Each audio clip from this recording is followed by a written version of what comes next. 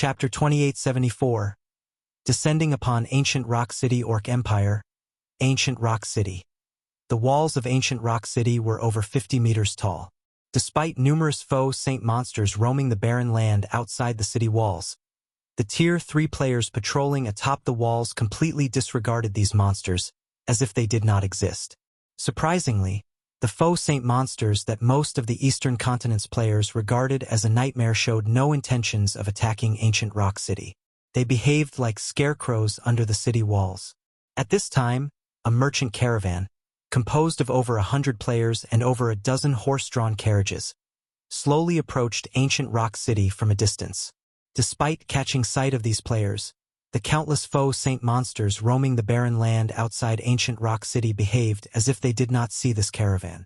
Looking at the level 120 foe saint monsters around him, a level 136, Tier 3 swordsman escorting the caravan exclaimed, "The Sacred Heart Amulet Saint's hand sold us is amazing. Those mythic foe saint monsters ignore us even when we're only 30 yards away from them." Even NPCs were helpless against the foe saint monsters running rampant in the many neighboring kingdoms and the Black Dragon Empire. The danger made it increasingly difficult for merchant caravans to make money. However, so long as a caravan carried a Sacred Heart amulet, it could avoid the foe saint monsters' attacks altogether. At the swordsman's words, the level 137, Tier 3 Guardian Knight, sitting at the head of the caravan, looked at the Sacred Heart amulet in his hand. With a hint of ambition in his eyes, he said, "I know, right? We must buy some more of these Sacred Heart amulets in Ancient Rock City. We can make a fortune reselling them in the neighboring kingdoms and empires." The Sacred Heart amulet was a non-bag space item. Although players could wear it on their person, they couldn't store it in their bags. It also couldn't be transported by teleportation. However, Saint's Hand sold the Sacred Heart amulet only in Ancient Rock City. None of Saint's Hand's other residences sold it. Many merchant players and adventurer teams had realized that they could make a fortune by purchasing the Sacred Heart amulets in bulk from Ancient Rock City and reselling them in the neighboring kingdoms and empires. Nowadays, many foe saint monsters roamed the territories of the neighboring kingdoms and the Black Dragon Empire. Leaving the safety of towns and cities would expose players to not only the standard monsters but also a large number of foe saint monsters. The Sacred Heart amulet could mitigate the danger. More importantly, the Sacred Heart amulet was a consumable, so it was always in high demand in the neighboring kingdoms and the Black Dragon Empire. Selling these amulets in these countries wouldn't be a problem. The main reason their Fighting Tiger adventurer team had invested a considerable fortune into hiring more than a dozen advanced carriages was to make an even bigger fortune off these amulets. At this time, a level 136, Tier 3 female ranger standing atop the leading carriage pointed at a distant silhouette and shouted, "Commander, we're almost at Ancient Rock City. Okay, everyone, get yourselves ready, newbies especially. Ancient Rock City is different from other guild cities." The leading Guardian Knight shouted through the team chat. Although the city prohibits fighting, it is still a bona fide dark city.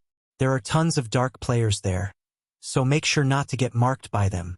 Otherwise, we'll be in a ton of trouble once we leave the city. At the Guardian Knight's words, the team's veterans promptly took out a magic scroll for the Tier 1 Mana Guard spell and used it on themselves. With the Mana Guard active, the common tracking mark would be ineffective against them.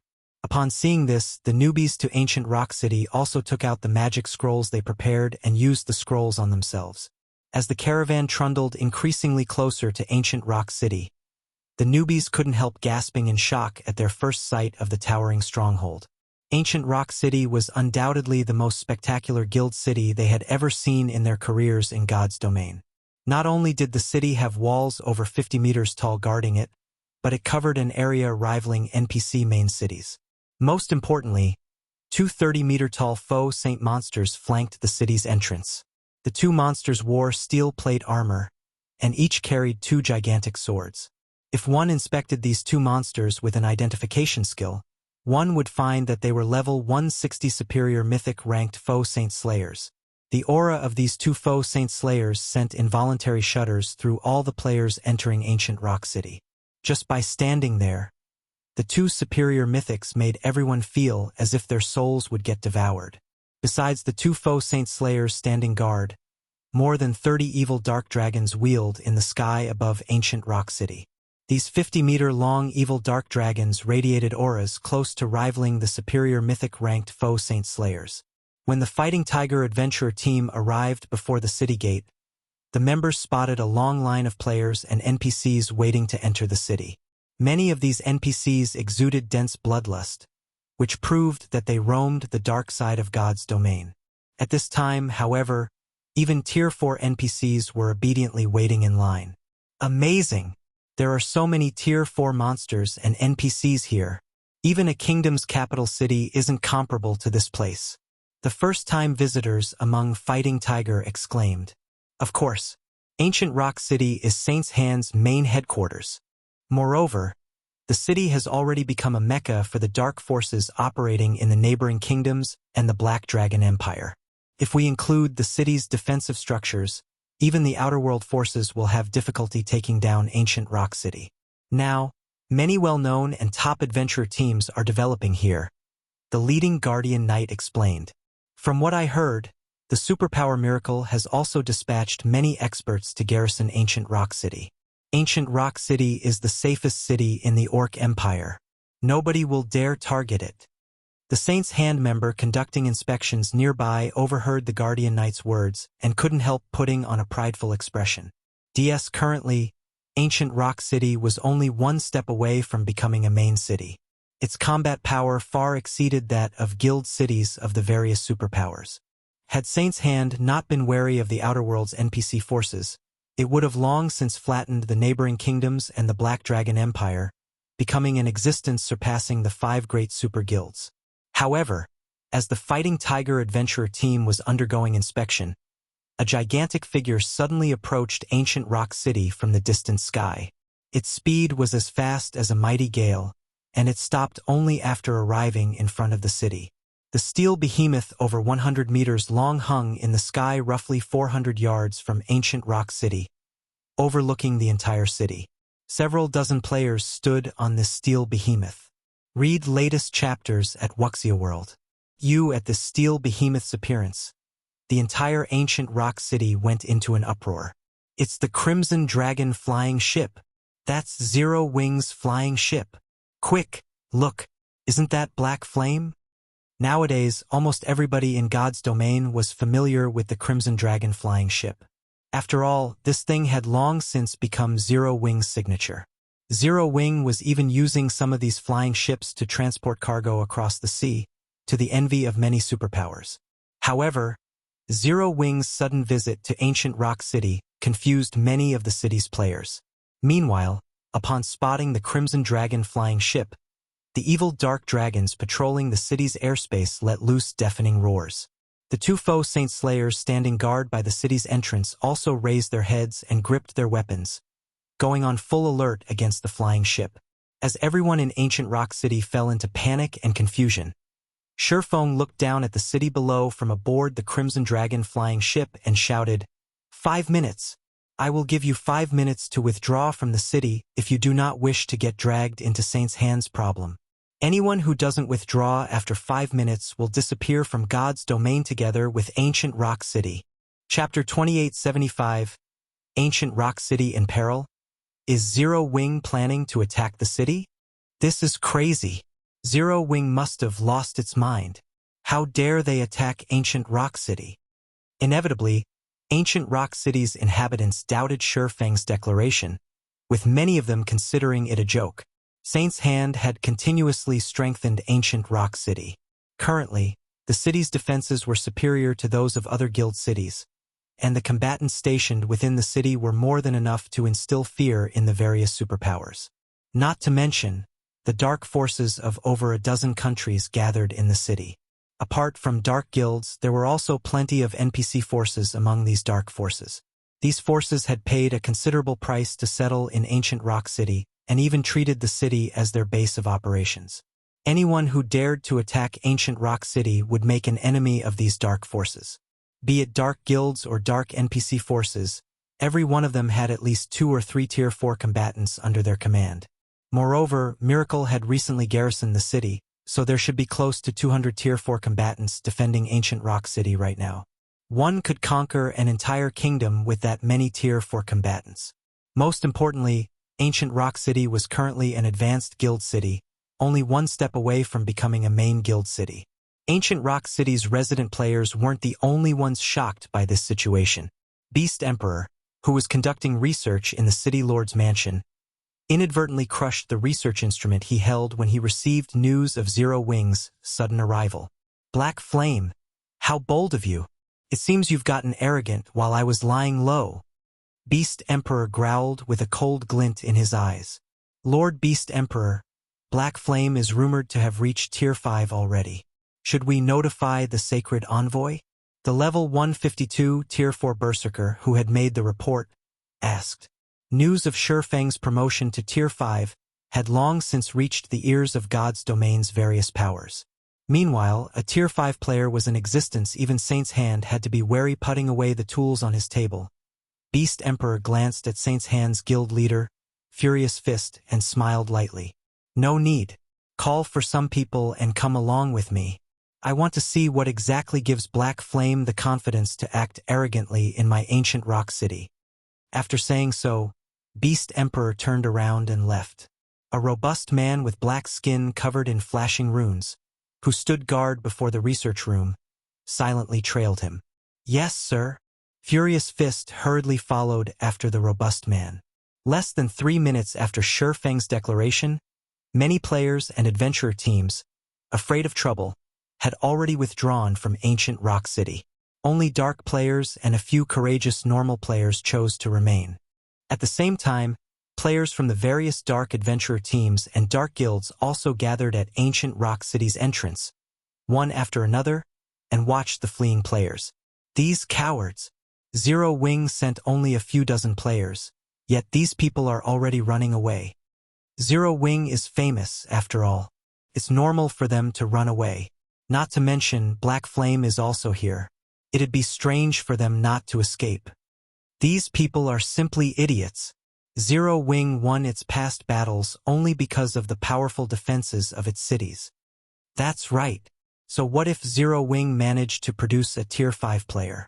We'll teach these guys what it means to offend us dark forces. The dark players revealed expressions of rage and excitement as they looked up at the Crimson Dragon flying ship. Zero Wing's reputation was through the roof right now. Moreover, Feng had gotten promoted to Tier 5.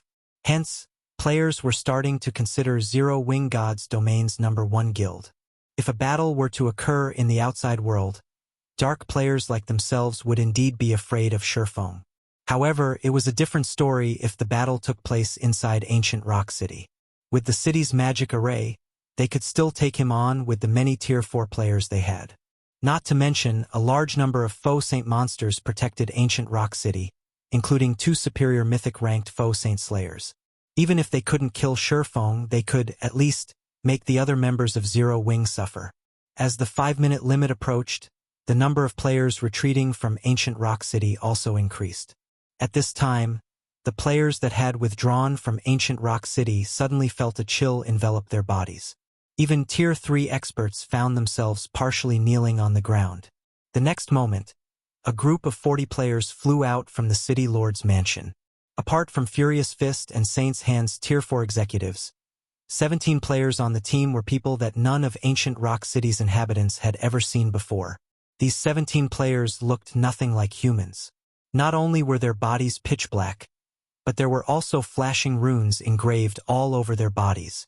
These players' auras were also stronger than even that of superior mythic monsters.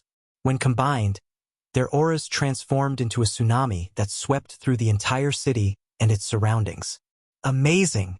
Is this Saint's Hand's rumored blood-stained Night Legion? That's not all. Even Beast Emperor left the City Lord's mansion. It seems we'll have a good show this time. Indeed. I heard that Beast Emperor has constantly been plotting revenge on Zero Wing after getting slaughtered at the Secret Covenant Tower. Now that Zero Wing has come knocking on his door, there's no way Beast Emperor will spare Zero Wing. The various major powers experts standing atop the city walls were surprised when they saw Beast Emperor and the Bloodstained Knights making an appearance. At the same time, they were shocked by the Power Saint's hand displayed. The superpowers on the eastern continent had always been fearful of Saint's hand, and this situation greatly confused the various major powers. However, after seeing Saint's hand's top combatants, they realized that the superpowers' fear of Saint's hand wasn't without basis. Setting aside the fact that Saint's hand had over 20 Tier 4 experts at the Void Realm or above, just the 17 rumored Bloodstained Knights were more than enough to instill fear into any player force. After all, even a Tier 4 player would tremble in fear if they had to go up against a Bloodstained Knight, let alone 17 Bloodstained Knights simultaneously. That would be a nightmare. Shortly afterward, Beast Emperor's group arrived above the city gate. Seeing this, the various powers' leadership promptly stepped forward to greet Beast Emperor. Thousand Miles, one of Miracle's Vice Guild leaders, was even among them. Thousand Miles's actions astonished the various major powers present. They never thought that even a superpower like Miracle would defer to Beast Emperor. After Beast Emperor responded to a few greetings, he flew into the air with his subordinates and glared at Feng on the Crimson Dragon flying ship. He then said coldly, "Black Flame, you and I could have stayed out of each other's way in the Orc Empire, yet you chose to come to attack me. So long as you apologize right now, I can ignore this transgression for the time being. Otherwise, none of you will be returning alive today." After Beast Emperor finished speaking, a frightening amount of evil energy erupted from the 17 Bloodstained Knights behind him, distorting the surrounding space and muddying it. The terrifying power within the evil energy made even those who had fled more than 1,000 yards from the city tremble. Moreover, the two Faux Saint Slayers had flown to flank the Crimson Dragon flying ship, while the 30-plus evil Dark Dragons had surrounded it, thoroughly sealing off all of Zero Wing's escape routes. The fleeing players gasped at this scene. With such a force under Saint's hand's command, the guild could take on even an empire. Damn it! I thought Saint's hand was going to suffer this time, but it seems I miscalculated. Zero Wing has always relied on Black Flame to survive. Now, it seems Zero Wing has finally met its match. If this situation isn't handled properly, apart from Black Flame, the other Zero Wing members present probably won't leave alive. At this time, even a fool could tell how powerful Saint's hand's forces were. It wouldn't be an exaggeration to say that even an NPC force with a Tier 5 combatant under its command wouldn't dare to offend Saint's hand casually, let alone Zero Wing. Apologize. Feng laughed. Beast Emperor, it seems you're growing senile. Have you forgotten how you died at my hands last time? Read latest chapters at Wuxia World. You bastard. Feng's words enraged Beast Emperor.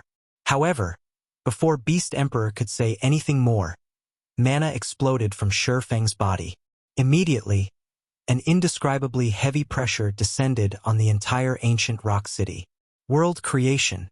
The next moment, Beast Emperor and the others plummeted to the ground one after another. Even the Tier 4 experts standing on the city walls found themselves on one knee under the strong pressure. Chapter 2876. Shock. Impossible. Every player inside Ancient Rock City nearly had their eyes fall out of their sockets when they saw Beast Emperor and the other Tier 45 plummeting to the ground. Even the Zero Wing members present were stunned. This scene thoroughly exceeded their imagination.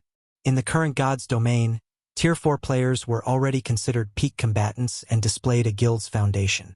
Yet, under Feng's mana domain, Beast Emperor and the other Tier 4 combatants on his side could exhibit only 20% or so of their usual combat power. They even lost their ability to fly and manipulate ambient mana. In the blink of an eye, these existences that originally stood at the peak of God's domain had become no different from Tier 3 players. At this time, let alone a Tier 5 player like Feng, even Tier 4 experts could slaughter Ancient Rock City's defenders. This is the strength of Tier 5s? When the players who had evacuated Ancient Rock City looked at Feng hovering proudly above the city, an indescribable sense of shock and horror filled their hearts. As veteran players of God's domain, they knew that a significant difference existed between tiers. They also knew that a Tier 5 player undoubtedly stood at the apex of all players in the current God's domain. However, only after witnessing the power of a Tier 5 player did they understand how large the gap between Tier 4 and Tier 5 was. In front of a Tier 5 existence, Tier 4 players would only be making fools of themselves if they tried to win by Zerg tactics. The Tier 4 monsters among ancient Rock City's defenders, though, weren't as badly off as the Tier 4 players. Because monsters mainly relied on their basic attributes and rarely manipulated the ambient mana to do combat, their penalty was not as large as the Tier 4 players. Regardless, the mythic-ranked evil Dark Dragons still had their combat power reduced by half, whereas the superior mythic-ranked Foe Saint Slayers had theirs reduced by 30%. Moreover, all of them lost their ability to fly. Against Tier 4 players capable of flight, they would be at a significant disadvantage. Unlike everyone else, Feng wasn't surprised at the scene before him. Everyone failed to understand that his mana domain was different from the average mana domain. Existences at the world creation standard could create a small world within their mana domains.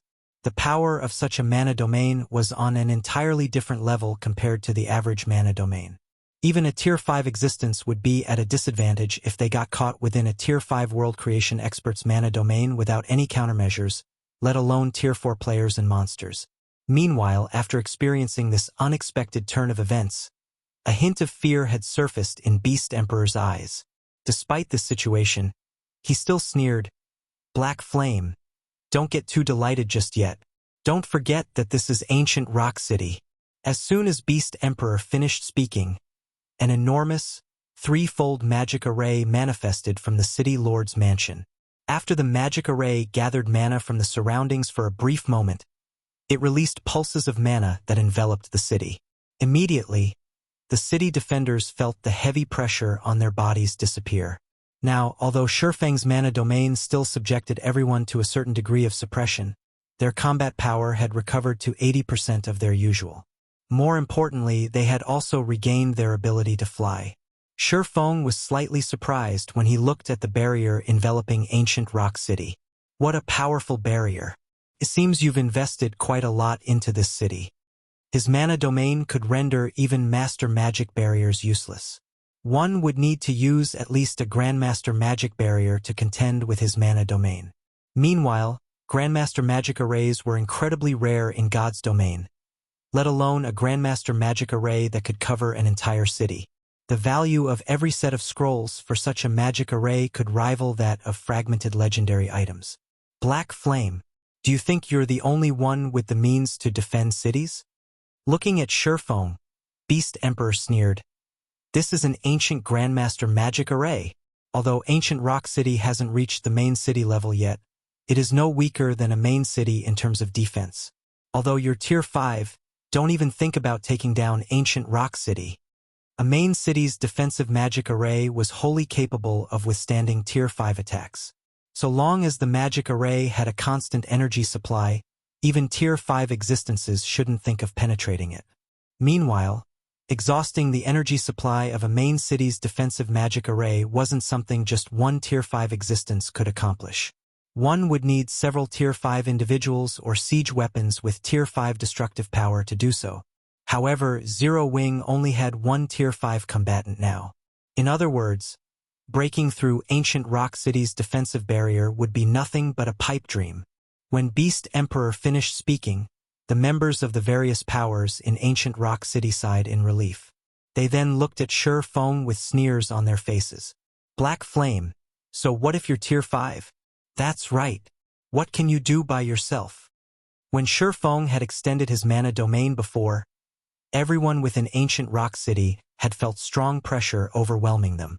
Saint's Hand's Tier 4 experts were no exception.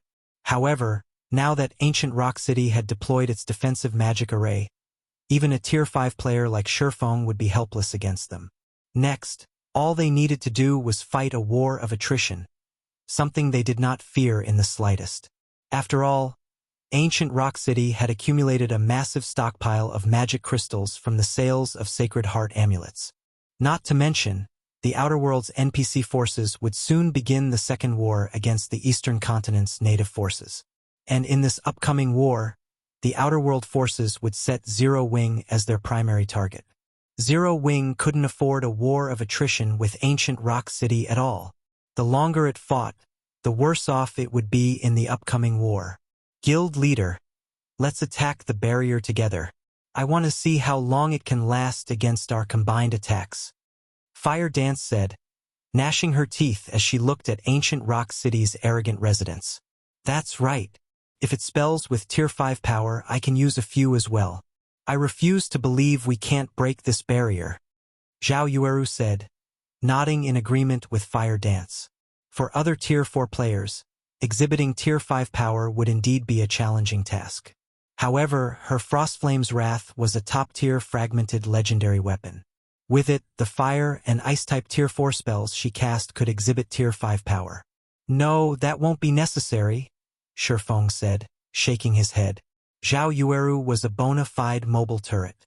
If he hadn't gotten promoted to Tier 5, she would rank at the very top of Zero Wing in terms of firepower.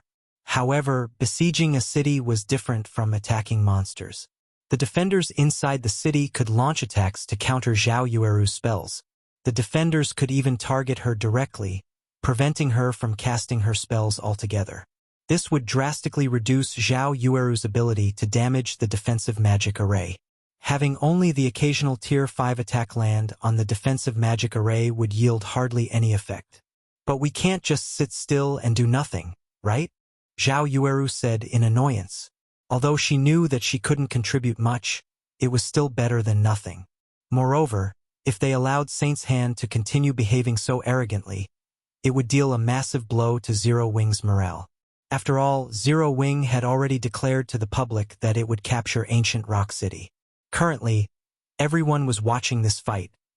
The various powers absent from this battlefield were no exception. They were all observing every detail of the battlefield and tensely awaiting the outcome of this siege. If Zero Wing won, then the various superpowers would no longer dare entertain thoughts of resisting Zero Wing on the eastern continent. However, if Zero Wing returned foiled, many superpowers would begin having designs on Zero Wing. They might even ally with Saint's Hand to deal with Zero Wing. Of course not, Feng said, chuckling. I'm merely saying that you don't need to take action. All you need to do is watch. Just watch. Zhao Yueru looked at Feng in confusion. The guild city in front of them rivaled a main city. How could they possibly capture it just by looking at it? The other Zero Wing members present were also confused, failing to understand what was going through their guild leader's mind. However, Feng did not bother explaining himself. Instead, he flew to an altitude several hundred meters above Ancient Rock City and began chanting an incantation, his chanting causing the surrounding mana to swarm toward him. Upon seeing Feng's actions, Ancient Rock City's defenders laughed. Are you trying to use a Tier 5 large-scale destruction spell? Beast Emperor sneered as he looked at Feng. This is nothing but a futile struggle, let alone a Tier 5 sword saint like yourself. Even a Tier 5 divine mage can't do anything against Ancient Rock City's defensive magic array. Everyone, prepare for battle. Target the flying ship. Beast Emperor ignored Feng's attack, as there was no way weakened Tier 4 attacks could do anything against Feng. However, it was a different story for the Crimson Dragon flying ship. The flying ship wouldn't last long before a barrage of Tier 4 attacks. It would fall quickly even if Zero Wing's Tier 4 experts defended it. The many Tier 4 magical classes atop the city walls promptly began casting their respective spells, while the other Tier 4 ranged classes launched attacks at the flying ship. The 30-plus evil dark dragons took to the skies and bombarded the flying ship. The Zero Wing members aboard the Crimson Dragon flying ship felt an invisible pressure weighing down their bodies. Upon seeing the oncoming attacks, Fire Dance yelled hurriedly, "Magical classes! Deploy defensive magic arrays!" Even a Tier 5 legendary monster would suffer if it tried to take on the attacks of more than 100 Tier 4 individuals, let alone Tier 4 players like themselves. Moreover, the Crimson Dragon flying ship only had Tier 4 combat power. However, just as the two sides were about to clash, Feng finished his incantation's final verse. Suddenly, the sky darkened, and a spatial tear spanning over 1,000 yards appeared above Ancient Rock City.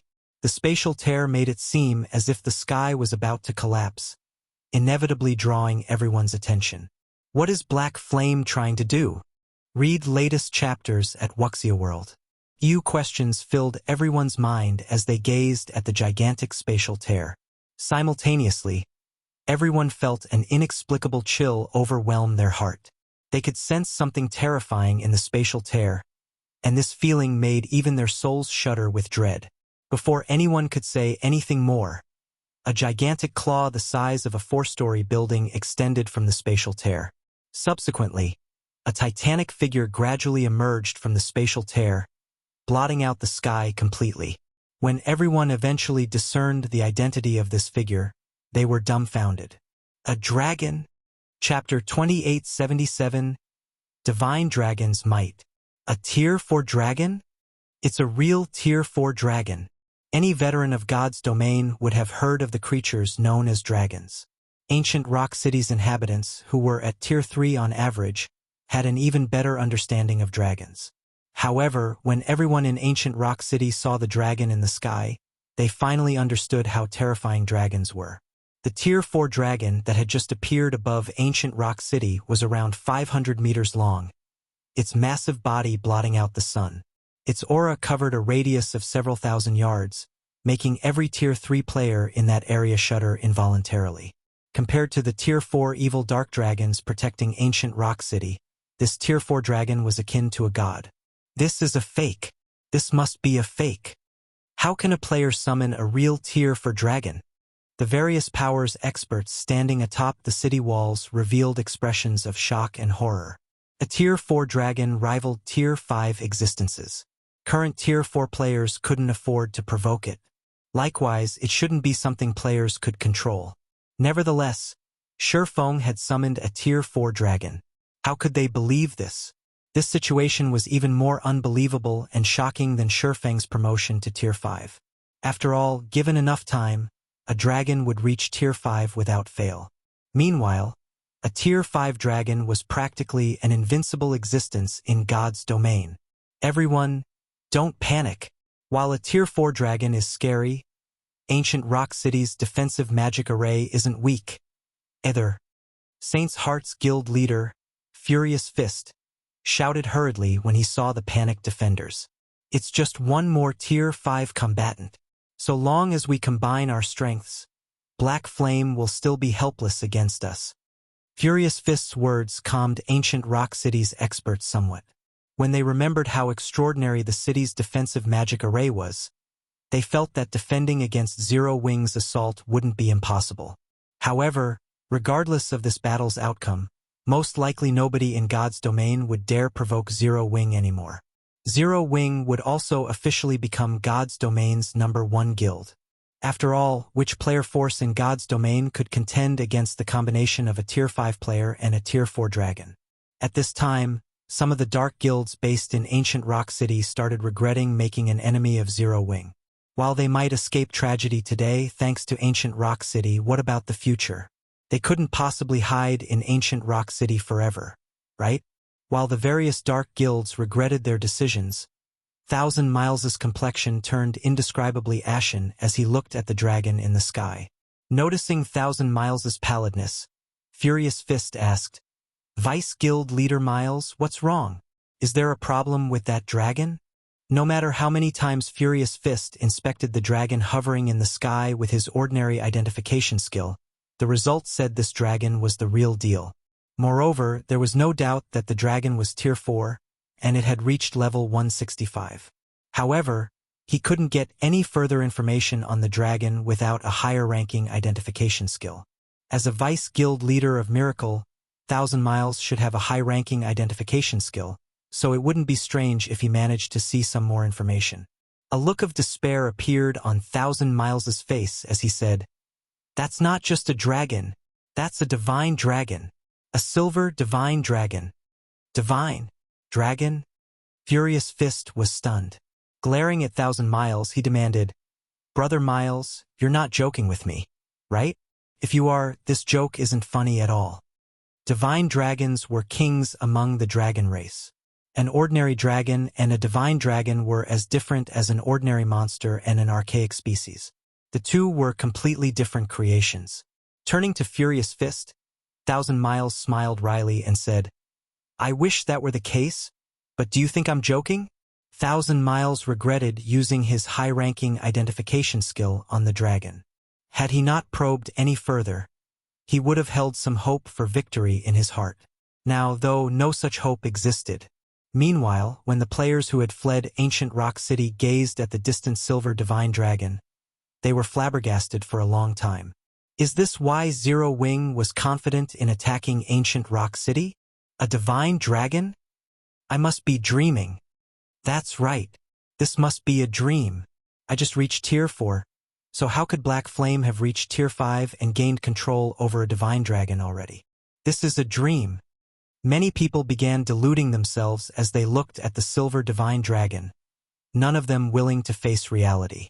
However, Beast Emperor, who stood atop the city gate, had no plans of giving up. Glaring at the divine dragon in the sky, he ranted with a maniacal expression, Black Flame, so what if you have a divine dragon? My ancient Grandmaster magic array can stop it. The silver divine dragon in the sky suddenly opened its maw before Beast Emperor could continue. The next instant, all mana within a 10,000-yard radius vanished, and everyone within this area felt indescribably stifled. Roar! Accompanied by a deafening roar, a beam of divine light devoured the entire ancient rock city. Divine Dragon's Breath. When the dazzling divine light descended upon ancient rock city, it forced all players within a radius of several tens of thousands of yards to shield their eyes. The divine light gradually faded away, and only then did everyone open their eyes again to inspect the breath attack's effect. This? How? Impossible! When the players standing several thousand yards from ancient rock city saw the city again, they were utterly dumbfounded. The divine dragon's breath didn't just shatter ancient rock city's defensive magic array. It had even vaporized the towering city lord's mansion at the center of the city along with almost every player and building in the city. Taking their place was a massive crater that spanned the entire city. Only the Tier 4 experts on the city walls who managed to activate their life-saving skills in time and the two Faux Saint Slayers had survived the attack. Everything inside ancient rock city's perimeter wall had been reduced to a wasteland. No, this isn't possible. Beast Emperor fell into chaos and madness as he looked at what remained of his city. And he wasn't alone. Furious Fist's mind also stopped working at this cataclysmic scene, his body crumbling powerlessly to the ground. BCR/B, all of the investments we've made, all of the forces we've gathered, gone. As if they were nothing but a joke. Thousand Miles, who had also survived the ordeal, was rendered speechless for a long time. One attack. It had taken just one attack for ancient Rock City, a city rivaling main cities, to disappear. Who could believe this? Zero Wing's members aboard the Crimson Dragon flying ship were similarly stunned by this scene. This was especially true for Ji Luorong and Crimson Mask, who had been active on the Western continent until recently. An indescribable sense of shock filled the two. The Western continent had legends describing the dragon's devastating power and how a single breath attack could destroy entire cities. There were also stories of kingdoms meeting their end because they had angered a dragon. Previously, Ji Luorong and Crimson Mask treated these stories as mere folklore. Now, they finally understood that those stories weren't just legends to embellish God's domain but facts. In reality, even Feng was shocked by this outcome. This is the power of a divine dragon. When Feng saw the ruin before him and Auerbach's nonchalant demeanor, he was momentarily at a loss for words. Feng had seen Tier 6 God-ranked experts single-handedly destroy cities in the past. However, compared to the power displayed by those Tier 6 God-ranked experts, Auerbach's performance gave Feng a much greater shock. This was because Auerbach was only at Tier 4. Read latest chapters at Wuxia World. Originally, Feng thought that Auerbach's breath attack would, at most, deplete a significant portion of the defensive magic array's energy. Yet, the entire city had disappeared. He couldn't help looking at the crazed Beast Emperor apologetically. He even wanted to tell Beast Emperor that he hadn't done this on purpose. Of course, while Feng pitted Beast Emperor, he did not show the latter any mercy.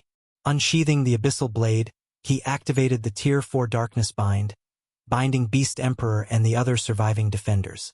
Now that Ancient Rock City's defensive magic array was no more, Beast Emperor and the others were subject to the full power of Feng's mana domain. Without the ability to manipulate the ambient mana, Beast Emperor and the others were basically Tier 3 players with above-average basic attributes. Hence, they were utterly incapable of resisting Feng and got caught easily. And under the restraint of Darkness Bind, they couldn't die even if they wanted to. After Feng destroyed Ancient Rock City and captured Beast Emperor and the others, news of this battle spread like wildfire across the entire God's domain. Chapter 2878, Ancient Rock City's Secret Fire Dragon Empire, Flame Dragon City, Mythology's Residence. A Tier 3 ranger barged into the meeting room occupied by Mythology's executives, earning the dissatisfaction of Situ Qingtian and the others in the room. Looking at the ranger, Situ Qingtian asked in a displeased tone, "Did something happen?" "It's news of Zero Wing," the ranger said hurriedly. "According to your orders, we've kept tabs on Zero Wing. However, just a moment ago, Zero Wing destroyed Ancient Rock City." Upon hearing the ranger's words, Cold Shadow responded dubiously, "Impossible. It's only been around 10 minutes since Zero Wing arrived at Ancient Rock City. Even if Black Flame is Tier 5, they can't possibly capture the city so quickly." Ancient Rock City was Beast Emperor's base, and the man had long since armed the city to the teeth. Beast Emperor also had the Evil God's Temple's backing, a powerful existence capable of going against the War God's Temple. Although Feng was a Tier 5 player, capturing Ancient Rock City should be tough. No, Vice Guild Leader, Zero Wing didn't capture Ancient Rock City. It razed the entire city in one blow. Ancient Rock City is now a ruin, the ranger countered, shaking his head. He then took out a magic crystal recorder and placed it on the meeting table. "This is the battle video we received." Immediately, the magic crystal recorder projected the image of a dragon. With just one breath attack, this dragon leveled the entire Ancient Rock City, leaving nothing unscathed. A Tier 4 divine dragon. It managed to destroy the entire Ancient Rock City in one hit? Deathly silence enveloped the meeting room momentarily as Mythology's executives stared at the video projection with gloomy expressions. Shock and fear also surfaced in their eyes. Their astonishment was so obvious that even the reporting Tier 3 ranger could sense it. No wonder he dared refuse our two guilds' partnership. So this is the reason for his confidence. Cold Shadow looked at the Tier 4 divine dragon and the ruined Ancient Rock City in the video with complicated feelings. Feng had been a minor character unworthy of her attention in the past when Zero Wing was a guild reliant on external items to defend its territories. Yet, both Feng and Zero Wing were now bona fide titans that even Mythology could not and would not dare to offend. What was even more laughable was that just a moment ago, Mythology's executives had been discussing how to take revenge on Zero Wing in secret. Now, however, Black Flame, I indeed underestimated you before. Situ Qingtian's gaze grew cold as he looked at the video projection. Repressing the reluctance in his heart, he uttered slowly, "Temporarily halt all retaliation against Zero Wing we discussed before." Practically every superpower in God's domain had heard about Feng killing Situ Qingtian in Zero Wing City. As a result, Situ Qingtian's reputation had taken a nosedive. Although Situ Qingtian yearned to take revenge on Zero Wing, he knew full well that doing so right now would be no different from suicide. With the combined strength of a Tier 5 player and such a frightening divine dragon, Zero Wing could destroy every guild city in God's domain. Damn it! Are we going to let Zero Wing go, just like that? A Mythology executive complained in a hate-filled voice. Situ Qingtian shook his head. Looking at Feng's projected image, he sneered, "Of course not. There is only one thing we need to do now, and that is wait. We wait until the start of the Second War. Even if Zero Wing has Black Flame and that divine dragon, it still can't stop the Outer World's advance. Also, start searching ancient ruins for clues to the Tier 5 promotion. Spare no cost at all. We must have our own Tier 5. Although Situ Qingtian did not wish to admit it, the era of Tier 4 was already over. Tier 5 players would rule the future. If mythology did not have its own Tier 5 player, its position as one of the 5 great super guilds would be in danger. Shortly after Situ Qingtian issued his command, the other superpowers of God's domain also issued similar commands. They frantically searched ancient ruins for clues to help their Tier 4 experts get promoted to Tier 5 as quickly as possible while quietly awaiting the arrival of the Second War of Worlds. Meanwhile, inside the Orc Empire's ancient rock city, Fire Dance and the other Tier 4 experts of Zero Wing finally killed the 2 surviving foe Saint Slayers. The deaths of the 2 superior mythic monsters granted everyone a generous amount of EXP, and they all managed to gain at least 1 level. However, compared to the EXP the foe Saint Slayers contributed, Feng was more interested in the pitch-black stones the 2 monsters dropped after death. Previously, whenever players killed mythic-ranked foe Saint monsters, the player who landed the finishing blow would have a dark gray mist invade their body. This gray mist would increase the player's affinity with mana for a lengthy period.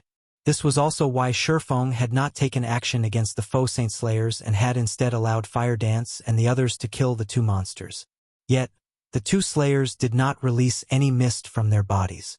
Instead, they each dropped a fist-sized stone. What dense soul energy! Feng was surprised when he spread his senses across the 2 black stones. When his concentration had reached Tier 5, his soul had also undergone a qualitative improvement. It was akin to his soul liquefying. However, compared to the soul energy in the pitch-black stone, his soul energy was nothing. After all, these 2 stones were solidified soul energy. Guild leader, are those things useful? Kola asked curiously as he looked at the black stones in Feng's hands. More than that. Smiling, Feng said to Zero Wing's members. They're even better than fragmented legendary items. Is there anyone here with concentration at the Tier 4 peak standard? After Zero Wing's members exchanged glances, only Violet Cloud stepped forward. Guild leader, my concentration reached the Tier 4 peak standard recently. However, the 2 vice guild leaders should have reached this standard too. Good. Take this soul stone. Afterward, find a quiet place and eat it. It should increase your concentration standard. If you're lucky, you might even raise it to Tier 5, Feng said as he handed one of the black stones to Violet Cloud. He then said to the others, if anyone else manages to reach the Tier 4 peak standard, you can get this soul stone from me. The other Zero Wing members nodded their heads, none of them objecting to Feng's method of distribution. However, when Beast Emperor, who was restrained in a corner, saw Feng's actions, he dearly wanted to strangle Feng to death. Feng was actually treating the 2 foe Saint Slayers' cores as a snack and letting others eat them. This was simply outrageous. He had fed the 2 foe Saint Slayers the souls of tens of thousands of Tier 3 players to transform their cores into a soul core. So long as he had a soul core, he could create another foe Saint Slayer. Yet, Violet Cloud received one of these soul cores as a snack. Black Flame, you'll pay for this, Beast Emperor bellowed as he glared at Feng. It doesn't matter even if you caught me. The evil god's temple's rise is already a foregone conclusion. At that time, the foe Saint army will devour everyone from Zero Wing. Foregone conclusion? Feng laughed. Looking at the restrained Beast Emperor, he pointed at the ruined saint's hand residence in the distance and asked, are you talking about that secret land beneath your guild residence? I don't know what you're talking about.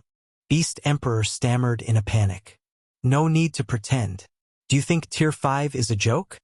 Feng rolled his eyes at Beast Emperor. While Ancient Rock City's defensive magic array was still active, Feng hadn't been able to sense the secret land's existence. However, with the defensive magic array gone, nothing in Ancient Rock City could hide from his Tier 5 world creation mana domain. Moreover, Feng had already been suspicious about how Beast Emperor had managed to develop Ancient Rock City to its current level. Zero Wing had poured an astronomical amount of resources into developing Stone Forest City and Zero Wing City. Yet, the 2 cities were still stuck as intermediate cities, far from becoming advanced cities. So, how did Ancient Rock City develop into an advanced city that was close to becoming a main city? Only a fool wouldn't suspect there was a secret behind this achievement. Black Flame. Beast Emperor was momentarily enraged at Feng's ridicule. However, he soon calmed down and said, "So what if you've discovered the evil god's secret land? Do you think you can defend it? Even if you've captured me, I will still spread this information to the entire god's domain. At that time, even the outer world forces will be drawn here. Do you think you can stop all of them?" The evil god's secret land was originally his biggest secret and something he had invested heavily in. This secret land was also why he had gained his current power. Although the evil god's secret land would be of significantly less help to those not belonging to the evil god's temple, the benefits were still enough to drive everyone in God's domain wild. "How would I know if I don't try?" Suddenly, Feng executed a slash at Furious Fist, instantly killing him. As Furious Fist collapsed reluctantly to the ground and transformed into countless particles of light, 2 items appeared in his place. Of the 2 items Furious Fist dropped, one was a piece of epic equipment while the other was a token. "You!" Beast Emperor's complexion paled when he saw the token. This token was none other than Ancient Rock City's City Lord's token. With this token, one could take control of Ancient Rock City. Only, Beast Emperor couldn't figure out how Feng knew Furious Fist had held the City Lord's token. Read latest chapters at Wuxia World. It seems my luck is good. Feng was a little surprised when he saw the City Lord's token. It dropped on the first kill. Beast Emperor nearly fainted when he heard Feng's words. What Beast Emperor didn't know was that aside from Beast Emperor, everyone else held no value as prisoners in Feng's opinion. Meanwhile, the City Lord's token couldn't be taken out of the city. Otherwise, it would be automatically teleported back to the City Lord's mansion after some time. And with how precious the City Lord's token was, Beast Emperor naturally wouldn't leave it to just anyone. The person holding the token would have to be a Tier 4 guild executive of Saint's Hand at the very least. Hence, if Furious Fist hadn't dropped the City Lord's token, Feng would have killed Saint's Hand's Tier 4 experts one by one until it dropped. The instant Feng picked up the City Lord's token, a system notification rang in his ears. Chapter 2879, Colossal Wealth System. Congratulations! You have obtained Ancient Rock City's City Lord's token. Do you wish to bind the token? Once bound, you will become Ancient Rock City's ruler and obtain full authority over the city. Feng chose to bind the token without hesitation. System. Binding in progress. You will have full authority over Ancient Rock City after 4 hours. You should not move beyond 1,000 yards from the city during these 4 hours. If you leave this area or get killed during this time, the binding process will be cancelled, and you may not make another binding attempt for 1 natural day. CS 4 hours? Feng was a little surprised by the notification. Has it reached the main city standard already? When one tried to bind the City Lord's token of a guild city, the binding time would depend on the city's rank. Main city-level guild cities normally took 4 to 6 hours to bind. Guild leader? Did something happen? Fire Dance asked when she saw Feng's strange expression. It's nothing. I just didn't expect Ancient Rock City to be this special, Feng said, glancing at the raging Beast Emperor. Smiling, he continued, since we have to wait for 4 hours, let's pay that evil god's secret land a visit. Black Flame, don't get too delighted just yet. It's useless even if you've obtained Ancient Rock City. That secret land isn't a place you can touch. Without my means of entering, you can't obtain anything inside that secret land. Beast Emperor sneered. I'll spread the secret land's entry methods to all your enemies and even those outer world people. At that time, you can only watch as they take all of the secret land's treasures right before your eyes. Zero Wing could indeed better defend itself after acquiring Ancient Rock City. However, Beast Emperor also knew very well that the Outer World forces had already deemed Zero Wing an eyesore. Once the Outer World's army arrived, neither Star Moon Kingdom nor the Orc Empire would survive. At that time, the Outer World forces would snatch the evil god's secret land from Feng, and Feng would be helpless to resist them. However, Feng ignored Beast Emperor and led Zero Wing's members to Saint's Hand's residence. Although Ancient Rock City was now in ruins and Saint's Hand's residence had been leveled, the guild warehouse was situated on the first underground floor, so Saint's Hand's guild warehouse remained intact.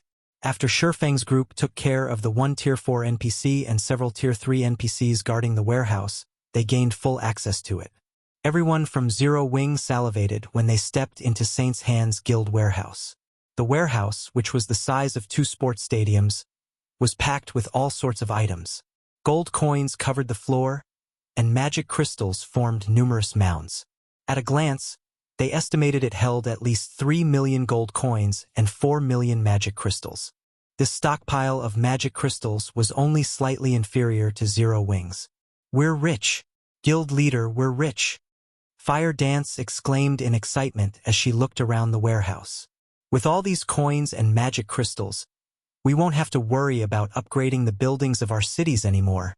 Zero Wing City's public opening had indeed generated a lot of additional income. Unfortunately, the guild's expenditure still exceeded that amount. This was because Zero Wing City's public opening necessitated an increase in the city's security. The city had to recruit many NPC soldiers to fill as many of the 30,000 slots as possible. While Zero Wing could skim on the benefits provided to the hired soldiers by virtue of Zero Wing City being a main city, the cost of employing level 150 plus, Tier 3 NPCs was still high. With everything taken into account, maintaining a Tier 3 NPC cost 5 gold coins. If Zero Wing City filled all 30,000 of its soldier slots with Tier 3 NPCs, the NPC soldiers' daily upkeep alone would total 150,000 gold. Moreover, this still did not include the NPC's weapons and equipment or the maintenance cost for the Tier 4 NPCs hired. Simply put, Zero Wing's daily expenditure had skyrocketed after Zero Wing City's public opening. At this time, the guild's stockpile of coins was close to empty. Fortunately, thanks to Saint's Hand's contribution, Zero Wing's warehouse would soon be rich again. Seeing Fire Dance's joy, Feng chose to hide the fact that Ancient Rock City's reconstruction would probably eat up all of this money. Zero Wing might even need to provide additional funds. "Guild leader, come here quick. There are 7 luminaries crystals here," Blackie said after opening a chest as tall as he was. With glittering eyes, he continued, "There are at least 50,000 units here. That's even more than what we have." Before Feng left for the Western continent, he had tasked Blackie with acquiring as many 7 luminaries crystals as possible. Hence, Blackie placed particular importance on the crystals. However, Zero Wing's warehouse currently had only around 30,000 units of 7 luminaries crystal despite his efforts. And if it weren't for Zero Wing having a monopoly over the Arctic Canyon, this amount would be even lower. Yet, Saint's Hand's warehouse had more than 50,000 units of 7 luminaries crystal. "That's nothing. Blackie, come over to my spot. I'll let you know what real wealth is," shouted Cola, who stood in another corner of the warehouse, as he pointed at the several hill-sized chests beside him. "All of these chests here are full of epic materials or above. From what I can tell, there are at least 300,000 epic materials, 20,000 inferior legendary materials, and 3,000 legendary materials." Everyone, including Feng, was stunned when they heard Cola's words. This was on the level of a kingdom's treasury. Ordinary kingdoms might not even reach this standard. Only high-ranking kingdoms would have so many rare materials.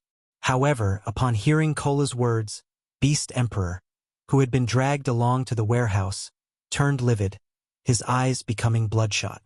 He had accumulated these materials by ransacking multiple kingdoms with the Faux Saint army and destroying numerous NPC cities.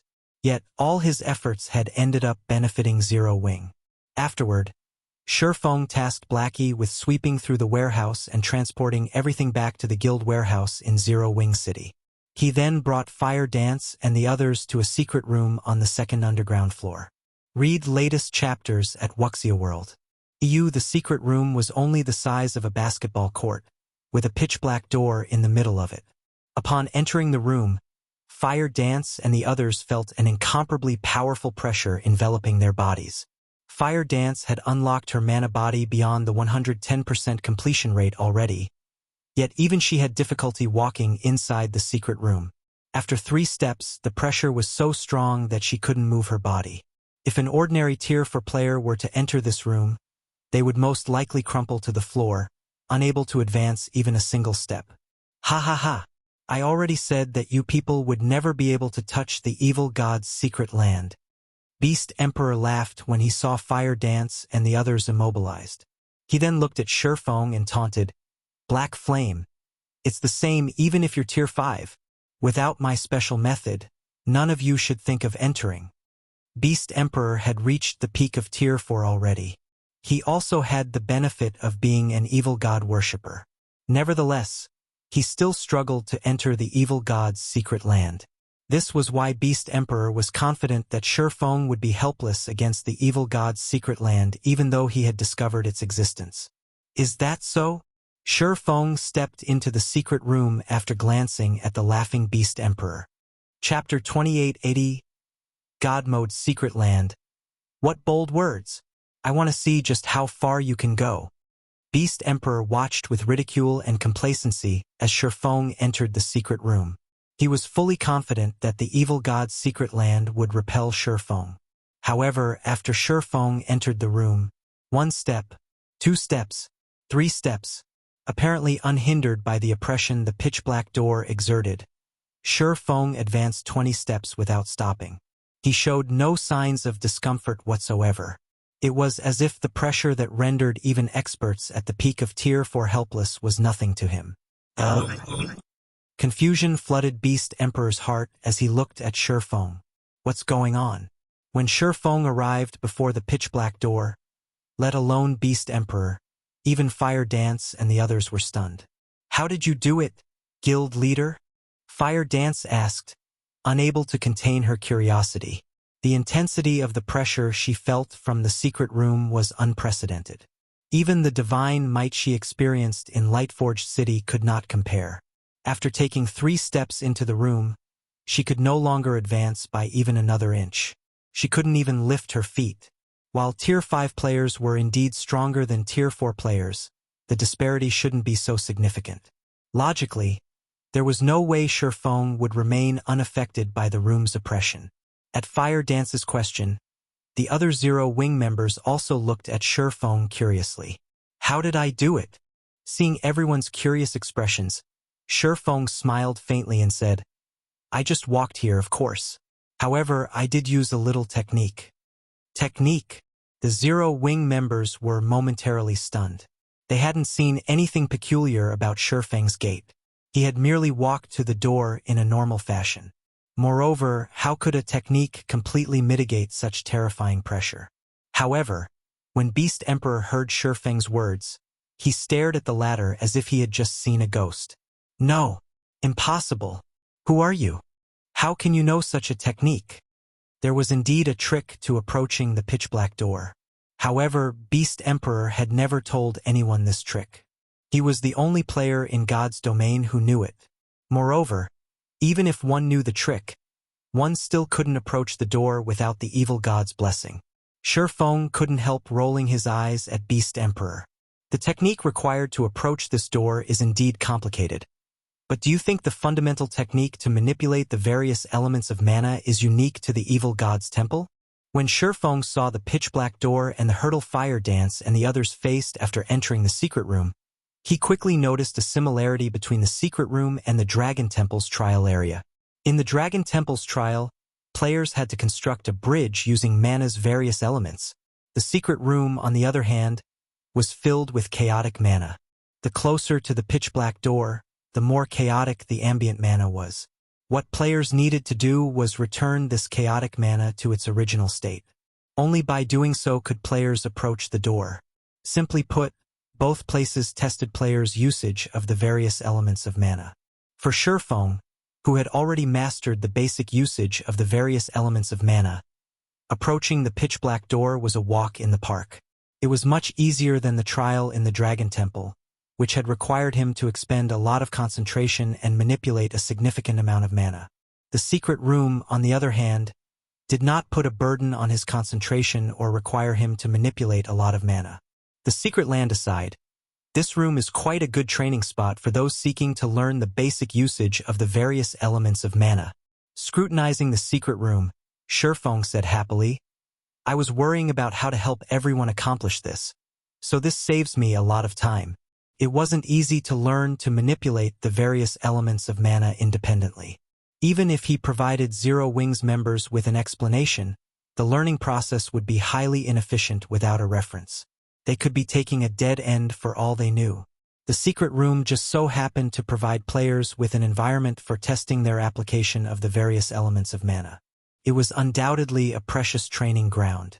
One would also have an easier time getting promoted to Tier 5 if they trained here, as having the ability to manipulate the individual elements of mana was crucial in constructing a Tier 5 mana body. When Beast Emperor heard Feng's words, he promptly fainted. Ignoring the unconscious Beast Emperor, Feng set his sights on the pitch-black door. The door was 5 meters tall and 2 meters wide, made of a material Feng didn't recognize. When he opened the door, a pitch-black whirlpool greeted him. The vortex exuded divine might, and players at Tier 4 or below shouldn't even think of setting foot into this whirlpool. After Feng inspected the whirlpool with omniscient eyes, a few lines of information appeared before him. Evil God's Secret Land God Mode Secret Land Raid Level 150 to 200. What a powerful secret land. The displayed information astonished Feng. Now, he understood why Beast Emperor was confident he couldn't obtain the Evil God's Secret Land. Secret lands were like dungeons in God's domain. The higher their ranking, the higher their raid difficulty. God Mode was the highest difficulty for secret lands. Unlike dungeons, though, secret lands would not reset. According to Feng's memories, there were less than 10 level 150+ God Mode secret lands in the entire God's domain. Meanwhile, even Tier 6 God-ranked experts could fall in a level 150+ God Mode secret land. However, countless player forces would seek to enter a level 150+ God Mode secret land. It was also a place all Tier 5 players had to enter. This was because these secret lands held clues to the Tier 6 promotion. Which player who had climbed to Tier 5 wouldn't wish to advance further and reach Tier 6? Hence, God's domain's various forces would fight over any level 150+ God Mode secret land that appeared. It seems I'll now have to defend ancient Rock City no matter what. Feng sighed as he looked at the evil God's secret land. Due to the Outer World Forces invasion, he had intended to defend ancient Rock City only temporarily. After all, Zero Wing had limited combat power. In its current state, just defending the guild cities it already had from the Outer Worlds player and NPC forces would be difficult. Adding ancient Rock City to the list would only make things even more difficult for the guild. However, the evil God's secret land was extraordinary. Feng might have ignored it if it were only an Azura mode secret land, but a level 150+ God Mode secret land was something he had to protect at all costs. After all, finding another secret land of such caliber wouldn't be easy, even for him.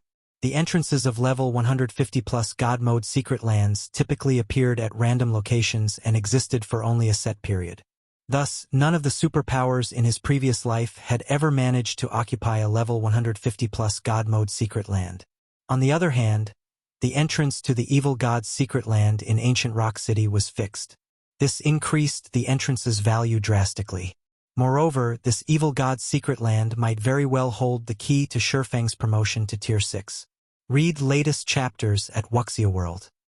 Following this, Zero Wing's logistics members began ransacking Saint's Hand's warehouse, while Feng taught Fire Dance and the others the fundamental technique to manipulate mana's various elements. Like so, for hours went by in the blink of an eye, and Feng received a notification. System. Congratulations. You have become Ancient Rock City's ruler. Do you wish to reconstruct Ancient Rock City? Reconstruct. Feng said in a determined tone. System. A God Mode secret land has been discovered. Do you wish to integrate the secret land with Ancient Rock City? Chapter 2881. Integration. Integrate. Feng grew confused as he read the system notification. This was the first time he had heard of a secret land being integrated with a guild city. He had seen many player forces constructing guild cities on top of precious secret lands in the past. However, even as these guild cities developed, they never received any opportunity to merge with these secret lands directly. For a moment, Feng hesitated. The evil God's secret land was a level 150+ God Mode secret land. If he recklessly merged it with ancient Rock City and the secret land disappeared, he would suffer a huge loss. However, before Feng could ponder things further, he received another system notification. System: it is detected that you have 3 million magic crystals and 5,007 luminaries crystals on your person. You have fulfilled the conditions to reconstruct ancient Rock City with the evil god's secret land as the core. Do you wish to integrate the secret land and upgrade the city? Agree. Feng agreed without hesitation when he heard the contents of the notification. There were several holy cities in God's domain, and one of these holy cities had a God-mode secret land as its core. The War God's Temple had also established its main headquarters in this holy city. Sanctuary. This sacred place was also why all Tier 5 experts sought to visit the top of the world. Sanctuary was the sole ancient city in God's domain that players had verified to hold clues to the Tier 6 promotion. The city was so old that nobody could ascertain its age in this modern day. Rumor had it that any Tier 4 player that entered Sanctuary had a 100% chance of getting promoted to Tier 5. However, what made Sanctuary amazing wasn't the knowledge it stored. Instead, the Holy City held complete control over a level 150+ God mode secret land. Players that gained sufficient authority in the city, even Tier 3 players, could enter the secret land. It was different from the God mode secret lands found in the outside world, where the minimum entry requirement was Tier 4 because of the suppression of divine might. Although great dangers existed in a God mode secret land, they weren't everywhere. Moreover, the environment inside level 150+ God mode secret lands was different from the outside world, resembling that of ancient times, the era abounding with gods. Hence, entering a God mode secret land was an excellent opportunity even for low-tier players. Now that ancient Rock City could become another sanctuary, how could Feng possibly turn down this opportunity? After Feng voiced his approval, some of the magic crystals and 7 luminaries crystals he had acquired from Saint's Hand's warehouse vanished from his bag space. Simultaneously, ancient Rock City shook briefly. Ancient Rock City Region System Announcement. Ancient Rock City will commence with an upgrade. All players within Ancient Rock City will be teleported out of the city in 10 minutes. Players within the city are advised to make the necessary preparations. The system announcement echoed 3 times throughout the region. Subsequently, Feng received a personal system notification. System: Ancient Rock City's upgrade is estimated to take 1 natural day. As you hold Ancient Rock City's City Lord's token, you may not move more than 3,000 yards away from the city. You can also choose to log off and rest. Why is it so long? Feng was rendered speechless by the notification. A guild city's upgrade would typically take only several hours. Nevertheless, Ancient Rock City needed 1 day for its advancement. By the time the city was ready, Beast Emperor would have long since spread the evil god's secret lands information to all of God's domain. And worse, Ancient Rock City would be at its weakest after the reconstruction and upgrade process. Before the system's first major update, guild cities got a grace period whenever they underwent an upgrade. Now, guild cities no longer received that benefit. Players had to defend their cities on their own. If the outer world forces were determined, Ancient Rock City might be greeted with a battle as soon as its reconstruction ended. At this time, Fire Dance looked toward Feng and asked, "Guild leader, we've emptied Saint's Hand's warehouse already. Should we retreat now?" "No, bring Beast Emperor and the other captives back to Silverwing City first," Feng replied, shaking his head. "Also, have Liang Jing gather the necessary manpower in Silverwing City ahead of time. As soon as Ancient Rock City opens, have them garrison the city immediately." "Yes, sir." Upon hearing Feng's words, Fire Dance understood that trouble would accompany Ancient Rock City's promotion. There might even be a big battle awaiting the city. She immediately set out to execute his orders. After Fire Dance left Ancient Rock City, Feng chose to log off and rest. He had been busy with various tasks previously, so he hadn't had a chance to take a break from the game. Now that the system had prohibited him from leaving Ancient Rock City's vicinity, he could use this opportunity to rest up. Yuantian City's upper zone, 6th Southern District. The Fearless cabin's hatch opened slowly, and Feng climbed out of the gaming cabin. The instant Feng exited the cabin, dizziness assaulted him. He very nearly fell back into the cabin. What's going on? As the world spun before him, Feng felt an indescribable hunger.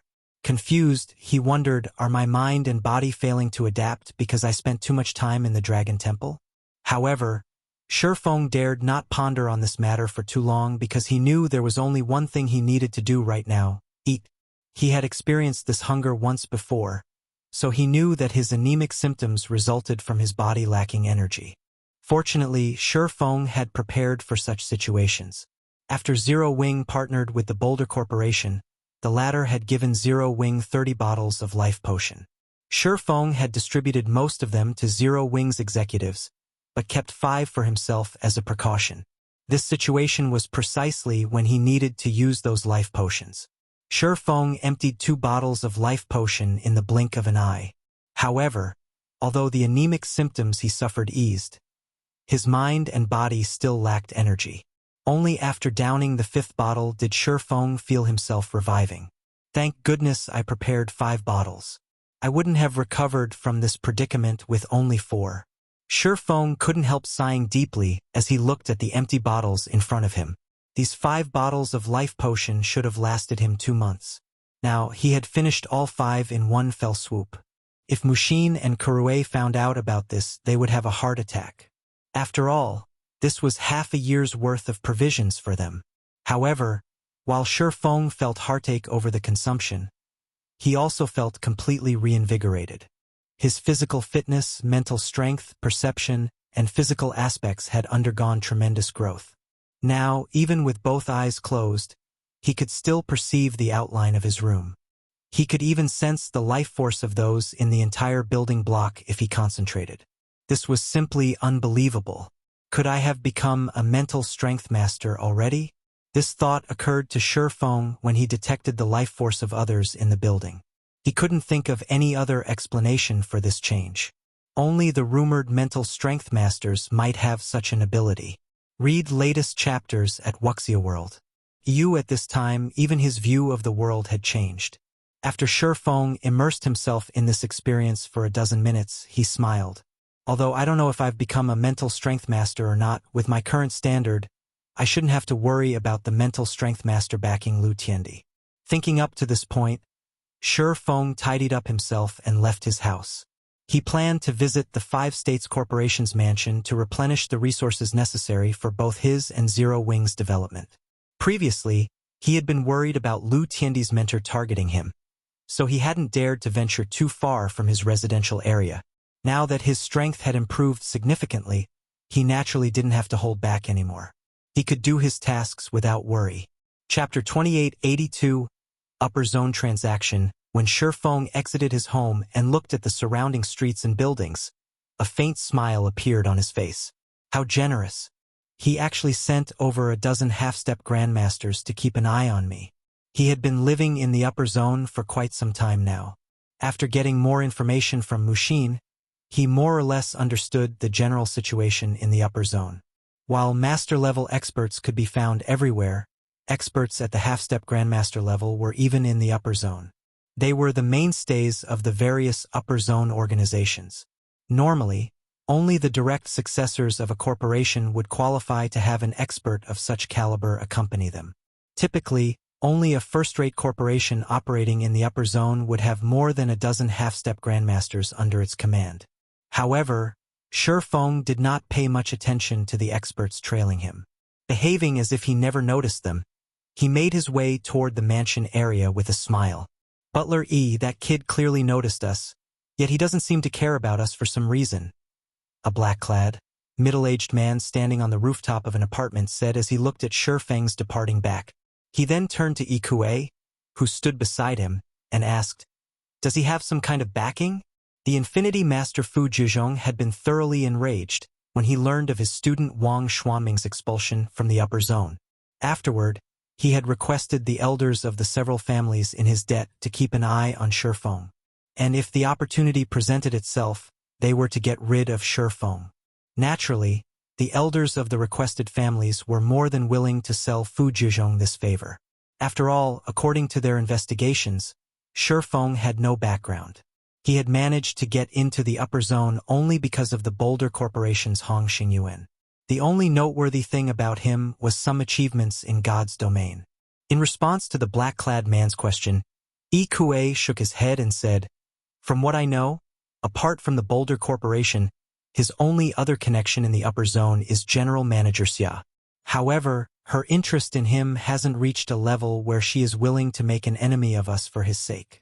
He might be ignoring us now because of the strengthened security around him. If that's the case, this kid's days are numbered," the middle-aged man said as he looked coldly at Feng's distant figure. In a duel between two grandmasters, it would indeed be difficult to decide the match's outcome within a short time. However, their side had 6 half-step Hunglian grandmasters and 8 grandmasters. 3 of the 8 grandmasters were even bona fide Hunglian grandmasters. If they worked together, even an expert like Wang Shenming would fall quickly and have no opportunity to escape. "In that case, I'll leave the rest to you all, Elder Qi. I will wait here for your good news," Yi Kuei said respectfully to the black-clad, middle-aged man. Elder Qi was the elder of a first-rate corporation. Although he could no longer improve due to his old age, he was still a Hunglian grandmaster. His strength even surpassed Wang Xuanming slightly. If not for Fu Zhizhong, Elder Qi wouldn't have paid any attention to the Starline Corporation whatsoever. "No problem. Leave it to us. Once we get an opportunity, we'll cripple him," Elder Qi said as he stroked his beard. "We'll teach this kid that he can't offend just anyone he wants in the upper zone." The upper zone was indeed a safe place, as even mental strength masters wouldn't dare take a life here. Otherwise, the Green God Company would investigate the matter. Even a mental strength master shouldn't think of continuing their days in the upper zone at that time because this was the Green God Company's bottom line. However, teaching someone a lesson or crippling them was a different story. If the Green God Company did not catch the culprit red-handed, it would turn a blind eye to the matter. After all, so long as a person was alive, the Green God Company could let them make a full recovery within a short time with their technology. After saying so, Elder Qi began tailing Feng, together with the other experts. Upper Zone, Mansion District. After strolling in the Mansion District for half an hour, Feng arrived in front of a 3-story mansion that occupied an area equivalent to 4 basketball courts. As expected of the 5 States Corporation, there are only 10 such mansions in this district. Even the Boulder Corporation didn't manage to get one. No wonder Han Yifeng dares to compete for one of the middle-layer slots. Feng couldn't help his surprise as he inspected the luxurious mansion before him. He had seen the pricing for such large mansions. Not only did it cost 140 million trade points, but one also had to have 100 million contribution points. While one wouldn't be required to spend the 100 million contribution points, accumulating that many points was an incredibly difficult task. Meanwhile, such large mansions were much better than the average mansion. Apart from offering more space, these mansions also stood closer to the waist of the mountain. In the base layer, they were the closest buildings to the middle layer. Hence, the mysterious energy filling the environment here was much denser than in other places. After Feng took a deep breath here, his mind already felt refreshed. He felt as if he had set foot into paradise on earth. Shortly after Feng pressed the doorbell, the tightly shut metal gate opened, and a person walked out. This person was none other than Zhuolinqiu, Han Yifeng's butler. Looking at Feng, Zhuolinqiu asked, "Mr. Shi, may I know what business you have with us today?" "It's about the agreement young Master Han and I made," Feng replied calmly. "As per our agreement, I have come to do business with young Master Han." "Business? Please follow me." Zhuolinqiu nodded and led Feng into the mansion. When Feng entered the mansion, he immediately noticed several young men and women training under an elderly man in the mansion's outdoor training ground. The elderly man wore a martial arts robe. Although he had a head of white hair, the aura he exuded was more powerful than what Feng had sensed from Wang Xianming previously. Upon Feng's arrival, the young men and women turned to look at him curiously, wondering who Feng was for the 5 States Corporation to treat him as a guest. However, after getting berated by their elderly instructor, they promptly focused on their training again. It seems I really can't underestimate the Five States Corporation. Feng was surprised when he spread his senses across the mansion. There are 6 grandmasters and more than 10 half-step grandmasters in this mansion alone. Even the Boulder Corporation doesn't have this many experts. After guiding Feng to a reception room on the 3rd floor, Zhuolinqiu pushed apart the wooden doors to the room and said, "Mr. Shi, the young master is waiting inside." Feng nodded and walked into the room. He found Feng seated behind a solid wood desk with his eyes closed. Currently, Feng did not exude the slightest bit of aura and felt no different from an ordinary person. Compared to the last time Feng had met him, Feng's aura had changed dramatically. Upon sensing Feng's arrival, Feng opened his eyes. Revealing a faint smile, Feng said, "Brother Shi, I didn't think you would come to find me so soon. I expected you would wait for the last 10 days to get a better price." Read latest chapters at Wuxia World. At this point, Feng's name was already known throughout Yuantian City's upper zone. Not only was he the cause of Wang Xuanming's banishment from the upper zone, but he was even Zero Wing's guild leader. The resources he had on hand tempted many of the corporations participating in this season's contribution competition. If not for Wang Xuanming's teacher, Fu Zhizhong, many of the corporations based in Yuantian City's upper zone would have long since visited Feng and proposed a partnership. I doubt that will happen. I know I am not your only source of contribution points, young Master Han. Had I waited until the last moment, I probably would have gotten a lower price instead. You might not even have wanted my points at that time, Feng said, shaking his head. Originally, Feng had indeed considered waiting for a better price. Now, though, he couldn't afford the delay. Zero Wing urgently needed a large amount of resources, especially life potions. The life potion was the perfect drug to improve one's physical fitness. If not for the limitation of physical fitness, Fire Dance, Lei Bao, and several other people in Zero Wing would have long since become neutralizing grandmasters. Brother Shi, you jest. In that case, we'll proceed with the 2-to-1 ratio we previously agreed on. I'll buy however many points you have, Feng said, chuckling. However, Feng shook his head and countered in a determined voice, "No, I want a 1-to-1 ratio." Chapter 2883, Overnight Fortune, 1-to-1. Feng frowned. "Brother Shi, isn't your asking price a little too high?" At this time, Feng wasn't the only one dissatisfied. Standing by the door, Zhuolinqiu looked at Feng with a hint of anger and ridicule in his eyes. A 1-to-1 exchange ratio was something no organization operating in Yuantian City's upper zone would accept. Life potions and phantom potions served as an organization's foundation. Their stockpile was also something accumulated over many years. These potions weren't items that one could obtain on a whim. Yet, Feng wanted to purchase these precious potions at a 1-to-1 exchange rate. Did he take the Five States Corporation for a fool? The Five States Corporation had many sources for contribution points. Meanwhile, these sources only sought a 2-to-1 ratio. On what basis was Feng asking for a 1-to-1 ratio? "Young Master Han, don't be in a hurry to refuse," Feng said, smiling as he looked at Feng's cold expression. "A 1-to-1 ratio is a fair price." "A fair price?" Feng laughed. "May I know how you think it is fair, Brother Shi? Because I can guarantee you a slot to enter the middle layer, young Master Han," Feng said confidently. "Do you think this is a fair deal now?" At Feng's words, Feng's cold expression changed slightly. However, he quickly recollected himself and asked, "Those are some confident words, Brother Shi. If what you say is true, I can consider a 1-to-1 ratio. May I know what exactly you are counting on to help me?" 600,000 contribution points. That, combined with the points you already have, while I don't know if you can secure first place, getting within the top 3 shouldn't be a problem, right?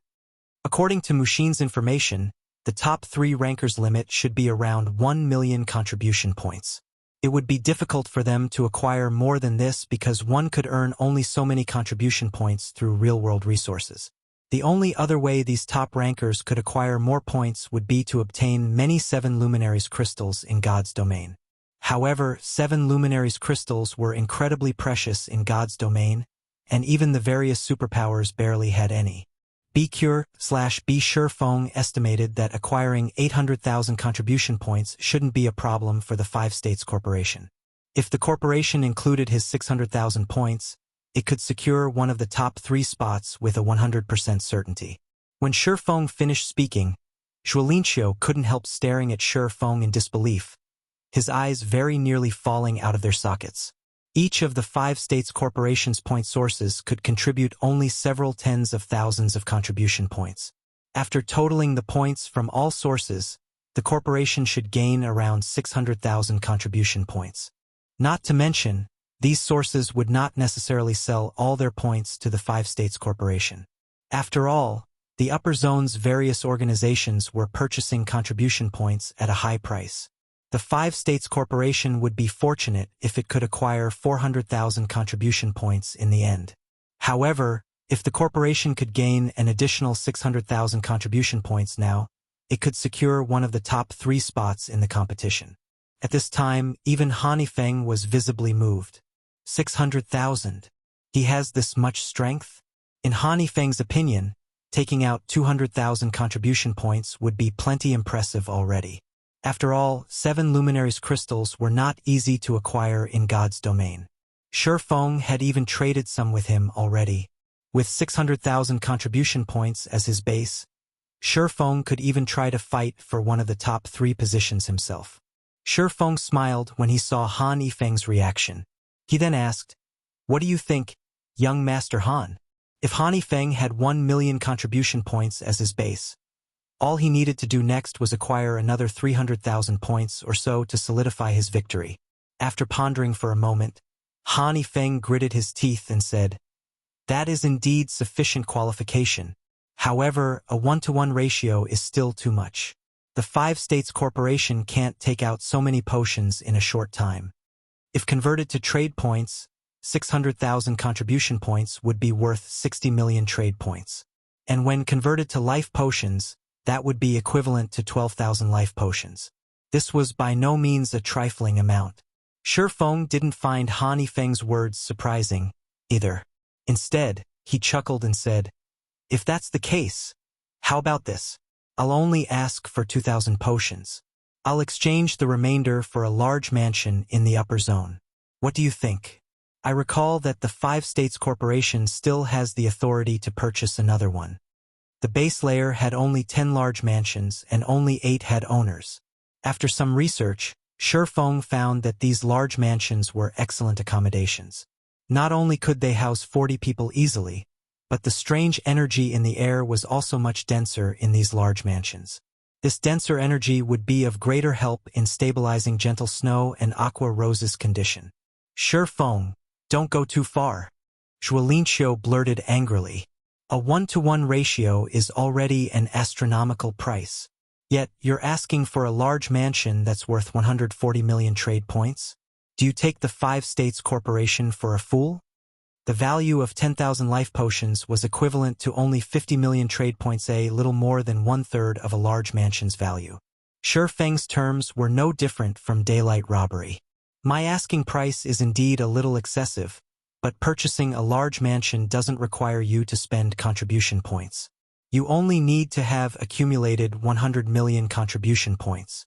Meanwhile, not only will my 7 luminaries crystals provide you with contribution points, but they will also provide you with an ample amount of trade points. Exchanging a large mansion for these crystals wouldn't be a loss for your corporation," Sure Feng said. "Of course, if your corporation isn't willing to do this transaction, I can find someone else to partner with. I believe the other people competing for the top 3 spots will be interested in my proposal." "You?" Zhuolinqiu was momentarily rendered speechless by Sure Feng. What Sure Feng said was indeed true. Contribution points were far more important than trade points, especially in the middle layer. Moreover, compared to contribution points, trade points were much easier to acquire. "That's enough, old Zhuo." Feng shot a glance at his butler, silencing him. He then returned his gaze to Sure Feng and said, "I agree to your offer. However, I will need time to acquire the large mansion. As for the potions, I can give you 1,000 bottles now. I will pay you the remaining 1,000 bottles and the large mansion within the next 5 days. What do you think? Sure. I don't have any problem with that. Feng nodded. In Feng's opinion, the 5 days Han Yifeng stated were only a ploy. Han Yifeng wanted to purchase as many contribution points as possible from his other sources during these 5 days because once news of his acquisition of 600,000 contribution points spread, purchasing points would become much more difficult. Afterward, Han Yifeng signed a contract with Feng. According to the agreement, Feng would transfer 60,000 7 luminaries crystals to Han Yifeng through God's domain within half a day. At the same time, Han Yifeng would pay Feng 1,500 bottles of life potion, 500 bottles of phantom potion, and 1 large mansion in return. With the contract signed, Han Yifeng had Zhuolinjiu pass 100 bottles of life potion to Feng, with the rest to be delivered secretly to Feng's house. After concluding the deal, Feng left the 5 States Corporation's mansion with a crate of life potions. Meanwhile, after Feng left, Zhuolinqiu turned to Han Yifeng and warned quietly, "Young master, your elders will criticize you if they find out you made such an unfavorable deal." Criticize? Sending Zhuolinqiu a glance, Han Yifeng sneered, "So long as I get into the middle layer, do you think I'll care about what they have to say?" Everyone living in the base layer wished to enter the middle layer.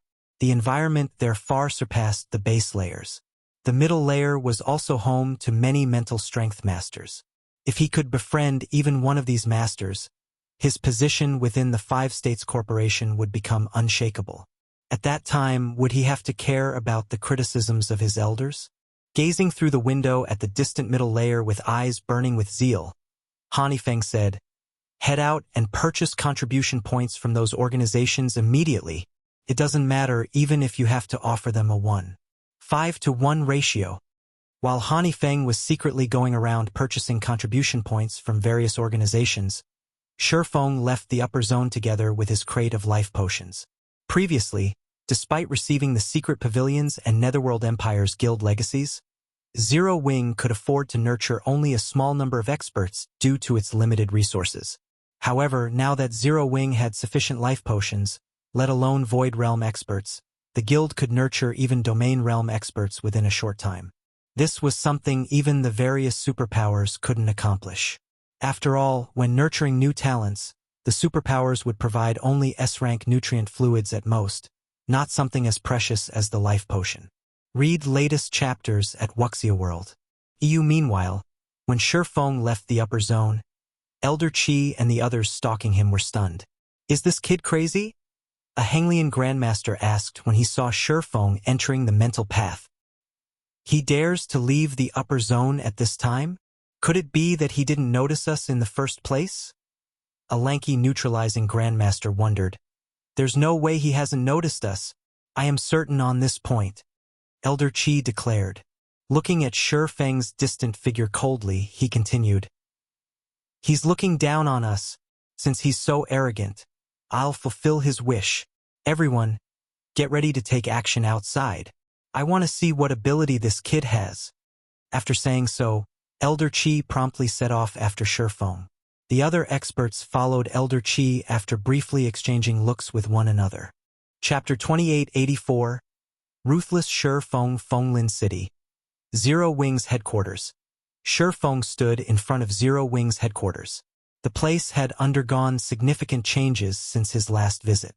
Currently, people crowded the plaza in front of the building, many of them young men and women.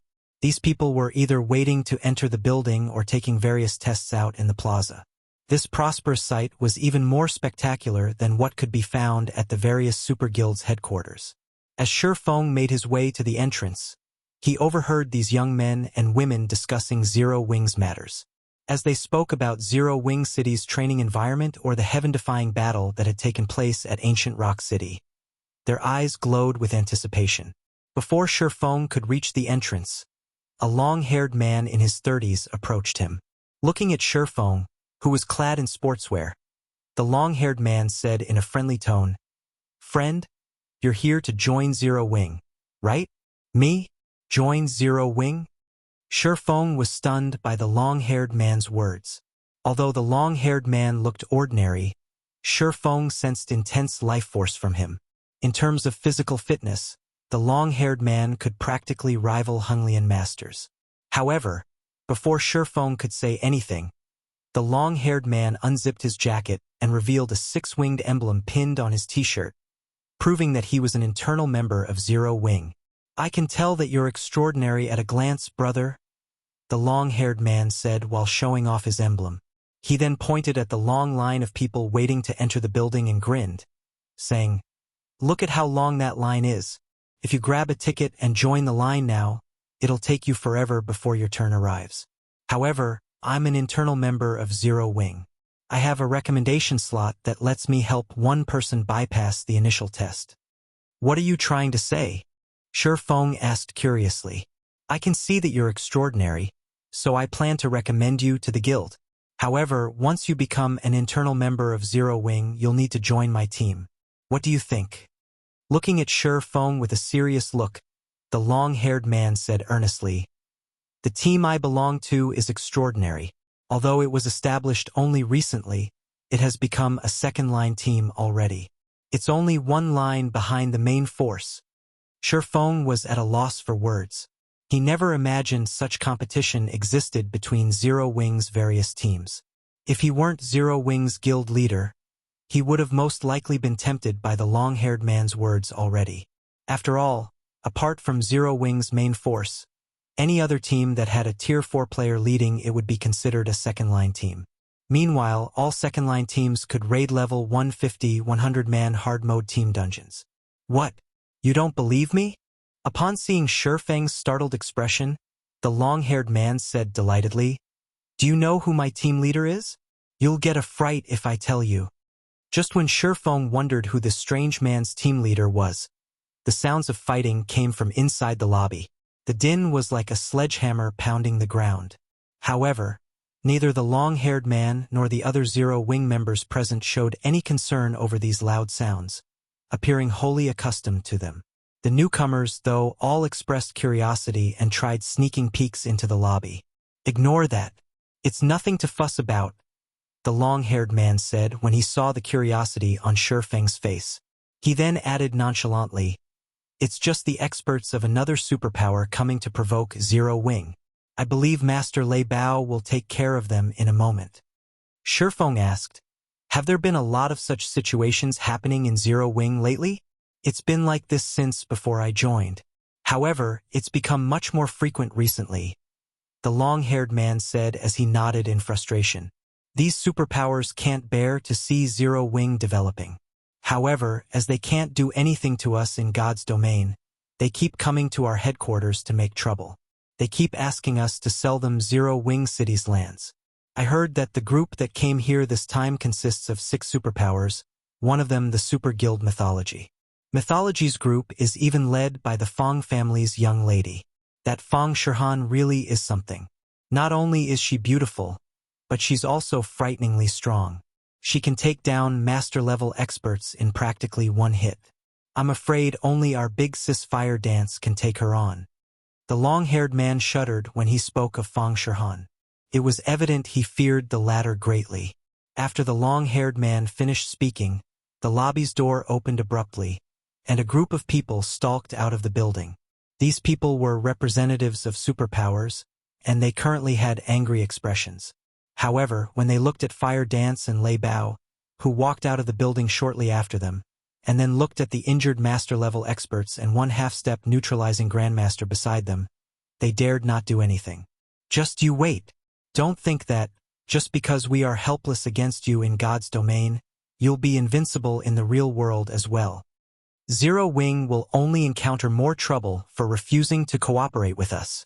The various superpowers representatives barked arrogantly at Fire Dance and Lei Bao, their voices growing complacent as they spoke. While master-level experts might be powerless against Zero Wing, there were bound to be superpowers capable of inviting Grandmaster-level experts to move for them. The corporations operating within the upper zone might even take action. After all, Zero Wing was too large a cake to pass on. According to the information the various superpowers had gathered, Some forces based in the upper zone were already investigating Zero Wing, evidently interested in the guild. Hence, it was only a matter of time before Grandmaster-level experts came to find trouble with Zero Wing. Fire Dance and Lei Bao revealed somewhat grim expressions on their faces when they heard the representative's words. They had expected the battle at Ancient Rock City to have caught the attention of many organizations in the upper zone. Hence, they were certain that Grandmaster-level experts would eventually come to Zero Wing seeking trouble. While these Grandmasters might not be capable of doing anything against Zero Wing on the surface, if they came every day to pick a fight, it would ruin Zero Wing's reputation, not to mention the other unscrupulous tactics they could employ. However, when the various superpowers representatives were getting full of themselves, Feng Shihan suddenly left the group and headed toward Feng. The cold gaze she directed at him made the temperature in the surroundings fall by more than 10 degrees. The long-haired man standing beside Feng shuddered in fear despite himself. Looking at Feng, the long-haired man asked, "Friend, did you offend her in some way before? Why do I get the feeling that she's coming for you?" In this situation, the nearby young men also looked at Feng and began a quiet discussion.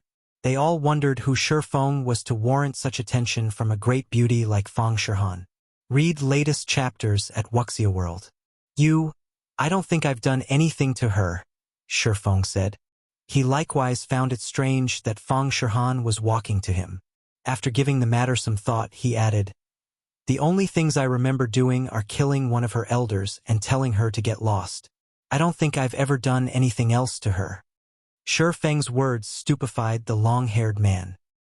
He never thought that Feng would be so ruthless as to pull such stunts with the Feng family's lady. It would be strange if Feng Shihan didn't try to take Feng's life. However, when Feng Shihan arrived in front of Feng, she looked at him and asked quietly, "Can I speak with you in private?" Immediately, be it the long-haired man or the other men present, they all couldn't help staring at Feng with wide eyes. What was going on here? Chapter 2885 Sword Saint Black Flame? Feng couldn't help taking a closer look at Feng Shihan when he heard her words. Currently, Feng Shihan looked slightly frilier than the last time he saw her. She also no longer exuded the imposing aura of before, although the ambition in her eyes still burned bright. Just the two of us?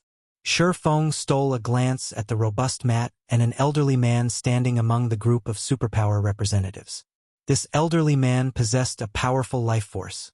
He was absolutely a Grandmaster-level expert. Moreover, judging by how respectfully Matt was behaving around this elderly man, it was easy to guess that the elderly man held an eminent position in mythology. He should be a guild elder at the very least.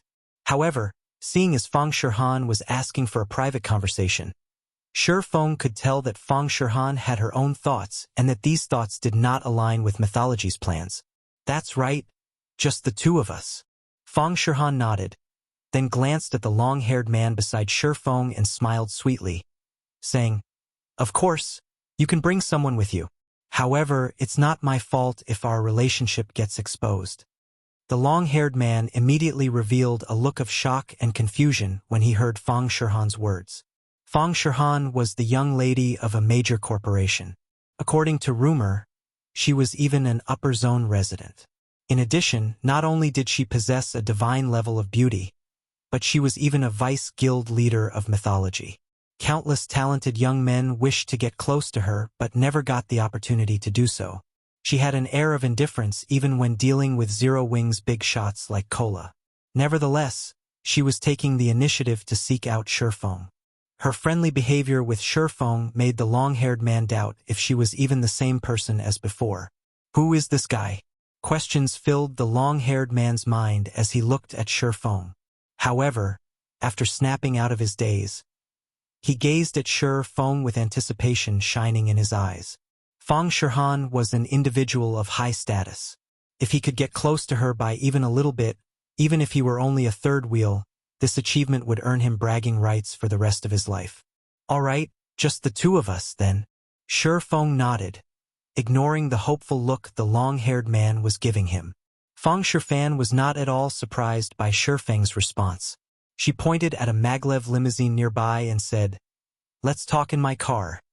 Then, nobody will bother us there." Zero Wing's battle at Ancient Rock City had thoroughly shaken God's domain. Zero Wing City's public opening also allowed Zero Wing to rake in tons of wealth and resources every day. The resources earned even included the 7 Luminaries crystal that the upper zone's various forces sought to obtain. The city was so tempting that even the 5 great super guilds had designs on it, let alone Feng. Zero Wing was currently rejecting all partnership offers for Zero Wing City, choosing to monopolize all of the city's benefits. The various superpowers could not get even the smallest cut of this juicy pie. To make matters worse, none of the superpowers could do anything about this situation. However, Feng was confident she could accomplish what the various superpowers couldn't. With her family's position and resources in the upper zone, she should be able to get Zero Wing to agree to a partnership. After all, Feng was currently in a lot of trouble because he had offended a mental strength master. Although Feng lived in a different upper zone from Fujizhong, the mental strength master had plenty of means to deal with him. Among the organizations operating within the 3 upper zones based in the country, those capable of protecting Feng numbered very few. The Feng family just so happened to be one of them. When Feng saw the maglev limousine, a hint of envy appeared in his eyes. This limousine was a global limited edition, and it was constructed with a top-tier alloy used for spacecraft. This alloy not only had excellent sound insulation properties but could even withstand missile strikes. He had thought of buying one for Zero Wing but lacked the connection to do so. Nodding, Feng said, "Sure. Let's get in the car. In that case, this way, please, Guild Leader Black Flame." Feng smiled and took the initiative to lead Feng to the limousine. Her words left the long-haired man stupefied. He's the guild leader? The long-haired man stared at Feng's back with wide eyes. When he recalled how he had treated Feng like a little brother, he suddenly felt faint. After all, Black Flame's name in God's domain was synonymous with a killing god. He would create rivers of blood because of a disagreement. He had even killed one of mythology's legendary figures without hesitation. The long-haired man wasn't the only one stunned by this revelation. The young men and women in queue also took some time to process this information. He's Guild Leader Black Flame? No way. He's that sword saint. Don't the rumors say that Guild Leader Black Flame is a man in his 30s? That guy looks no more than 22 or 23. Apart from Zero Wing's executives and a portion of the guild's core members, the only other people who knew Black Flame's actual identity and appearance in the real world were the various superpowers executives.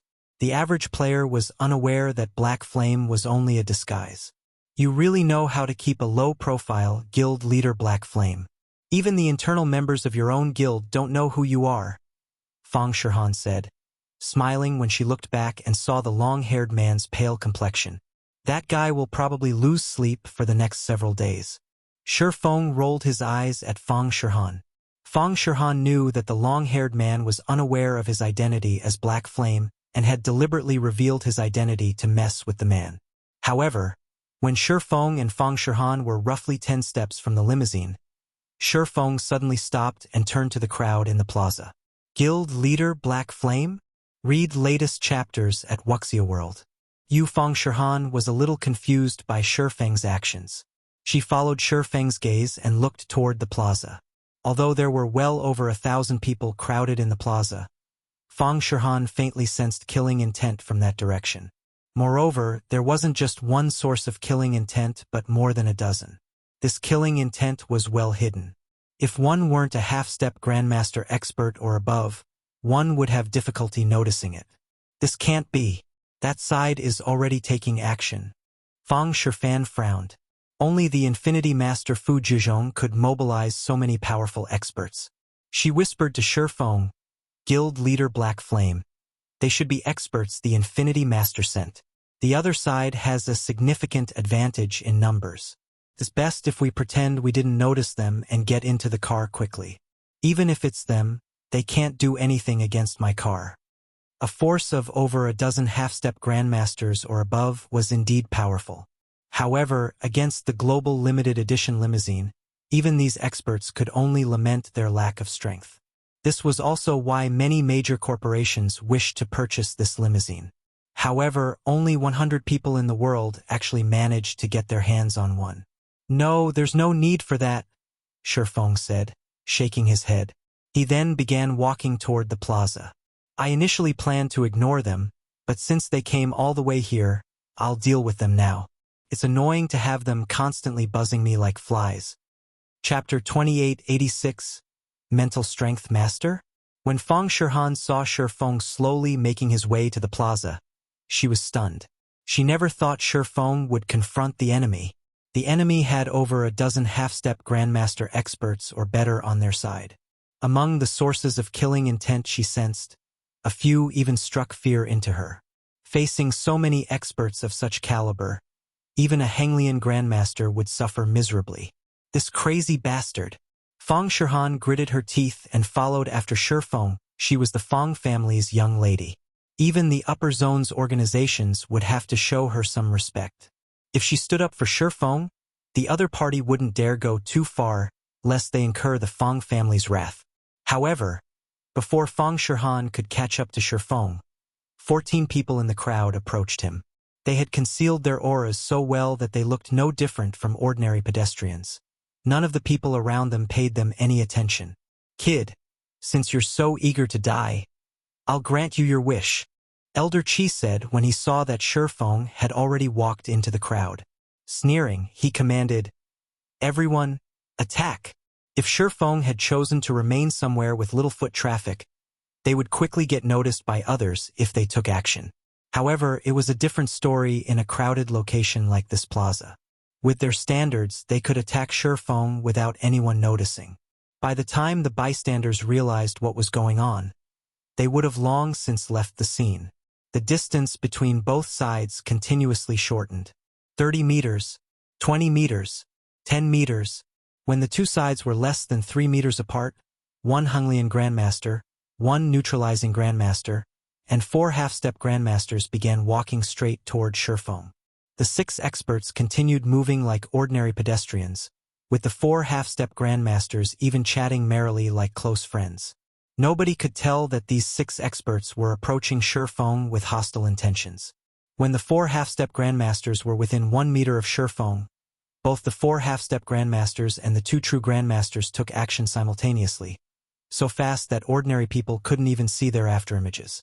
The 6 experts launched punches, palm strikes, and claw strikes, aimed at Feng's vitals. Their attacks did not create even the slightest ripple in the air. Although the 6 experts had different strength levels, their coordination was perfect, and they moved as if they were of one body. Feng Shihan's complexion darkened at this scene. If she were in Feng's shoes, she could, at best, stop 2 or 3 attacks. The rest would land on her without fail. It might be a different story if a Henglian Grandmaster received these attacks, but Feng was only a neutralizing Grandmaster. He would most definitely die if he received all these attacks. However, when the 6 experts' attacks were about to land, Feng's body suddenly twitched and moved like flowing water. As if his various body parts had a mind of their own, they instinctively dodged the 6 experts' attacks. Feng's movements were so fine that he dodged some attacks with less than half a centimeter to spare. BRO/B, the 6 experts were startled by this outcome. However, before they could launch another round of attacks, Feng casually scraped his shoulder past one of them and bumped into another. He then executed a punch, an elbow strike, a palm strike, and a kick against his other 4 opponents. The next moment, the 2 Grandmasters and 4 half-step Grandmasters stiffened and stopped moving. They stood still among the crowd like statues. When Feng had walked 3 meters away, the 6 experts' eyes rolled back, and their bodies collapsed to the ground. How is this possible? Feng Shihan's eyes widened, and her jaw dropped at this scene. Of the 6 experts, 2 were bona fide Grandmasters, one of them a Henglian Grandmaster. Yet Feng had taken care of these experts in the blink of an eye. The fight had ended so quickly that she didn't even see what had happened. She might have been able to accept such an outcome if the 2 Grandmasters were both neutralizing Grandmasters. With internal force, Feng could knock them out instantly when his attacks connected. However, knocking out a Henglian Grandmaster in one hit was an incredibly difficult feat otherwise. Hanglian grandmasters wouldn't be renowned as troublesome opponents. Feng Shihan wasn't the only person shocked by this situation. Elder Qi and the other experts similarly tensed up at this scene. Even they were incapable of defeating Hanglian grandmasters in one hit. While Feng might have employed a dirty tactic, there was no denying that he had felled a Hanglian grandmaster in one hit. The remaining experts turned to Elder Qi to seek his opinion on the matter. Elder Qi was their leader this time. He also possessed incredible strength, being slightly stronger than even the well-known Wang Xianming. If Elder Qi chose not to attack now, they naturally did not need to attack either. After all, Feng's display of strength just now had thoroughly stunned them. Feng's feat was even more unbelievable than a person killing an elephant with one punch. Seeing Feng approaching their group, Elder Qi gritted his teeth and advanced. Although Elder Qi didn't know what method Feng employed just now, he was confident he could stop any neutralizing Grandmaster's attack. After all, his mental strength was just a tad short of the mental strength master level. His perception and sixth sense were both much stronger than the average Hanglian Grandmasters. All tricks were useless against him. When the other experts saw Elder Qi moving, they quickly followed after him. However, their mentality toward Feng was completely different from before. Now, they had ramped up their vigilance to the max. Elder Qi's group of 8 split up and approached Feng from 8 different directions. They occasionally used the crowd to conceal their bodies and obscure their movements from Feng. However, Feng remained unfazed and continued approaching Elder Qi casually. What arrogance! Do you think I'll fall for your tricks like those fools? Elder Qi accelerated his footsteps when he saw Feng's indifference, not wanting to give Feng any more time to observe and prepare. With 6 grandmasters in their group of 8, they could give even a mental strength master a headache if they attacked together. After all, a mental strength master's physical fitness was only slightly superior to theirs. What made mental strength masters powerful was their perception of danger and their control over their bodies. However, when Elder Qi was less than 6 meters away from Feng, he suddenly lost sight of Feng. He disappeared. Elder Qi was stunned as he stared at the spot Feng disappeared from. Feng had vanished not only from his vision but also from his perception. Elder Qi and the 7 other experts immediately began looking around frantically, searching for Feng. Several seconds later, Elder Qi suddenly noticed a figure walking past him, and he was stunned once more. Feng? However, before Elder Qi could turn around, he felt a stinging pain in his chest. He then found his body paralyzed, and his vision darkened as if death had come for him. Read latest chapters at Wuxia World. When Elder Qi saw Feng disappearing past him, a thought appeared in his mind, and fear surfaced on his face. Mental strength master. Apart from Feng being a mental strength master, Elder Qi couldn't think of any other explanation for this situation. After all, only a mental strength master could evade his perception. However, before Elder Qi could warn the others, he noticed Feng walking past his approaching companions, one after another. Unlike himself, though, his companions didn't even notice Feng. And after Feng passed them, their bodies abruptly stiffened. It was evident that they had suffered a similar fate to his. In the end, Elder Qi could only watch helplessly as his companions collapsed one after another. Chapter 2887 Powerful Mental Strength Master. When Elder Qi and the others collapsed, one after another, in the plaza, they quickly attracted the attention of the surrounding people. The small plaza grew noisy for a time as the passers-by gathered around these collapsed experts and discussed among themselves. Feng exited the crowd in the meantime, his departure going entirely unnoticed. He had practically zero presence, as if he was no different from the roadside trees and bushes. He's a mental strength master. Shock filled Feng Shihan's eyes as she switched her gaze between Feng and Elder Qi's group. She felt like her world had just come crashing down on her. Apart from Feng being a mental strength master, she could think of no other explanation for how he had defeated a force of 8 grandmasters and 6 half-step grandmasters so easily. Despite knowing this, Feng Shihan still couldn't bring herself to believe Feng was a mental strength master. Mental strength masters were big shots even in the upper zone, and every one of them lived in the middle layer. Numerous organizations based in the upper zone tried to curry favor with these individuals. All of these powerhouses had reached the level of a mental strength master only in their 30s or later. On the other hand, how old was Feng now? Not to mention, according to Feng Shihan's investigations, when Feng first entered the upper zone several weeks ago, the Green God Company had evaluated his mental strength as special grade only. He had still been a long distance from master grade. When Feng arrived in front of Feng Shihan, she finally snapped out of her daze. She then scrutinized him as if she was meeting him for the first time. "Has your mental strength reached the master level already?" Feng Shihan asked despite herself. Although she was already certain Feng was a mental strength master, she still couldn't believe that someone could reach this level before 25. If news of this matter spread, it would shake the entire upper zone. Even the Green God Company's executives would take an interest in Feng once they learned of his potential. Meanwhile, the Green God Company's executives were existences even mental strength masters wanted to befriend. These executives helmed the various upper zones, individuals standing at the top of the upper zone. "I had the fortune of achieving a breakthrough recently." Feng nodded, not bothering to conceal this fact. He then turned to look at the collapsed experts in the plaza, an indescribable feeling appearing in his heart. Previously, when he had first become a mental strength master, he had noticed that his body's physical fitness had improved significantly. The sharpness of his perception had also become far superior to before. However, only after clashing with Elder Qi and the others did Feng realize how powerful and frightening mental strength masters could be. Mental strength masters might be only slightly superior to Henglian grandmasters in physical fitness, but their control over their bodies reached an incredible level. Not only could they control the fine movements of muscles and the physical body, but they could also exert much greater control over their brains.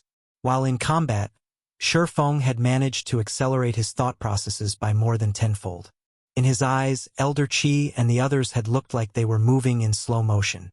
After including his enhanced perception of his surroundings, let alone dodging the eyesight and senses of several grandmasters, he could even replicate God's domain's void steps momentarily. It was no wonder the upper zone's various organizations feared mental strength masters so much. Feng also felt fortunate that he had been cautious and stayed indoors for the past few weeks. Otherwise, he might have really ended up in trouble. After all, killing a lone grandmaster-level expert was child's play for a mental strength master. Meanwhile, after Feng's admission, Feng Shihan was momentarily at a loss for words. Originally, she had hoped to acquire a portion of Zero Wing City's resources by offering Feng protection. In doing so, she could increase her authority within mythology and solidify her position as the first vice guild leader. Now, her plan was nothing but a joke. There was no way a mental strength master would fear another mental strength master. More importantly, with how young Feng was, once the Green God Company found out about his achievement, the company would undoubtedly place heavy importance on him. The status he would enjoy at that time would far exceed Fu Zhizhong's. After all, the Infinity Master was already an old man and showed precious little signs of improvement nowadays. So long as Fu Zhizhong wasn't a fool, he would give up on revenge against Feng. On the contrary, he might even try to mend his relationship with Feng. After all, the life of mental strength masters in the upper zone's middle layer wasn't as smooth sailing as others thought. Looking at the vacant expression on Feng Shihan's face, Feng asked strangely, "The trouble has been dealt with already. Do you still see a problem in this, Miss Feng?" Feng Shihan recovered from her stupor at Feng's words. Putting away her previous nonchalant attitude, she said respectfully, "You jest, Master Shi. The powers behind those experts will be scared stiff once they hear about your current status and identity. How could they possibly cause you any more problems?" "Is that so?" Feng felt a little awkward when Feng Shihan suddenly spoke to him respectfully. Her passionate gaze, in particular, was as if she had just seen an absolute beauty. It gave him an uncomfortable feeling. "Master Shi, my visit this time isn't for anything significant." After observing Feng a little while longer, Feng Shihan revealed a rare smile and said, I only wish to partner with Zero Wing on a personal level. A personal partnership? Feng wasn't particularly surprised by these words. Calmly, he asked, "May I know what kind of partnership you have in mind?" Taking a deep breath, Feng Shihan said solemnly, "I am willing to invest 100 billion into Zero Wing to help develop all of the guild's necessary facilities and territories. Simultaneously, I can also provide 10 reserve slots for the upper zone and 1,000 bottles of potions of various kinds.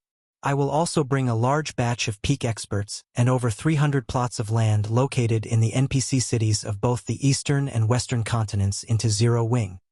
Feng couldn't help being tempted when he heard Feng Shihan's offer. He then asked, "What are your conditions?" Read latest chapters at Wuxia World.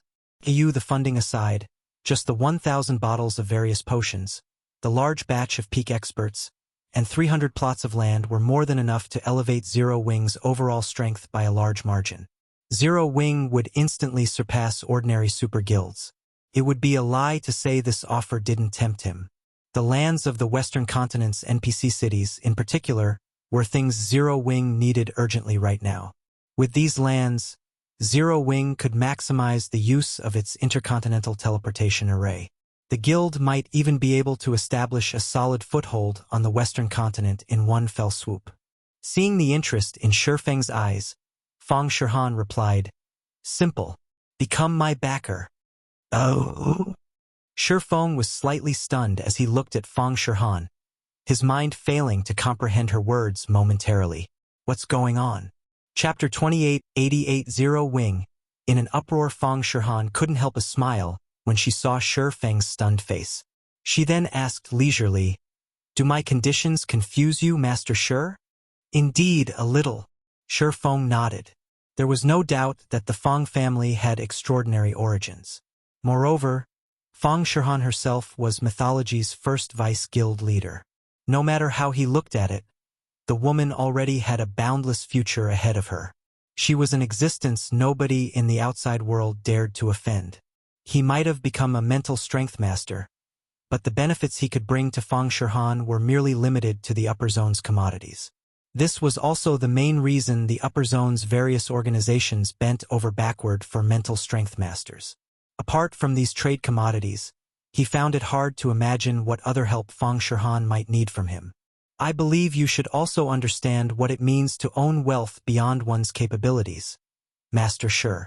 Sighing, Feng Shihan said slowly, "The Feng family used to have a mental strength master. However, along with this master's passing, the Feng family's circumstances in the upper zone have deteriorated. At this point, many of the middle layer's various organizations are even targeting the middle layer reserve slot I own. Hence, I hope you can intervene in this matter for me, Master Shi. If you do, those organizations might back off out of fear." "A reserve slot for the middle layer?" Feng was startled by Feng Shihan's words. The reserve slots for the upper zone's base layer were already incomparably precious, and they were more than enough to tempt the base layer's various organizations. A reserve slot for the middle layer would be even more precious and tempting. Moreover, based on Feng Shihan's words, this reserve slot was transferable. It didn't bind to specific individuals after use. This reserve slot was countless times more precious than the temporary 3-month slots the base layer's organizations competed for in the contribution competitions. It would be strange if the middle layer's organizations were not interested in acquiring this reserve slot. "Master Shi, would you be willing to cooperate?" Feng Shihan asked, a hint of apprehension flashing across her eyes as she looked at Feng. Originally, she had already decided to give up on this reserve slot because she couldn't keep it with mythology's strength. However, an opportunity had presented itself to her now. If she found the help of an ordinary mental strength master, the middle layer's various organizations wouldn't fear her at all. They would still try to snatch her reserve slot without fear. However, it was a different story if the mental strength master were Feng. Feng had become a mental strength master at an unprecedentedly young age. With his potential, the Green God Company was bound to place great importance on him. So long as Feng was willing to stand up for her, she might be able to keep this reserve slot. After Feng gave the matter some thought, he said, "All right, I agree to your conditions. However, I need to add one condition. Please speak, Master Shi. Feng Shihan responded without hesitation. 100 million trade points. Shi Feng stated. What are your thoughts on this, Miss Feng? Apart from the trade points he earned from trading in 7 luminaries crystals to the Green God Company some time ago, he hadn't made any extra points during this period. Meanwhile, apart from life potions, he also needed to spend a lot of trade points while living in the upper zone. This would only increase after he had Fire Dance and the others move into the upper zone. His expenditure of trade points would skyrocket if he had to nurture a mansion full of people. Hence, acquiring trade points was a must. 100 million? After pondering the condition, Feng Shihan gritted her teeth and answered, No problem. I can transfer them to you through my account. Once Feng Shihan agreed to his extra condition, Shi Feng made his way into Zero Wing's headquarters and signed a contract with her, assuring both sides. After signing the contract, Feng Shihan promptly left Zero Wing's headquarters to make the necessary preparations. She acted decisively and carefully on this matter. Inside the maglev limousine heading to the airport, Vice Guild Leader, do you really intend to follow Shi Feng in the future? White Feather asked as she looked at Feng Shihan, who had her eyes closed and was deep in thought. If you leave the guild so abruptly, the guild won't spare you. Although Shi Feng is now a mental strength master, there are significant differences between mental strength masters. He won't necessarily be able to stop all the organizations operating in the middle layer. If he handles things poorly, you'll not only lose your reserve slot but also have to face the guild's retaliation. Mythology was one of the 5 great super guilds. Some of the upper zone organizations that had partnered with the guild because of God's domain had the support of powerful and high-ranking mental strength masters. Feng Shihan was Mythology's first vice guild leader. Her abrupt departure from Mythology would deal a massive blow to the guild's reputation and morale. Mythology would seek revenge for this matter, both in God's domain and in the upper zone. I don't have a choice. This is my last chance. Feng Shihan replied with a wry smile. If I continue waiting, I'll lose the reserve slot for sure.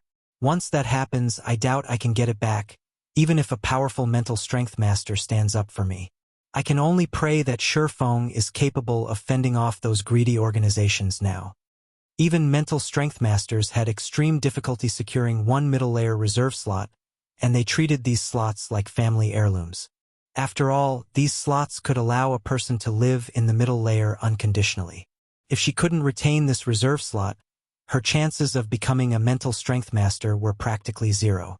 In the upper zone's history, the people capable of becoming a mental strength master without ever setting foot into the upper zone's middle layer were few and far between.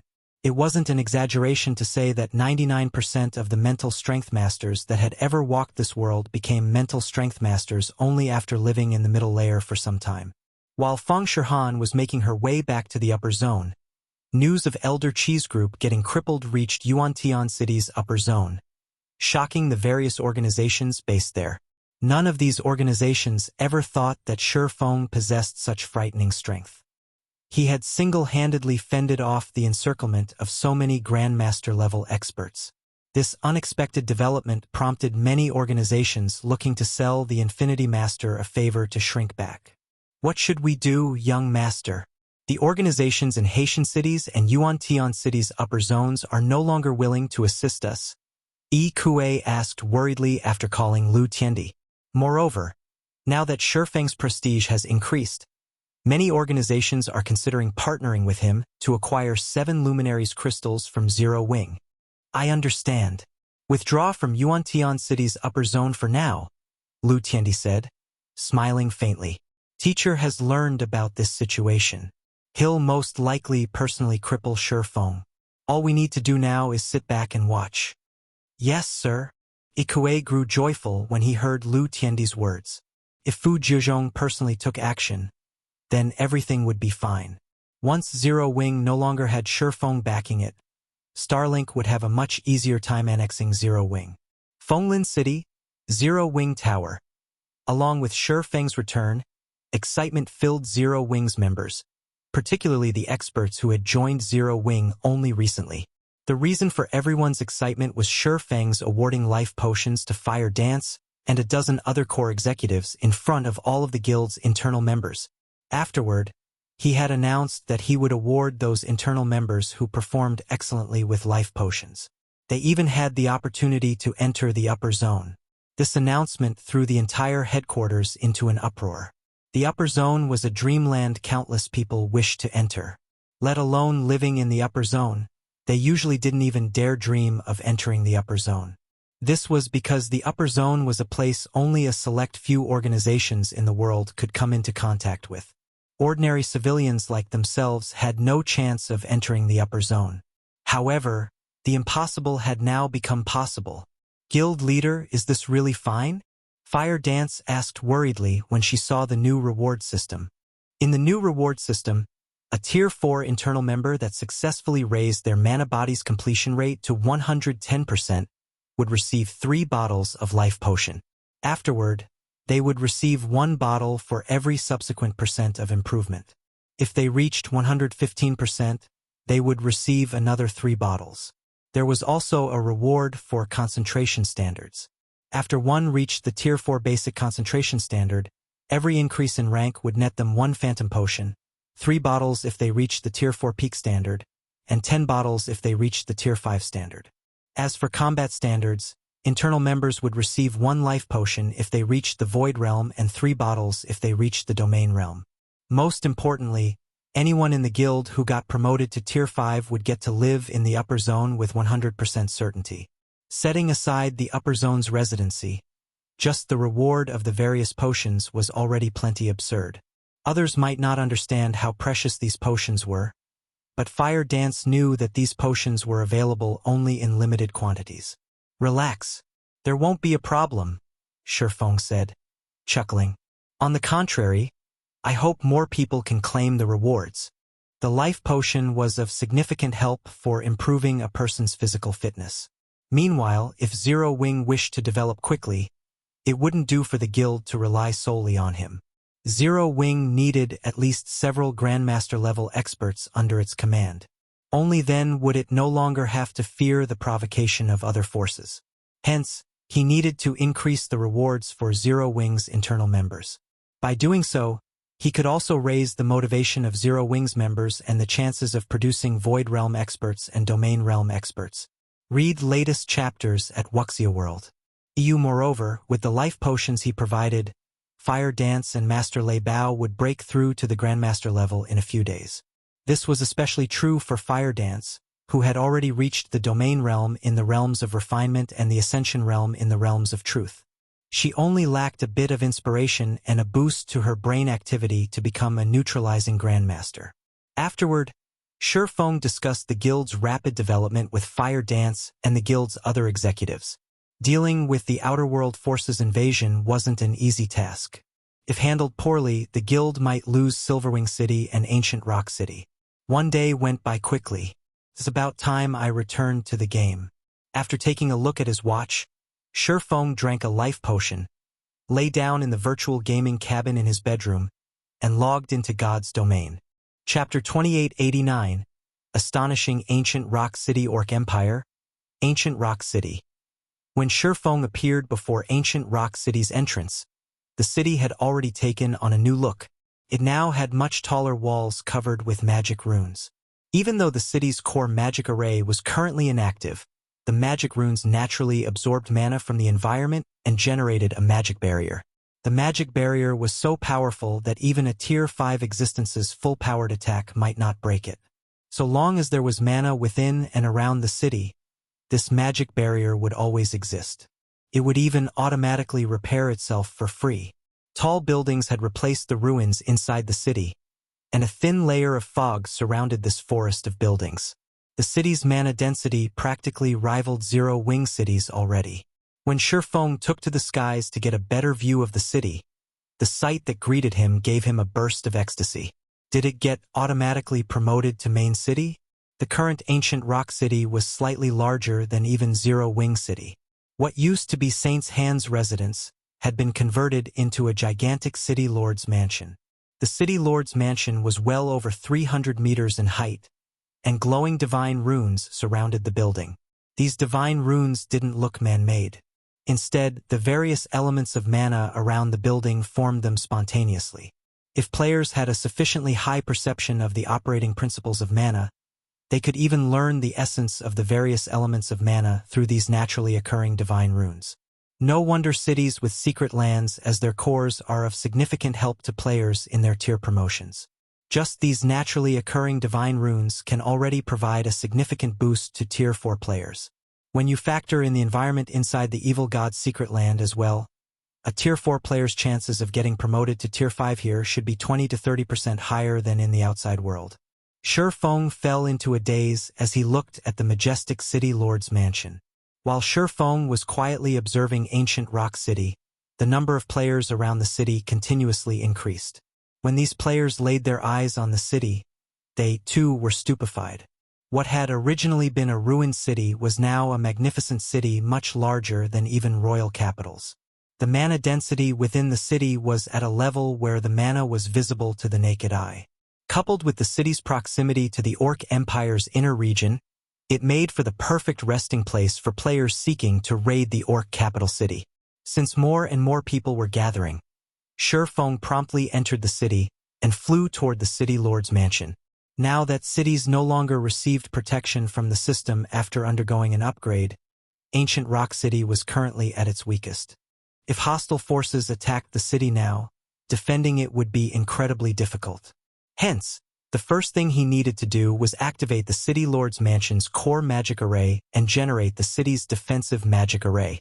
Now that ancient Rock City had become a main city, so long as its defensive magic array was active and had a sufficient supply of magic crystals, the city could take on even 2 Tier 5 existences without trouble. After Feng entered the City Lord's mansion, he was surprised once more. Not only did the City Lord's mansion possess an environment rivaling that of the ancient god's domain, but the clarity of the operating principles of mana's various elements in this place surpassed even that of the secret underground room in Zero Wing City. Zero Wing City's secret underground room only managed to gain such an environment thanks to the ancient beast sculpture and the expenditure of a ton of magic crystals. Even then, the secret room could accommodate only several dozen people at a time. On the other hand, ancient Rock City's City Lord's mansion possessed an even better environment and could allow more than 10,000 players to train in this environment simultaneously. When Feng arrived inside the core control room, he saw a fully open set of pitch-black doors. The evil god's secret land's mana continuously flowed out of the open doors and into the City Lord's mansion. The secret land itself had also undergone significant changes. Previously, the evil god's secret land prevented all outsiders from approaching. Now, there was a flight of stairs with 49 steps leading into the secret land. These steps tested players on their ability to stabilize their surroundings. The higher one climbed on this staircase, the higher the requirement would become. By the time players reached the top, they would have gained basic mastery over the various elements of mana. Another staircase from the control room's second floor led directly into the evil god's secret land. However, players needed to be at least level 150 Tier 4 to use this entry method. They also had to pay 1,000 mana stones per player to enter. In other words, there were 2 methods to enter the evil god's secret land. One method was free but required players to have basic mastery over the various elements of mana. The other method had much more lenient entry requirements, but players had to pay 1,000 mana stones. This method was a huge benefit for Tier 4 players. After all, Tier 4 players could obtain significant help in their Tier 5 promotion from a level 150+ God Mode secret land. Not to mention, monsters inside a God Mode secret land were filthy rich. According to the rumors Feng had heard, the mythic monsters inside level 150+ God Mode secret lands provided at least 5 times more EXP and 3 times better loot than mythic monsters in the outside world. They were walking treasure troves. Of course, securing these walking treasure troves wouldn't be easy, either. This was because even the weakest monster inside these secret lands rivaled Refinement Realm experts in combat standards, with the more powerful ones on par with Void Realm experts. And worse, all of these monsters moved in groups. If an ordinary Tier 4 expert entered a God Mode secret land by themselves, they wouldn't even know how they died. And while Tier 5 players could survive in a God Mode secret land by themselves, they would still die if they came across a Tier 5 legendary monster. All legendary monsters in a God Mode secret land possessed combat standards rivaling peak experts at the very minimum, as well as powerful basic attributes.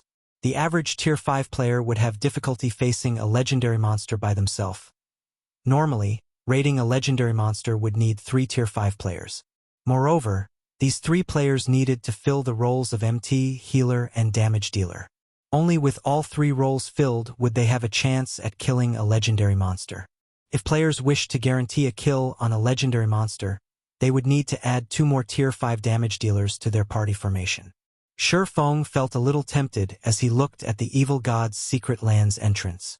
This was because the monsters inside level 150 plus God Mode secret lands had a chance of dropping God crystals, materials essential to upgrading many fragmented legendary items, as well as Tier 5 skill and spellbooks which all Tier 5 players needed to raise their combat power. However, Feng quickly calmed himself. He knew full well that he couldn't take on a level 150 plus God Mode secret land by himself. Even if he brought Fire Dance and the others with him, they could, at best, kill a bunch of Tier 4 superior mythic monsters. A Tier 5 legendary monster was out of the question. Afterward, Feng spent 300,000 magic crystals to activate the control room's core magic array, which created a barrier of divine runes around ancient Rock City. The city's defensive magic array was significantly stronger than before. With the core magic array's activation, ancient Rock City woke up like a slumbering beast. The city drew all mana within a 20,000-yard radius toward itself, depleting the mana in the vicinity. Now, only Tier 3 players who had activated their mana bodies could survive in the surroundings, and Tier 4 players in the area saw their flight speed plummeting. If a Tier 5 existence attacked ancient Rock City now, they would also find the power of their attacks diminished by a significant margin. Inside the city lord's mansion, Feng was dumbfounded by the sight before him. What a powerful core magic array. Initially, he had thought to strengthen ancient Rock City's core magic array using the 12-array magic world. However, he dared not interfere with it now. This was because countless divine runes made up the core magic array. He could tell at a glance that it was no ordinary core magic array, and even the slightest of modifications could have catastrophic consequences.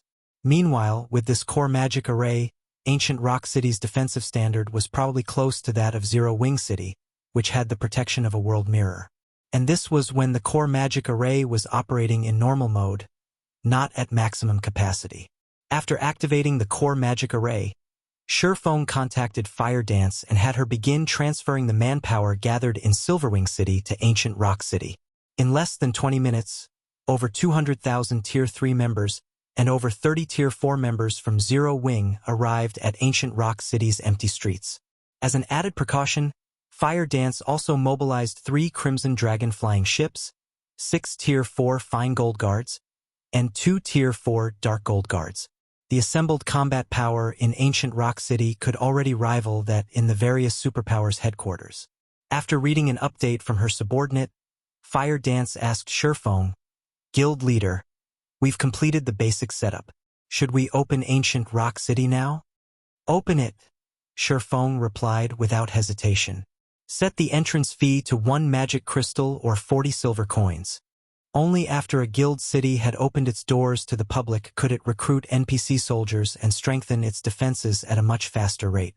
Moreover, if Zero Wing wished to keep ancient Rock City operating normally, it would have to spend at least 100,000 magic crystals per day. If the guild tried to operate the city privately, it would eventually run out of magic crystals.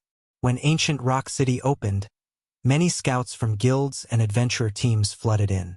Adventurer teams that made a living from raiding the Orc capital city even entered the city in full despite the high entrance fee. The Orc capital city was a huge treasure trove. Moreover, all players raiding the Orc capital city were frontline experts in the current god's domain. Even the weakest among them possessed peak Tier 3 combat power. Currently, these players could reap a significant harvest just by farming the monsters in the Orc capital city's outer and inner regions. With luck, they could even get their hands on level 150 epic equipment. Meanwhile, as ancient Rock City was the closest guild city to the Orc capital city, it was only natural these players would choose it as their base of operations even if they had to pay an exorbitant entrance fee. Over 600,000 players flooded into Ancient Rock City in less than 2 hours, and every one of these players was a Tier 3 expert. Upon entering Ancient Rock City, all of these experts were stunned by the city's splendorous view and wonderful environment. Not only could they recover from the corrosion of foreign energies extremely quickly here, but they could even store up to 2 whole levels worth of the double EXP buff just by resting in the city. The accumulation rate for the buff was even a staggering 30% per 24 hours.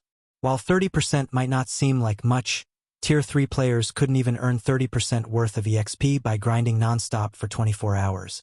Players who had reached level 140 would be considered grinding freaks if they could gain even 20% per day. Read latest chapters at Wuxia World. Meanwhile, by resting on the streets of Ancient Rock City, not only could players avoid delaying their leveling progress, but they could even level up faster than normal. The effect would be even better if they rested in hotels. News regarding Ancient Rock City spread throughout the entire eastern continent. When the superpowers that were planning on attacking Ancient Rock City heard about the city's defensive standard, they gnashed their teeth and abandoned their notions. Now, they had no choice but to wait for the outer world forces to take revenge for them. While the vast number of Tier 3 experts were exclaiming over Ancient Rock City's environment, Feng brought Beast Emperor to Star Moon City's War God's Temple. Previously, because the system prevented Feng from leaving Ancient Rock City's vicinity, he could only imprison Beast Emperor temporarily. Now that he had settled Ancient Rock City's matters, he naturally couldn't spare Beast Emperor. Not to mention, because the War God's Temple abhorred the Evil God's Temple, it offered extremely generous bounties for the capture of high-ranking evil god envoys like Beast Emperor. After Feng entered the War God's Temple's lobby with Beast Emperor in tow, a level 180 senior administrator promptly approached him. "Greetings, sir. You are here to collect a bounty, right? Please follow me. The Temple Lord is currently present in the War God's Hall." The level 180, Tier 3 senior administrator said, respectfully as he looked at Feng. "Okay. Lead the way." Feng nodded. Chapter 2890 War God's Temples Reward War God's Temple. War God's Hall. In a hall enveloped by starlight, a middle-aged man wearing a white divine robe and a turquoise crown sat on a throne made entirely of 7 luminaries crystals. The man slowly opened his eyes when he sensed the arrival of Feng and the senior administrator. After reaching the middle of the hall, the senior administrator reported respectfully, "Lord Temple Lord, this person is here to claim the bounty on an evil god envoy." The robed man took a closer look at Feng and the restricted Beast Emperor upon hearing the senior administrator's words. He then nodded and said, "Administrator Roa, you may take your leave.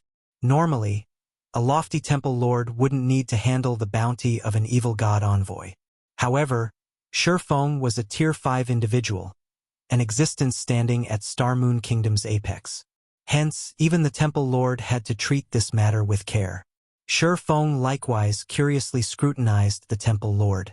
Star Moon City's War God's Temple was the headquarters for the War God's Temple's branches in Star Moon Kingdom. Meanwhile, Howard Ragewind, the Temple Lord of this branch headquarters, also happened to be the War God's Temple's strongest combatant stationed in Star Moon Kingdom. After taking a look at Howard Ragewind, Feng had to admit that the War God's Temple deserved to be called the strongest force in God's domain. This was because even the Temple Lord of a kingdom's branch headquarters was a level 200 Tier 4 NPC. A half-step Tier 5 NPC to be precise. Not only did Howard Ragewind possess an incredibly high life rating, but his mastery over the various elements was also considerable. He was only a short distance from creating his Tier 5 mana body and getting promoted to Tier 5. Moreover, the staff and crown Howard Ragewind owned were both legendary items. Even an actual Tier 5 existence would struggle against him. Looking at Feng, Howard Ragewind asked, "Lord Sword Saint, may I verify that evil god envoy?" "Certainly." Feng waved his hand. Beast Emperor's body immediately flew toward the Temple Lord. However, because Beast Emperor had forcibly logged out of the game already, his body was merely an empty shell. After Beast Emperor's soulless body arrived in front of Howard Ragewind, its restraints disappeared. Simultaneously, the magic arrays set up around the hall activated and bound Beast Emperor's body, with golden chains covered with divine runes. Even if Beast Emperor were a Tier 5 player, he wouldn't be able to break these divine chains. You are amazing, Lord Sword Saint. You actually caught an evil god envoy. This is a subordinate the evil god has spent much to nurture. Now that you've captured one, the continent will be in peace for quite some time, Howard Ragewind said, his eyes glowing with joy when he finished inspecting Beast Emperor's body. The evil god was incapable of descending onto the main continent. At most, he could only plague the continent through the legacies he left on the continent. Meanwhile, people who had acquired and utilized the evil god's legacies were known as evil god envoys. Compared to evil god apostles, the capture of an evil god envoy was many times more valuable. This was because only evil god envoys could use the power of the evil god's legacies. There was a limited number of evil god legacies on the continent, so the loss of an envoy meant the disappearance of one evil god legacy. You overpraise me, Lord Temple Lord, Feng said calmly. Feng had long since known that Beast Emperor was an evil god's envoy. Otherwise, he wouldn't have visited the war god's temple in such a hurry. Afterward, Howard Ragewind chanted an incantation, and Beast Emperor's body gradually disintegrated under the power of the golden chains. When Beast Emperor's physical body disappeared, Feng saw a translucent soul appear in its place. However, under the magic array's effects, the translucent soul also dissipated quickly. The entire process lasted no more than 20 seconds. When Howard Ragewind stopped chanting, Beast Emperor's existence had been expunged from God's domain. Beast Emperor would have to start from scratch if he wished to enter God's domain again. Meanwhile, without the evil god's legacy, Beast Emperor would pose no threat to Zero Wing. He might even have problems reaching Tier 4. After Beast Emperor disappeared, Feng received a notification from the system. System. Congratulations! You have captured an evil god envoy. Rewarding 100,000 War Gods Temple Merit Points, 3,000 War Gods Temple Reputation Points, 5 levels and 50 Legacy Skill Points. System. Your War Gods Temple Reputation has reached 6,700 points. Rewarding War Gods Envoy title. You will enjoy status and authority equivalent to a War Gods Temple Elder with this title. Feng was stunned when he saw the rewards. Although he had expected a generous reward, he never dreamed it would be this generous. Setting aside how many items he could exchange from the War God's treasury with 100,000 merit points, just the War God Envoy title more than justified his efforts. While the War God's temple had countless branches across God's domain, it had a limited number of elders. The status of elder exceeded even that of branch temple lords in the War God's temple. With this status, Feng could directly recommend Zero Wing be one of the top 10 rookie guilds of God's domain. Zero Wing would no longer have to go through the coming year's selection competition. Instead, it could directly participate in the competition for the 12 reserve seats. Moreover, God's domain's top 10 rookie guilds also got to enjoy a portion of the 12 reserve seats authority, including having a guild garrison a kingdom and enjoy the worship of this kingdom.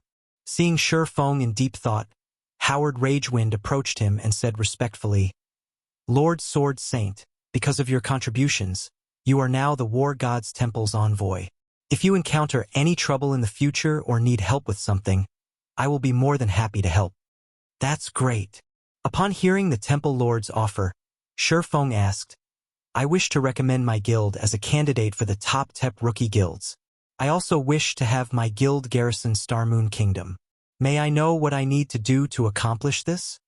This was his first time enjoying an elder's privileges in the War God's Temple, so he had no clue how to recommend a guild become a top 10 rookie guild. Howard Ragewind was undoubtedly the perfect candidate to answer this question. This is simple. All you need to do is write a recommendation letter, and I'll pass it on to the main headquarters elders. Afterward, you just need to wait. I believe that news of your guild becoming one of the top 10 rookie guilds will spread across the continent in a few days. Lord Sword Saint, Howard Ragewind replied, smiling. Having your guild garrison Starmoon Kingdom is even easier. I am good friends with the king.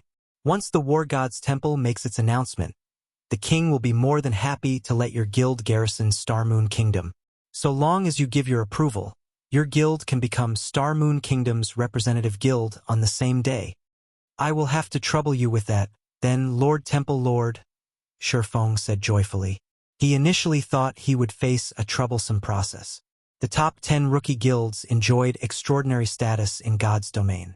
Although they didn't have the authority to decide the development of an entire country, the benefits of becoming the representative guild of a country were massive. Representative guilds would receive precious resources from their respective countries upon taking the position, and these resources included 7 luminaries crystals and various legendary materials. With luck, a guild might even receive inferior divine artifact ranked materials. After writing the recommendation letter, Feng went to the temple's core treasury, a place only those at the branch temple lord status or above could enter. Sure enough, it's impossible to exchange for legendary weapons and equipment directly. Feng sighed in disappointment when he scanned the exchange list at the treasury. Although the War God's treasury offered legendary weapons and equipment for exchange, only NPCs could use these items. The weapons and equipment usable by players were limited to the fragmented legendary rank or below. Of course, the divine artifacts that cost over 200,000 merit points were the exception. However, it was practically impossible for anyone to accumulate that many points. At this point, Feng switched to browsing the treasury's materials. When he saw the list of materials, he couldn't help sighing in admiration. After all, the treasury housed over 500,000 legendary materials and 10,000 divine artifact materials. This is a divine power source. Feng was stunned when he read the description of one divine artifact ranked material. Scorching Eye, divine artifact rank material. An eye of flame naturally formed from a divine power source. The scorching eye can be merged with a person's body to improve their life rating significantly. Required merit points. 70,000. Feng had investigated divine power sources on multiple occasions. However, he never managed to find any information on them. He never thought that he would come across one in the War God's temple. However, he gasped involuntarily when he saw how many merit points the Scorching Eye cost. The average fragmented legendary weapon only cost around 40,000 merit points, yet the Scorching Eye cost 70,000 merit points despite being only a material. For comparison, God crystals, which were also considered materials, only cost 7,000 merit points. There are 4 divine power sources in the War God's treasury, but I can afford only one with my current points. If I exchange for God crystals instead, I would probably have enough to upgrade fragmented legendary equipment to legendary rank already. Feng hesitated over the Scorching Eye. There was no way he could acquire more merit points within a short period. After all, there was no second evil god envoy waiting for him to catch. Meanwhile, the Scorching Eye was the cheapest of the 4 divine power sources available for exchange. The others cost around 80,000 points. If he chose to exchange for enough God crystals to upgrade a piece of fragmented legendary equipment, he wouldn't be able to afford any divine power sources at all. Finally, Feng gritted his teeth and said, "I'll exchange for the Scorching Eye and 4 God crystals. Please wait for a moment," the receptionist in front of Feng said, smiling before leaving to find the items he chose. Some time later, the Scorching Eye and 4 God crystals entered his hands. Simultaneously, the merit points he had also plummeted. Read latest chapters at Wuxia World. However, Feng did not regret his decision. Based on how few divine power sources the War God's temple owned, he could tell that these items were incredibly rare and precious. Obtaining even one divine power source in the outside world would already be close to impossible, let alone 2. God crystals, though, were a different story. While God crystals might be rare, Feng still had ways to obtain them. I wonder how much the light of 2 worlds will improve. Looking at the fist-sized Scorching Eye in his hand, Feng drew the light of 2 worlds. System. Divine power source detected. Do you wish to let the light of 2 worlds absorb it? Absorb. Chapter 2891. Upgrade to Legendary. The moment Feng chose to have the light of 2 worlds absorb the Scorching Eye, the latter transformed into a bundle of flames and merged with the fragmented legendary weapon. The crimson flames made the sword spontaneously ignite, and the cracked divine runes engraved on it began mending. Several seconds later, Crimson divine runes lit up all over the sword, followed by a significant increase in the light of two worlds' aura. What a powerful aura! Feng was astonished as he looked at the weapon in his hand. The aura the light of two worlds now exuded was more than enough to deter ordinary Tier 4 players from approaching it. A Tier 4 player would need to break through the 100% threshold of their mana body to withstand the devastating power overflowing from the sword.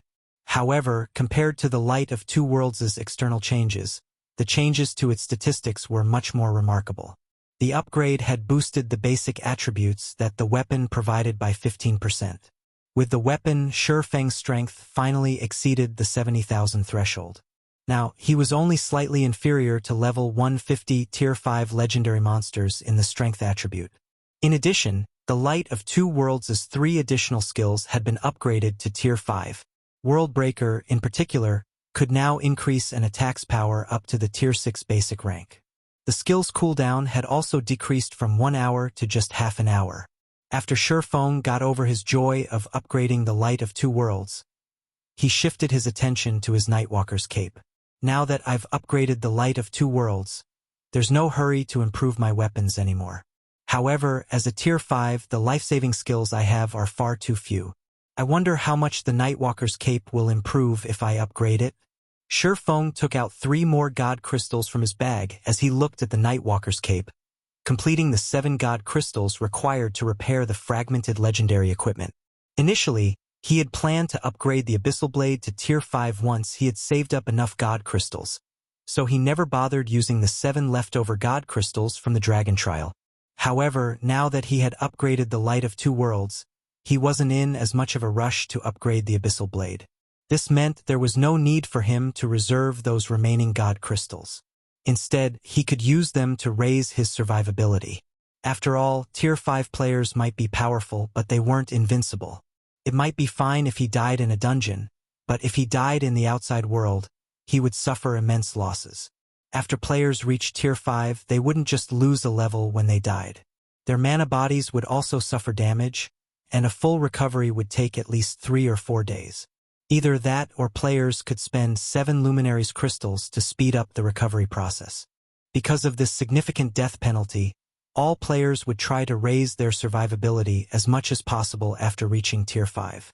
System. Sufficient god crystals detected. Do you wish to let the Nightwalker's cape absorb them? Absorb. Feng agreed to the prompt without hesitation. The 7 god crystals in Feng's hands gradually disintegrated into 7 streams of light that lingered around the Nightwalker's cape, then merged with the cape's tattered divine runes, repairing them. When the 7 god crystals were gone, the Nightwalker's cape's divine runes suddenly lit up. A layer of black fog then appeared around the ordinary-looking cape, reducing Feng's presence significantly and preventing others from inspecting his information. Now, Feng could even erase his presence completely if he wanted to.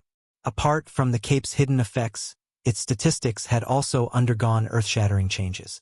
Nightwalker's cape, legendary rank, cape, equipment requirement, strength 8,000, agility 5,000 when equipped. All resistances increased by 300%. All damage received reduced by 60%. Strength increased by 150%. Agility increased by 120%. Endurance increased by 120%. Ignore levels plus 80. Movement speed increased by 100%. Attack speed increased by 100%. Reaction speed increased by 100%. Additional passive skill 1 Nightwalker. When the cape is equipped, no information about the player can be examined. Physique improved by 60%. Additional passive skill 2 Divine Speed. Players' starting movement speed increased to 100% of players' maximum movement speed. Additional passive skill 3 Void Walk. Players can freely enter the void and traverse it. Void Walk significantly weakens the oppression exerted by the void. Additional active skill 1 Divine Steps. Summons 36 doppelgangers before a maximum of 36 targets for 5 seconds. Doppelgangers do not possess any attack capabilities and are invulnerable to attacks. Player can switch positions with any doppelganger freely. Maximum cast range of 2,000 yards. Cooldown. 5 minutes additional active skill 2 Void Shield. forms a shield with an HP 10 times the player's maximum HP for 10 minutes. As long as the shield exists, the player's HP recovery speed increased by 500% and movement speed increased by 300%. Damage from Tier 5 sources or below is reduced by 90%, and damage from Tier 6 sources is reduced by 60%. Cooldown: 15 minutes. The blacksmith god Bayer crafted this cape for the Tyrant of Destruction. It possesses the power to traverse the void. No wonder they say legendary weapons and equipment grant players the power to transcend tiers. This Nightwalker's cape is simply preposterous. Feng was thunderstruck when he read the Nightwalker's cape's information displayed before him.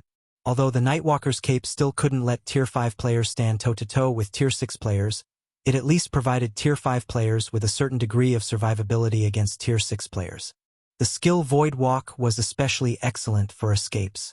If Feng escaped into the void, even a Tier 6 player would have difficulty searching for him.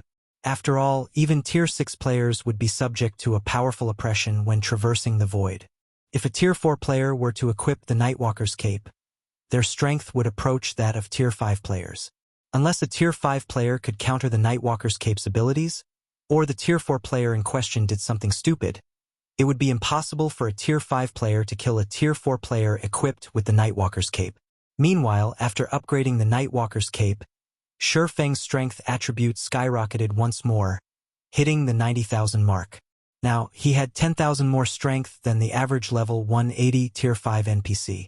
In terms of basic attributes, he already stood at the peak of Tier 5 existences, inferior only to Tier 5 NPCs wielding legendary weapons. I thought I would have to wait a little longer before I could challenge the evil god's secret land, but now it seems that won't be necessary. Fighting spirit flared in Feng's eyes as he thought about the god mode's secret land. An ordinary Tier 5 player would not have the ability to challenge the evil god's secret land. However, with the Nightwalker's cape, combined with his above-average basic attributes, he was more than qualified to enter the god mode secret land. Moreover, he had to raid the secret land no matter what. After all, the wealth it contained surpassed the treasuries of several kingdoms combined. But I'll need to make preparations first before challenging it. Other people in God's domain might be ignorant of the situation inside God Mode secret lands, but not Feng. Although he had never entered a God Mode secret land in his previous life, he had heard many stories of Tier 5 players rashly entering a God Mode secret land and meeting an untimely death. A God Mode secret land had an excellent environment rivaling that of ancient times, and the concomitant dangers of ancient times. The poison fogs and extreme weather found inside God Mode secret lands were more than enough to claim a Tier 5 player's life. Hence, before entering a God Mode secret land, the various superpowers would always gather many Master and Grandmaster alchemists to craft magic resistance potions and potions that strengthened the user's physique. These potions were essential for Tier 4 players seeking to enter the secret land. Without these potions, they could die at any given moment. After thinking up to this point, Feng contacted Melancholic Smile and had her prepare the necessary potions, particularly Grandmaster potions. The more Grandmaster potions they had, the better. Acquiring Grandmaster potions wasn't difficult for Zero Wing now, as Silent Wonder had recently become a Grandmaster alchemist. Time passed quickly. 2 days after Zero Wing began preparing to raid the evil god's secret land, shock and fear suddenly swept the Eastern Continent's various forces. Just a while ago, the Eastern Continent's various forces received news that a large number of players had emerged from the World Passage. Their numbers were unprecedented, with many Tier 4 players among them. According to the reports of scouts and insider information from Outer World players, more than 20 superpowers had entered God's domain from the Outer World. The Outer World's NPC conquest army had also finished gathering its forces, and this army consisted of NPCs from over 30 kingdoms and 6 empires. One could say that the Outer World's NPC forces were adamant in conquering the Eastern Continent this time. Read latest chapters at Wuxia World. This conquest army had already gathered on the other end of the World Passage and was steadily making its way to the Eastern Continent. The advent of the Second War of Worlds was here. In response, the Eastern Continent's native forces began frantically raising their defenses, recruiting experts, and increasing their levels. They also banded together, forming a coalition to defend against the Outer World forces. At this time, though, an equally jaw-dropping incident took place in God's domain. Mythology's first Vice Guild leader, Cold Shadow, left Mythology and joined Zero Wing with a large number of experts and resources, becoming one of Zero Wing's Vice Guild leaders. Chapter 2892. All Sides Shaken. Dark Knight Empire, Dark Knight City. Starlink's residence had once been brightly lit and crowded with people. However, after Zero Wing's rise, the number of players visiting Starlink's residence had steadily decreased. Now, apart from guild members, almost nobody visited Starlink's residence. Starlink was now the least prosperous of the Dark Knight Empire's top 4 guilds, not even comparable with first-rate guilds. However, many people had gathered in the residence's top-floor meeting room, including representatives from the various superpowers and executives of many dark guilds. These people were here to discuss how to oppose the increasingly powerful Zero Wing in secret and the Outer World's invasion. Only, after everyone present read the report they just received, their complexions turned indescribably ashen. Has Cold Shadow lost her mind? She left Mythology for Zero Wing. Is she not afraid of Mythology's retaliation? Hasn't Cold Shadow always been at loggerheads with Zero Wing? What's up with this situation? It seems Mythology is also stunned by this development. According to the reports I received, Cold Shadow seems to have planned this betrayal with her subordinates long ago. Not only did they annex hundreds of shops simultaneously, but they also exchanged all their GCPs for resources. She took Mythology completely by surprise. Although the importance of Cold Shadow's betrayal was insignificant compared to the Outer World's invasion, the various superpowers present were still shocked and confused by this situation. Mythology was one of the 5 great super guilds. Cold Shadow herself also possessed extraordinary strength and status within the guild. She had a high chance of becoming Mythology's guild leader. With such a bright future ahead of her, there should be no reason for her to leave Mythology. Moreover, Zero Wing was currently in a terrible situation. The guild's ability to facilitate teleportation between the 2 main continents had made it an eyesore for the native superpowers and also a priority target for the Outer World forces. Now that the Second War of Worlds had begun, everyone was steering clear of Zero Wing. Despite that, Cold Shadow had taken the initiative to join Zero Wing. The various representatives present simply couldn't wrap their heads around this situation. Some of them even suspected Cold Shadow of having a secret relationship with Feng. Otherwise, why would Cold Shadow, a woman with a promising future, join Zero Wing, a guild in a precarious situation? All of you, be quiet, Lu Tiendi shouted as the babble in the room reached unbearable levels. Standing up, he said, although Cold Shadow's betrayal has increased Zero Wing's strength substantially, our plans remain unchanged. According to the information I obtained, over 10 Outer World superpowers will lead a portion of the NPC Conquest Army to the Twin Towers Kingdom and Starmoon Kingdom. To ensure the swift destruction of these 2 kingdoms, we must get the experts there to leave as quickly as possible.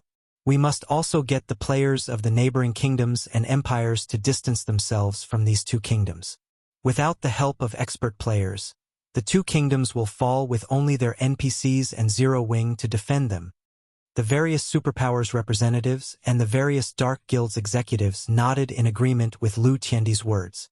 Guild Leader Lu, rest assured, we will mobilize all available personnel to lure the independent experts of those kingdoms and empires away. We won't let them assist Zero Wing.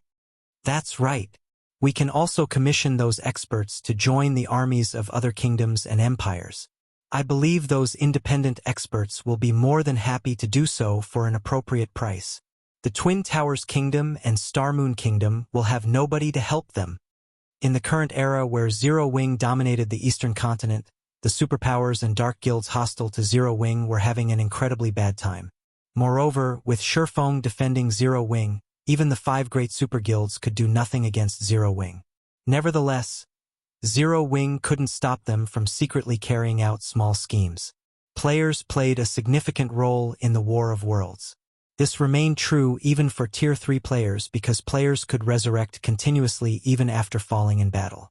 While NPCs could also be resurrected, the process was much more complicated. Moreover, the battlefield spanned far and wide. Even if an individual possessed heaven-defying combat power, they could affect the outcome of only a limited area. Winning the war still required the cooperation of a large number of expert players. In the First War of Worlds, the only reason the Eastern Continent's forces managed to stop the Outer World NPC army's advance was the large number of expert players who had participated in the war. Otherwise, the Eastern Continent would have long since fallen. Hence, the various superpowers and dark guilds present were confident of destroying the two kingdoms serving as Zero Wing's backbone in the upcoming war. While the various superpowers and dark guilds were secretly colluding against Zero Wing, a large number of Tier 4 experts had gathered in the distant Orc Empire's ancient rock city.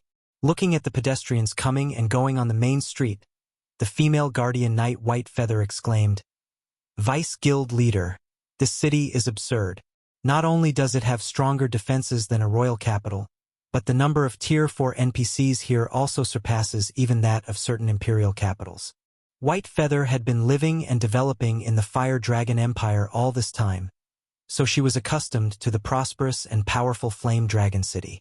Hence, no guild city had ever managed to catch her eye. However, after arriving at Ancient Rock City, White Feather had to acknowledge the city's magnificence. The number of Tier 4 NPCs visiting Ancient Rock City was especially amazing, practically comparable to Flame Dragon cities. Meanwhile, the presence of Tier 4 NPCs would greatly impact a guild city's defensive standard and the fortuitous opportunities available within it. It is indeed well developed. Even Mythology's main headquarters can't compare, Cold Shadow said, nodding in agreement. Originally, she still had some misgivings about her decision to join Zero Wing. However, seeing Ancient Rock City had considerably alleviated her worries. With Ancient Rock City's advantages, the city could repulse the various superpowers' attacks even if Feng were absent. It also wouldn't have any problems fending off Mythology's retaliation.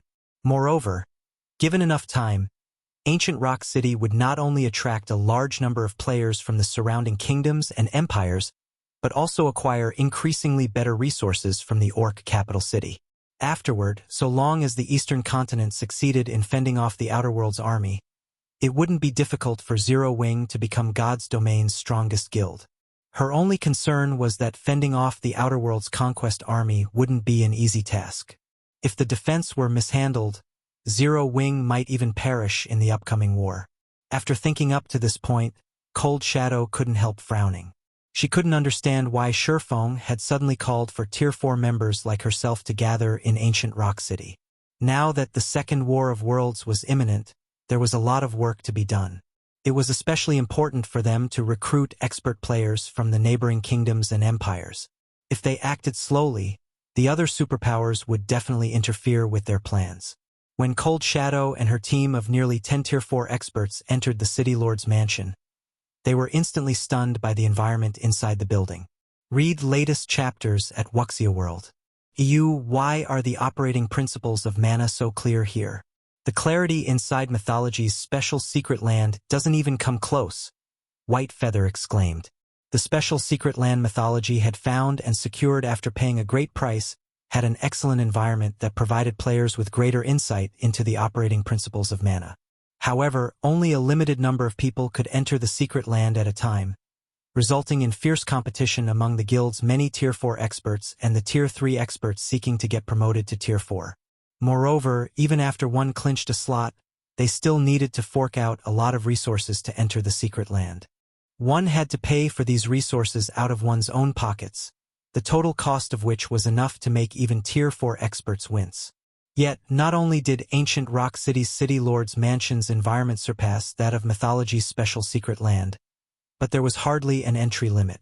With the size of the City Lord's mansion, thousands of players could enjoy this wonderful environment simultaneously. If Mythology's many Tier 4 experts found out about this, they would probably die of envy. While Cold Shadow and the others were in a daze, Feng, who had been waiting in the City Lord's mansion for some time now, suddenly said, "All right, now that everyone's here, let's enter the evil god's secret land." Chapter 2893, Natural Holy Land. Entering the secret land at this time?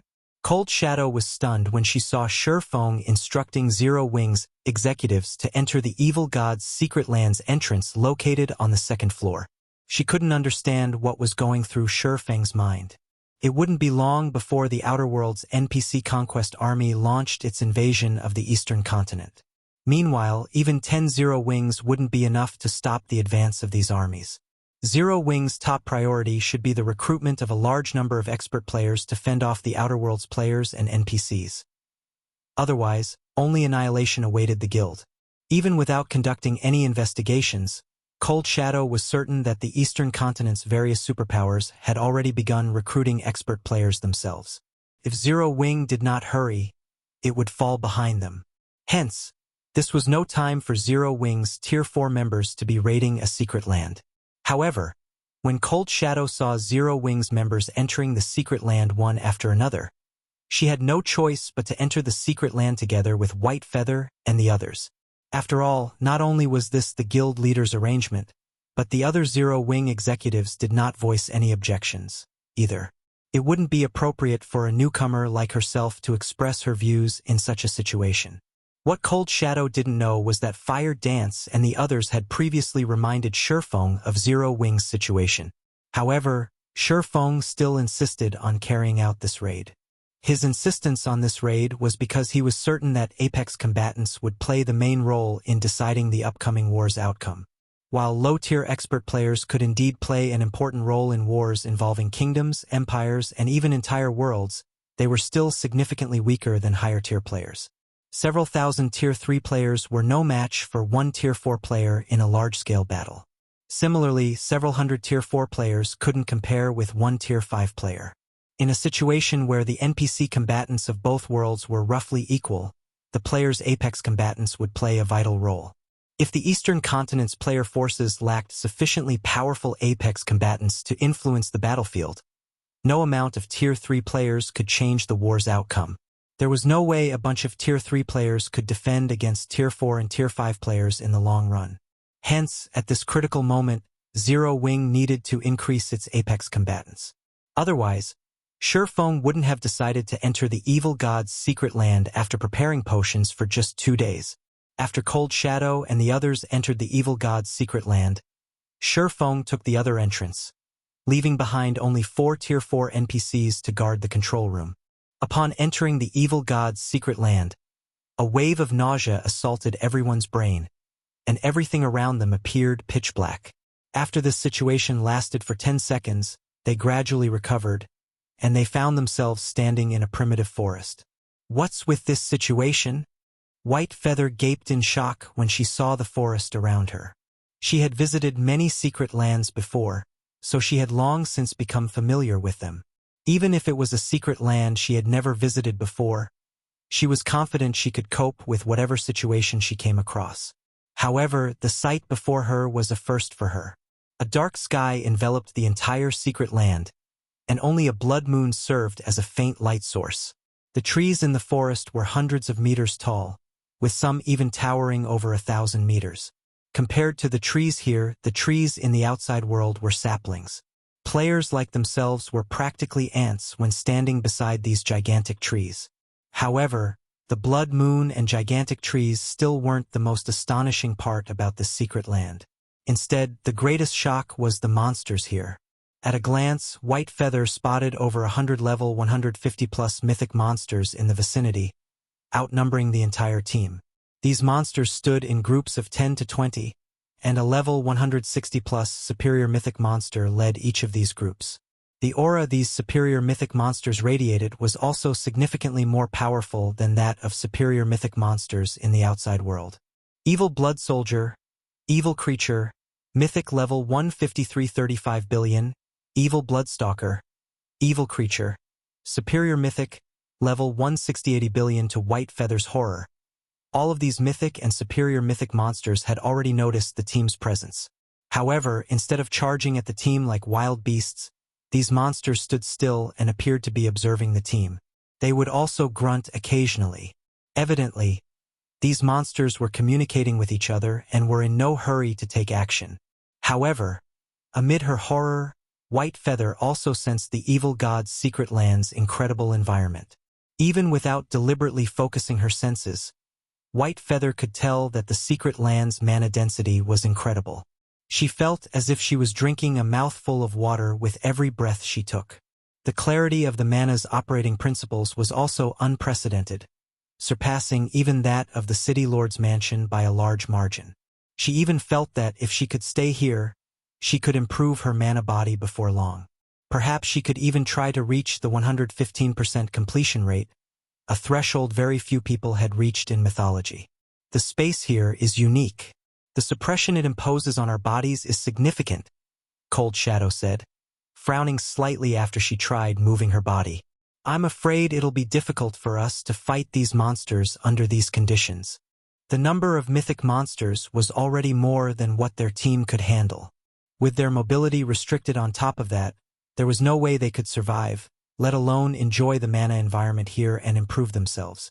Upon hearing Cold Shadow's deduction, Fire Dance tried moving her body as well. She instantly created 3 afterimages around her, her speed so fast that the Tier 4 players could barely keep her in sight. She then nodded and said, "It will indeed be slightly difficult, but it is still within an acceptable range."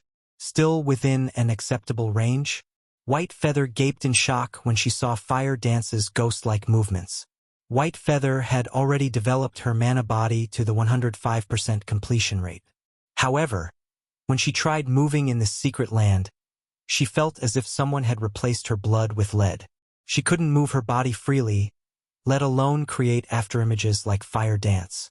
However, Fire Dance wasn't a unique case. When the other Zero Wing members tried moving, the effects the suppression from the surrounding space had on their mobility and combat power were limited and almost negligible. White Feather and the other Tier 4 experts from mythology were dumbfounded. Even Cold Shadow was astonished. Are they all monsters? It was understandable for Fire Dance to negate the secret land suppression, as she was the commander of Zero Wing's main force. However, what was up with the others? Cold Shadow herself faced a significant reduction in combat power in this secret land. Yet, Zero Wing's 60-plus Tier 4 members fared better than her. In particular, Violet Cloud, Gentle Snow, and Aqua Rose appeared utterly unaffected by the secret land's suppression. Meanwhile, after Feng arrived in the secret land and tried moving his body, he smiled and thought to himself, "This evil god's secret land truly is paradise. The air is filled to the brim with powerful mana. Someone without sufficient control over the elements will face suppression from the space here. But if they stay here for a while, they'll receive great help in developing and creating mana bodies." Originally, Feng had planned to rely on the ancient god's domain's environment to improve Zero Wing's members. However, he didn't need to do so anymore. The evil god's secret land was the perfect replacement. Moreover, players wouldn't have to waste time on training. Fighting the monsters in this secret land would more than suffice to let players familiarize themselves with mana's operating principles. This was because players could even sense the operating principles of mana's various elements in the secret land with their bodies. Hence, players simply had to fight and experience the ambient mana's operating principles repeatedly to improve their control over mana's various elements. However, when Feng arrived, the surrounding mythic monsters immediately grew alert. Shortly afterward, a 40-meter-tall evil bloodstalker clad in exquisite armor and holding a spear let loose a roar, inciting all of the monsters to charge at Zero Wing's members. "Damn it! Why are they charging at us all of a sudden?" Cold Shadow frowned when she saw the oncoming monsters. Because of the secret land suppression, they might not even be a match for these monsters in a one-on-one situation. Over 100 of these monsters charging at them en masse was an absolute nightmare. Among those present, only Feng could cope with the attacks of multiple mythic and superior mythic monsters simultaneously. However, Feng wasn't an MT but a damage dealer.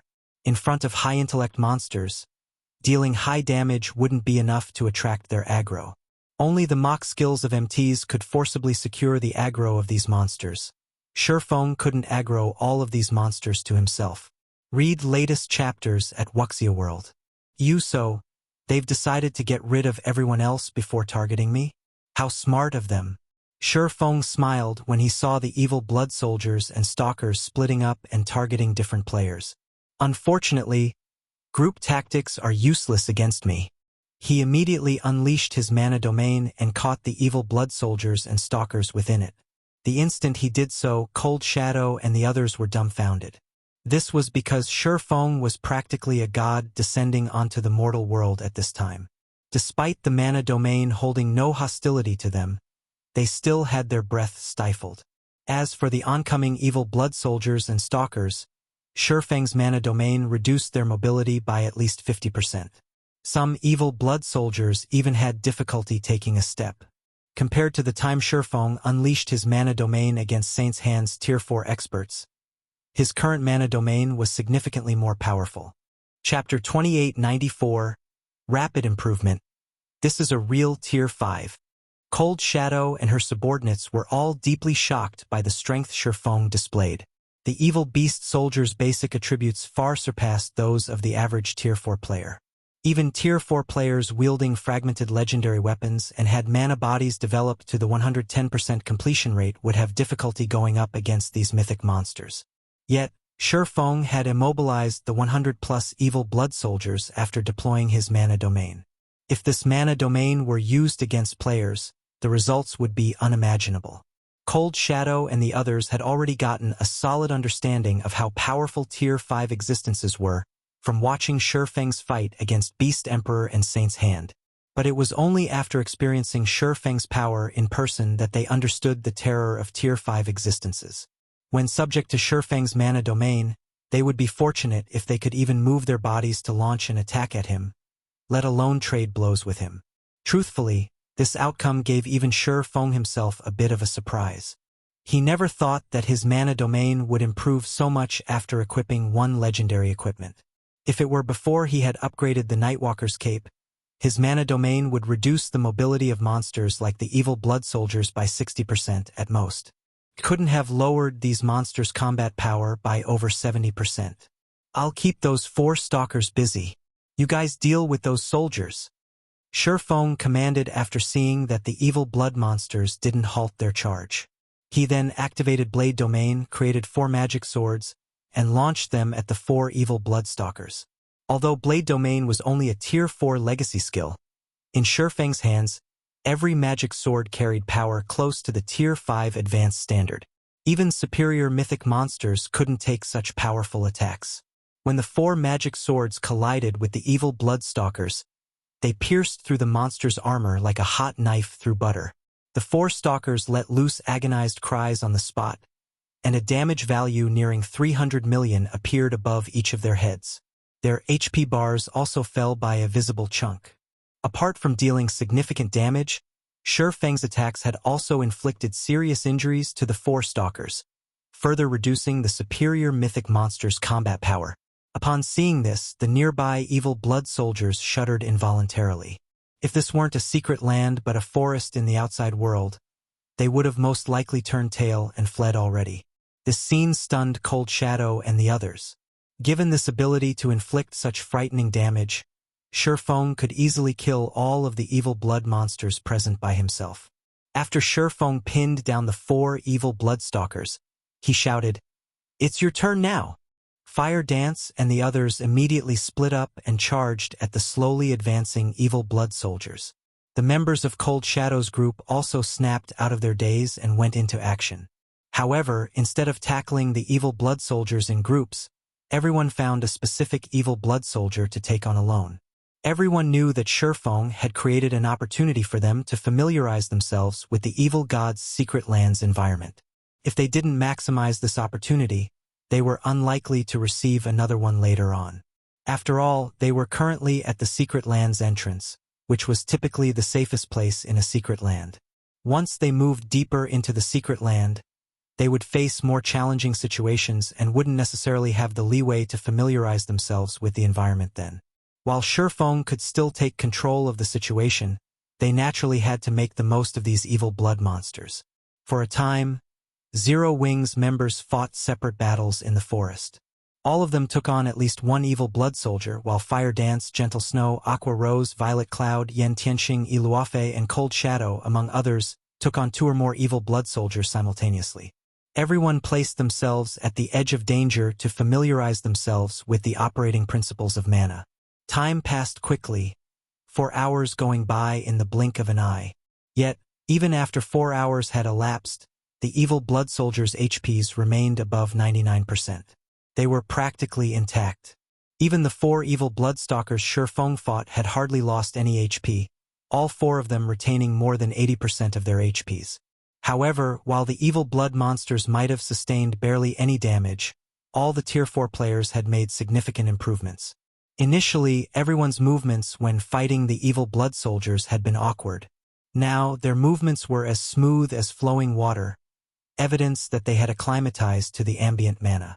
However, they still would occasionally feel a sense of disharmony or blockage when using skills, spells, or combat techniques. So, this is how the various elements of mana work. While evading and blocking the attacks of 4 evil blood soldiers, White Feather had an epiphany. Her aura immediately skyrocketed in intensity, and she started having a much easier time dodging the mythic monster's attacks. Her mana body's completion rate had finally reached the 110% threshold. At this moment, White Feather felt as if all the questions she had accumulated before had received answers in one fell swoop, and a burst of power flooded her body. White Feather wasn't the only one to achieve a breakthrough. Many others did so as well. Cold Shadow had successfully pushed her mana body to the 115% completion rate roughly an hour ago. Gentle Snow and Aqua Rose achieved even more astonishing results. Before entering the evil god's secret land, the two had already developed their mana bodies to the 115% completion rate. Now, they had reached the legendary 120% threshold. They were truly monsters. At this time, Feng even suspected that Gentle Snow and Aqua Rose could get promoted to Tier 5 should they wish. After all, the two of them were having too easy a time against the evil blood soldiers.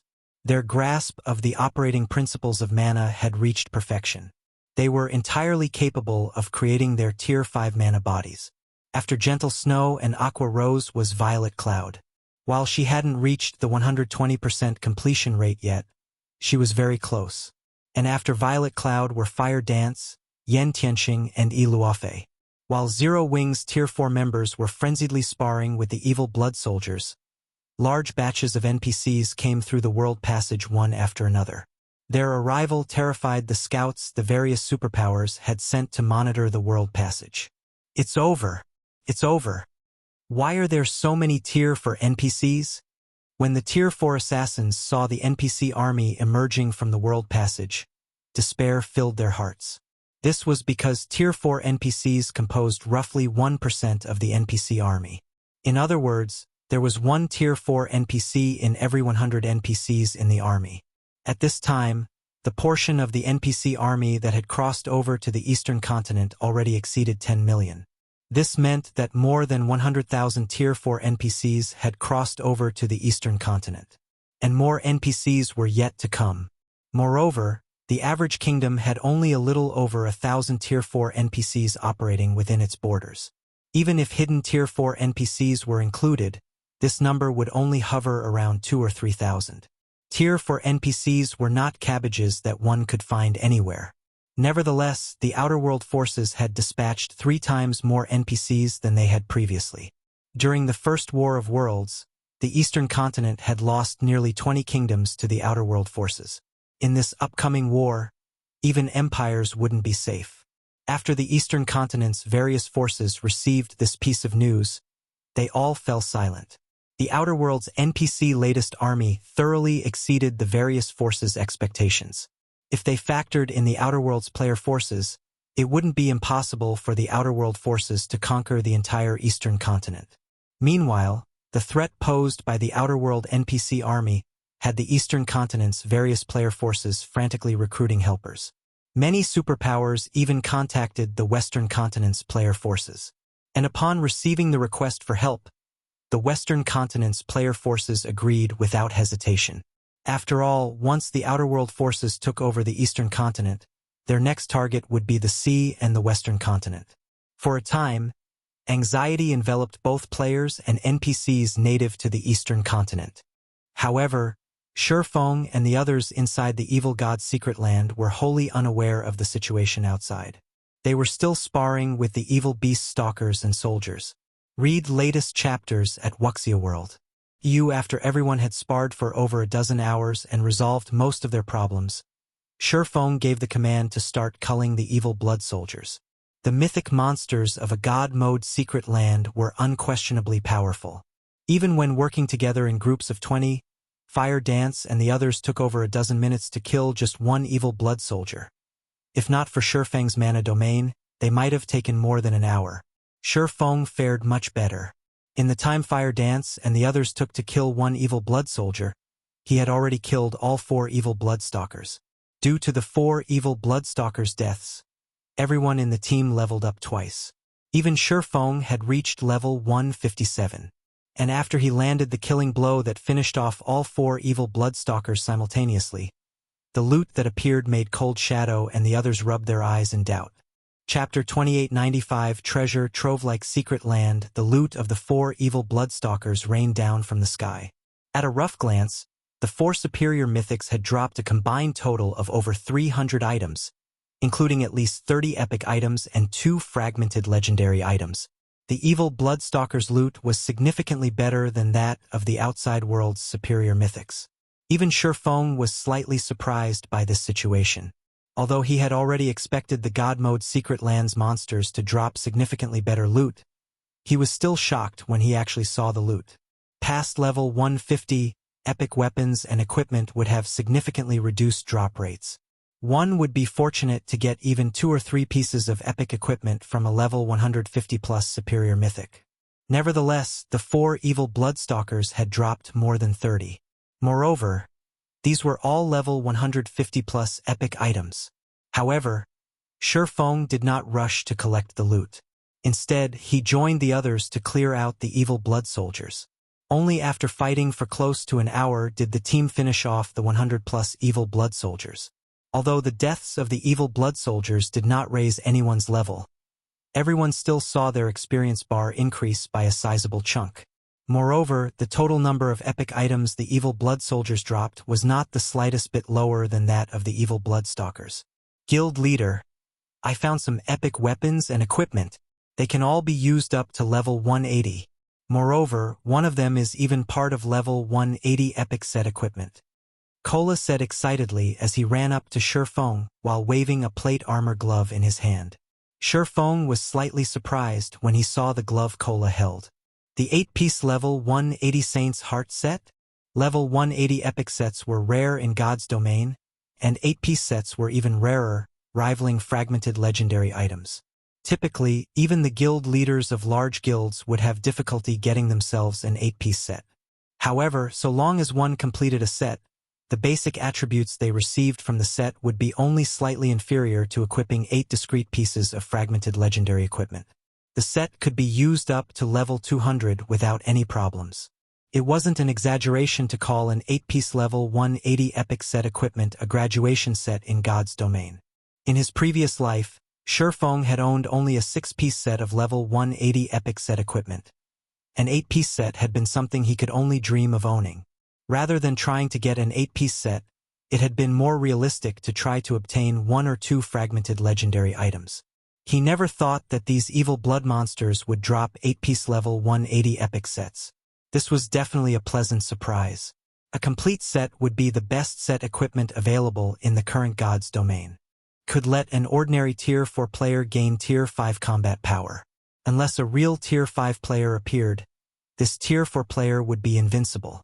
Shortly afterward, Yen Tianqing also picked up a part for an 8-piece set of level 180 set equipment. However, this wasn't for the Saint's Heart set but for the Spirit Abyss set, a cloth armor set. Moreover, this wasn't the only piece their team got for that set. Violet Cloud also found one. When all of the loot had been tallied, everyone couldn't help their excitement. They had obtained 71 level 180 epic weapons and equipment, including 5 pieces for 8-piece level 180 sets. 1 for the Saint's Heart set, 2 for the Spirit Abyss set, and 2 for the Magic Dragon set of leather armor. They also had 2 fragmented legendary items. One of them was a shield called Wind's Protection, and the other was a ring called the Spectral Ring. Most importantly, there was also one god crystal among the loot. Upon seeing the evil blood monster's loot, Cold Shadow and the others were exhilarated. Although current superpowers had already acquired a substantial number of fragmented legendary items, with some powerful super guilds having up to 30, these were still far from enough to sate demand. With how many experts there were in a superpower, even core executives would be fortunate to obtain one fragmented legendary item. Moreover, the drop rate of fragmented legendary items did not increase along with the level of players. Players had only so many sources of fragmented legendary items. The God Crystal, on the other hand, was crucial for the upgrade of many fragmented legendary items, and practically all superpowers sought to obtain a God Crystal. Unfortunately, nobody knew of any reliable sources of God Crystals. After Feng took a look at the two fragmented legendary items, he said, "White Feather will take the wind's protection. The spectral ring is suitable for assassins, so Fire Dance will take it. The GCPs for these two items will be gradually deducted from you two afterward. Does anyone have a problem with that?" Upon hearing Feng's decision, White Feather hurriedly tried to reject his offer, saying, "Guild Leader Black Flame, I'm just a newcomer. Isn't it inappropriate to let me have this shield?" She would be lying if she said she didn't want the wind's protection. However, fragmented legendary items served as a guild's foundation. They would normally be passed to the most trustworthy members of the guild. Meanwhile, she had joined Zero Wing just recently. If she were to receive a fragmented legendary shield out of the blue, many people within the guild would surely have opinions about it. When White Feather tried to refuse the shield, Fire Dance said, "Little Sister White, you should take it. The guild leader naturally has his reasons for assigning the shield to you. Moreover, it's just a fragmented legendary shield. The other Tier 4 MTs in our team already have one. If you don't use this one, it'll just end up in the warehouse. Rather than let it collect dust, we would be better off increasing our team's combat power." Cola, Yi Wumian, and Turtledove nodded in agreement. Only 4 MTs were participating in this raid, and White Feather was one of them. If she didn't have a fragmented legendary shield, she would be in for a tough time later. Seeing that none of the 3 other MTs objected to Feng's and Fire Dance's words, White Feather decided to accept the shield. Although she didn't voice her feelings, the sense of belonging she felt for Zero Wing increased significantly. She also secretly admired Zero Wing's generosity. Following this, Zero Wing's members continued exploring the evil god's secret land after an hour's rest. The team encountered many ambushes throughout the expedition, with some ambush parties having more than 200 evil blood soldiers. The combat tactics these evil blood monsters employed also became increasingly subtle. Initially, they only blindly charged at Zero Wing's members. Afterward, they began launching sneak attacks and relying on healers in combat. At one point, they even set traps for Feng, incapacitating him for short periods. Fortunately, thanks to Feng's presence, Zero Wing's team never suffered a catastrophic loss. After every battle, the dead were resurrected, and the team's combat power returned to peak condition. The team fought in the evil god's secret land for 4 consecutive days. Apart from logging off to rest and receive updates on the outside world situation, everyone spent the rest of their time exploring the secret land until they reached the inner region. By the time the team arrived in the inner region, everyone was at least level 165 already. Feng had even reached level 167. Their leveling speed was astonishing even for Tier 4 and Tier 5 players. Past level 150, every level up required an astronomical amount of EXP. Tier 4 players would be fortunate if they could gain a level a day. Yet, Zero Wing's members had gained over 10 levels in the past 4 days. However, compared to their levels, what excited everyone more were the weapons and equipment they got. At this point, everyone in the team had already replaced their old items with level 180 epic weapons and equipment. The team had also obtained a total of 45 fragmented legendary items. Read latest chapters at Wuxia World. Even Feng was astonished by this harvest. He never thought that a level 150+ God Mode secret land would be such an amazing place. It was no wonder the various superpowers in the past had been so desperate to enter these secret lands. In addition to this harvest, The team had also completed 6 8-piece level 180 epic sets, 1 Saint's Heart set, 3 Spirit Abyss sets, and 2 Magic Dragon sets. The sight of these sets rendered Cold Shadow and her subordinates utterly speechless. In the current God's domain, level 150 epic sets obtained by players numbered less than a handful, let alone level 180 epic sets. After some deliberation, Feng had decided to give the Saint's Heart set to Gentle Snow, the Spirit Abyss sets to Aqua Rose, Violet Cloud, and Luofe, and the Magic Dragon sets to Fire Dance and Yen Tianqing. Upon equipping these sets, the 6 players saw their combat power skyrocket. Now, their basic attributes were only second to Feng's. Gentle Snow, in particular, had her strength attribute near the 70,000 mark, surpassing even ordinary level 150 Tier 5 NPCs. Lastly, Feng had given the 24 God Crystals they acquired during these past 4 days to Gentle Snow, Aqua Rose, and Fire Dance to upgrade their fragmented legendary equipment to legendary rank. Even Cold Shadow's eyes had grown bloodshot at this sight, envy filling her heart. At this time, Fire Dance, who was scouting ahead of the team, suddenly reported through the team chat, "Guild Leader, I found a Primordial Ruin." Chapter 2896, Primordial Ruin, a Primordial Ruin? Feng's interest was piqued when he heard the words, Primordial Ruin. Ruins were commonly found in secret lands, and they could be differentiated into ancient ruins and primordial ruins, depending on their era of creation. Of the two, primordial ruins were much rarer because they predated ancient ruins, and the ancient era's residents had already explored and dismantled many of them. Primordial ruins that managed to last until the modern era were as rare as legendary items. Meanwhile, the primordial era was a time when gods flourished and ancient gods still wandered the land. With luck, one might even come across an item left behind by an ancient god inside a primordial ruin. "Where are you?" Feng asked through the team chat. "A canyon stream in the south. There are many evil blood soldiers wandering here, probably more than 3,000. They seem to be guarding that primordial ruin." Fire Dance reported quietly as she observed the patrolling evil blood soldiers around her. "I also saw quite a few level 160+ superior mythic ranked evil blood priests walk into the ruin just now. I suspect they'll conduct some kind of ritual inside. However, the place is heavily guarded, so it'll be difficult for us to sneak into the ruin. The only way we can enter is by breaking through from the front." Over 3,000 evil blood soldiers? Feng frowned. If their opponents consisted of only several hundred evil blood soldiers, their team could still secure victory under his leadership. However, 3,000 evil blood soldiers was a number even he couldn't stop. Not to mention, there were bound to be many superior mythics as well. Even if he could withstand their assault, the others on his team couldn't. After all, these evil blood monsters weren't idiots. If all 3,000 evil blood soldiers used their Tier 4 skills simultaneously, even Feng wouldn't dare take them head-on. He would have to evade their attacks and kite them. After all, a Tier 5 player would still take significant damage if a Tier 4 mythic monster's attack struck him. Naturally, it would be even more impossible for Tier 4 players to dodge and block so many Tier 4 skills. It wouldn't matter even if a Tier 4 player were at the world creation standard.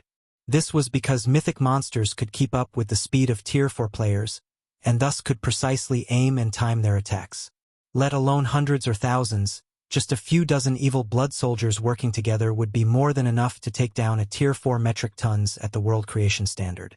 A team would need at least 3 or 4 Tier 5 players to take on 3,000 mythic-ranked evil blood soldiers adequately. Relying only on one Tier 5 player and several dozen Tier 4 players was simply impossible. Such a team would have to expend all its efforts just dodging and blocking the Tier 4 skills and spells of the mythic monsters. In other words, while Zero Wings' team could defend itself against the army of evil blood monsters, it had no chance of defeating the army. "Guild Leader, how about we take them on in batches?" Cold Shadow suggested. "Those soldiers might be numerous, but they aren't grouped up closely. It'll take some time for all of them to gather at a single point. We can use this time to kill some of them and retreat once their combatants have gathered. With sufficient repetition, those soldiers are bound to fall." After listening to Cold Shadow's suggestion, Feng shook his head and said, "That is one way to do it. However, that assumes that the other side doesn't have any healers. Those evil blood priests are all capable of healing. Moreover, as superior mythics, their healing range should be massive. If I'm not mistaken, the soldiers are patrolling within the healing range of the priests. Once we attack the soldiers, the priests will heal the injured soldiers immediately. Unless we can one-shot those soldiers, there is no way we can outdamage a superior mythic's healing. Cold Shadow fell silent at Feng's words. Choosing to kill the evil blood soldiers or the evil blood priests first didn't matter. Neither was a viable option. The evil blood priests' healing capabilities were simply too powerful. If the team didn't have the strength to kill several evil blood priests instantaneously and simultaneously, they couldn't deal with so many evil blood monsters. Are we going to give up? Just like that? White Feather grew anxious. That's a primordial ruin we're talking about. Even mythology had never found a primordial ruin. It had only ever explored ancient ruins. Even so, the guild had still reaped significant harvests from those ruins, particularly regarding the improvement of the mana body. Those harvests were the reason mythology's old monsters managed to develop their mana bodies so quickly. Meanwhile, a primordial ruin was far more precious than an ancient ruin. It wouldn't be strange if it contained treasures that could help players reach Tier 5 more easily. After all, primordial ruins dated from the era of the ancient gods. The legacies left behind in these ruins would be far superior to the legacies created during ancient and modern times. We're not completely out of options. After giving the matter some thought, Feng said, "However, this will be very risky. We might even suffer a team wipe." All secret lands had entrance limits. Depending on a secret land's rank, the entrance limit imposed on players would also differ. In the case of God Mode secret lands, players could enter only once every 10 days. If a player team suffered annihilation, they would be resurrected outside the secret land and would have to wait 10 days to re-challenge it. Meanwhile, the team's significant harvest in the evil god's secret land meant they didn't have to risk their lives for a primordial ruin. They could just continue hunting in safer parts of the secret land and raising their strength. Upon hearing Feng's statement, Cold Shadow asked curiously, "Guild leader? How confident are you?" "Roughly 30%, Feng said. "Of course, that's assuming nothing unexpected happens inside the ruin." 30. Cold Shadow did a double take at Feng. This was already a very high success rate, considering their opponents consisted of 3,000+ evil blood soldiers and priests. She then said, "I think we can give it a try. While it would indeed be unfortunate if we failed, in our current state, achieving further qualitative improvements in the evil god's secret land would be difficult unless we venture deeper into the inner region. However, there should be plenty of Tier 5 legendary monsters roaming there, and we don't know if we can defeat such a monster. Rather than take our chances against a legendary monster, we might as well risk our lives for a primordial ruin. It'll be a huge jackpot for us if we succeed." Tier 5 legendary monsters weren't easy opponents to defeat even if they had a Tier 5 player on their team, just like how Tier 4 players had great difficulty soloing a Tier 4 mythic monster. Moreover, a fight with a legendary monster inside the evil god's secret land would easily attract more legendary monsters. If 2 legendary monsters appeared, a team wipe was all but guaranteed. Only Feng might escape alive. When Blackie, Cola, and the others heard Cold Shadow's reasoning, they, too, nodded in agreement. Their team's equipment standard had improved by leaps and bounds already, and further significant improvements would be difficult within a short time. Only 8-piece level 180 epic sets and fragmented legendary items could provide them with such improvements. Upgrading fragmented legendary items into legendary items was also highly dependent on luck, as not every fragmented legendary item needed only god crystals for their upgrade. Not to mention, the drop rate of god crystals was completely random. These weren't items that could be obtained on demand. "Since you all see no problem with it, let's give it a try, then," Feng said when he saw everyone's willingness to risk their lives. "Entering the primordial ruin is actually a very straightforward process. I just need someone to attract the evil blood monster's attention. So long as a sufficient number of them get lured away, I will be able to enter the ruin. However, you must also make sure to pin down those lured monsters. Otherwise, if they flood into the ruin after me, I won't be able to do anything. Leave it to us, guild leader, Kola said, confidently patting his chest. If we 4 MTS take turns using our mock skills and life-saving skills, we can keep them busy for 5 minutes without any problem. We magical classes can also use our magic barriers to trap those monsters for some time, Zhao Yueru said, nodding. After hearing everyone's suggestions, Feng nodded and said, "All right, I'll leave it to you. I'll try to explore the ruin as quickly as possible."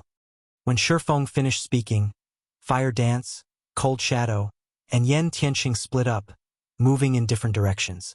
The 3 assassins attracted the evil blood soldiers' attention and lured them toward the appointed location. However, after attracting the attention of a certain number of evil blood soldiers, the 3 assassins had to activate their berserk skills and all sorts of life-saving skills to stay alive. Fortunately, they eventually succeeded in luring over 70% of the evil blood soldiers to the appointed location. There, Kola, Yiwumian, Turtledove, and White Feather used their mock skills on the lured evil blood soldiers, forcefully shifting the monster's aggro to themselves.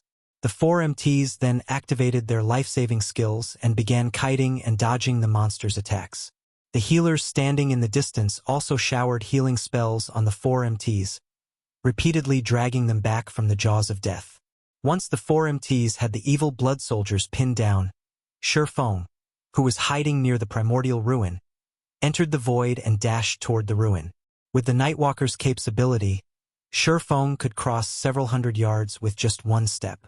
As if he had activated instantaneous movement several times consecutively, he crossed a distance of several thousand yards in just 2 seconds and arrived at the Primordial ruin's entrance. And before the evil blood monsters standing guard there could react to his arrival, he had already dashed inside. The instant Feng entered the Primordial ruin, the evil blood monsters in the vicinity went into a frenzy and swarmed toward him. The several evil blood priests kneeling inside the ruin's main hall also began chanting incantations and bombarded Feng with Tier 4 curses, one after another. However, now that Feng possessed a piece of legendary equipment, this degree of offensive was nothing to him. He easily evaded the oncoming attacks. In the blink of an eye, he disappeared from the main hall and entered the tunnel leading underground. Although he came across various magic traps along the way, they were practically non-existent to him, as he was a Grandmaster Magician. In less than a minute, Feng arrived in the Primordial ruin's deepest section. The deepest part of the ruin was like an empty void. A majestic, ancient temple stood in this void. Despite the corrosion of countless years, the temple still radiated an unbelievably powerful divine might. If Feng had come here before reaching Tier 5, he wouldn't have been able to withstand this divine might. What a powerful temple! If I hadn't upgraded the Nightwalker's cape to legendary rank, its divine might would have had a significant effect on me. Feng was astonished as he looked at the temple before him. The Nightwalker's cape didn't just hide his aura. It also functioned to resist the auras of others. It acted as an isolation barrier that prevented the user's aura from interacting with other auras. However, despite the Nightwalker's cape's isolation effect, the temple's divine might still reduced Feng's mobility by 30%. Even a true Tier 6 god's divine might couldn't compete with this ancient temple's divine might. Apart from ancient gods, there should be no other existence capable of creating such a powerful construct. When Feng arrived in front of the temple, the several hundred evil blood monsters that had been frenziedly chasing him suddenly stopped. They simply stood at a distance and worshipped the temple, none of them showing any intention of approaching it. Feng sighed in relief at this sight. Now all he needed to do was figure out how to enter the ancient temple. However, when Feng entered the temple, what greeted him inside the brightly illuminated hall was the sight of a cloaked, scholarly young man.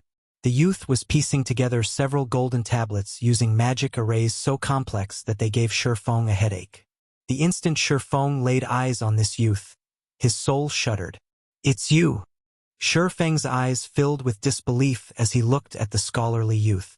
This was because this youth was none other than the mysterious youth who had caused a huge commotion in Blackwing City and bound his soul using soul chains during the early stages of the game. "Oh? It's you?" The mysterious youth was slightly surprised when he saw Feng behind him.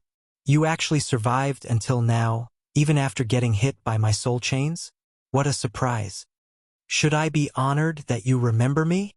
Feng eyed the mysterious youth cautiously. Back when he encountered the mysterious youth in Blackwing City, he had already thought the NPC was extraordinary. Definitely not your average Tier 5 NPC. Otherwise, this mysterious youth couldn't have escaped Blackwing City after causing such a huge scene. Read latest chapters at Wuxia World. In fact, Feng still couldn't glean much information from the mysterious youth despite being Tier 5 himself.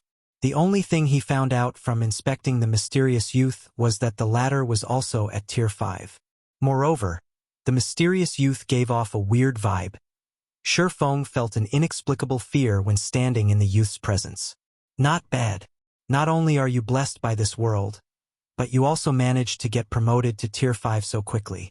You just barely qualify to become my puppet, the mysterious youth said, a delighted smile appearing on his face as he looked at Feng, like a child who had just found a new toy.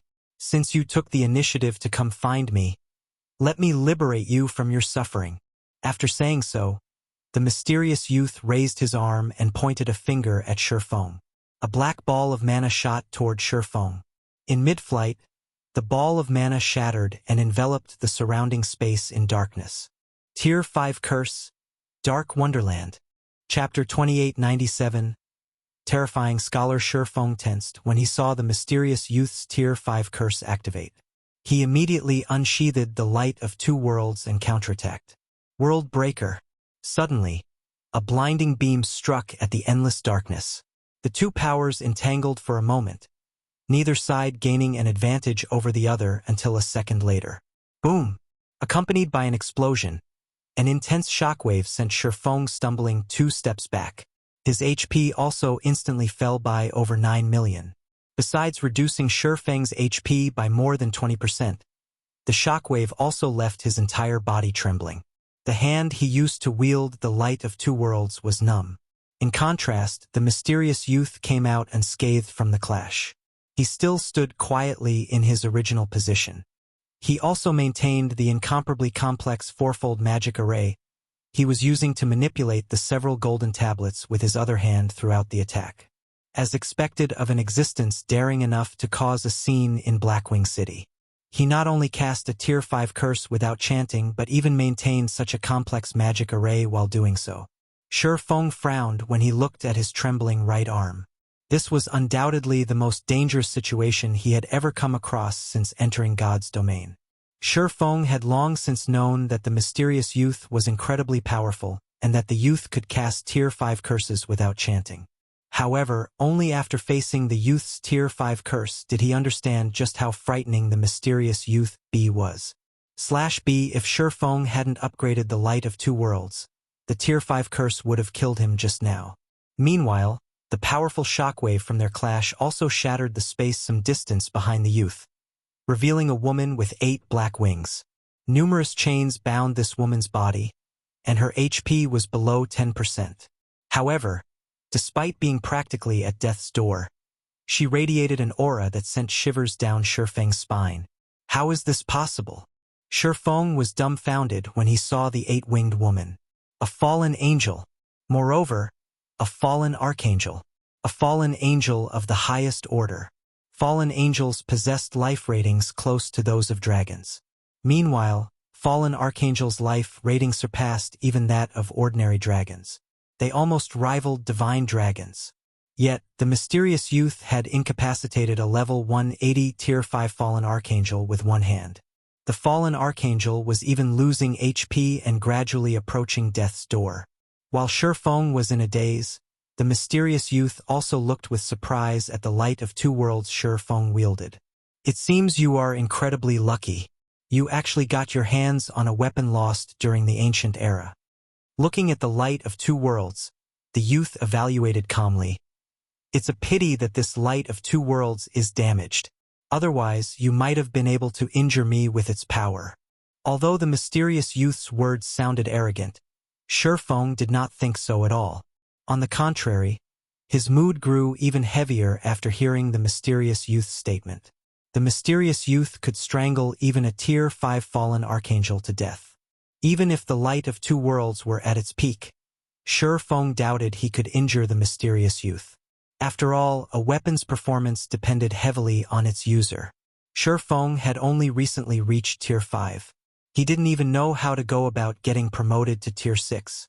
Even if he wielded the undamaged light of two worlds, he could, at most, exchange one move against a Tier 6 God-ranked player who didn't possess any legendary weapons and equipment. Moreover, just like the mysterious youth had said, Feng was indeed very lucky.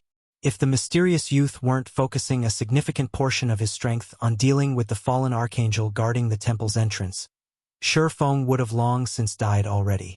However, our little game ends here. I'm busy. I don't have much time to waste on you, so can you please die?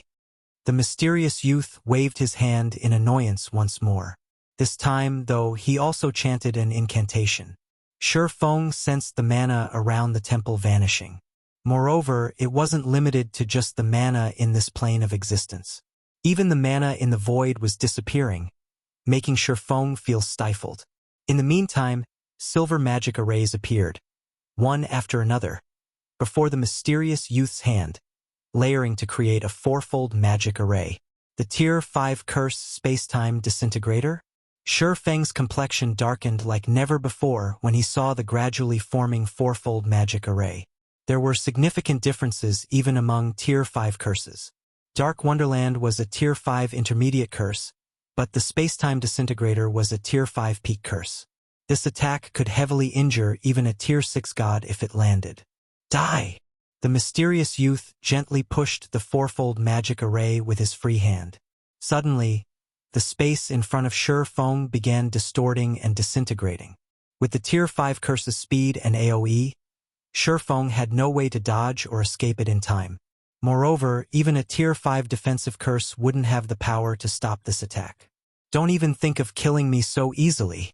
Looking at the oncoming attack, Feng gritted his teeth and took out the greatest trump card in his bag, the Dragon's Summoning Flute. He then injected the 3,000 advanced magic cores he had prepared into the flute.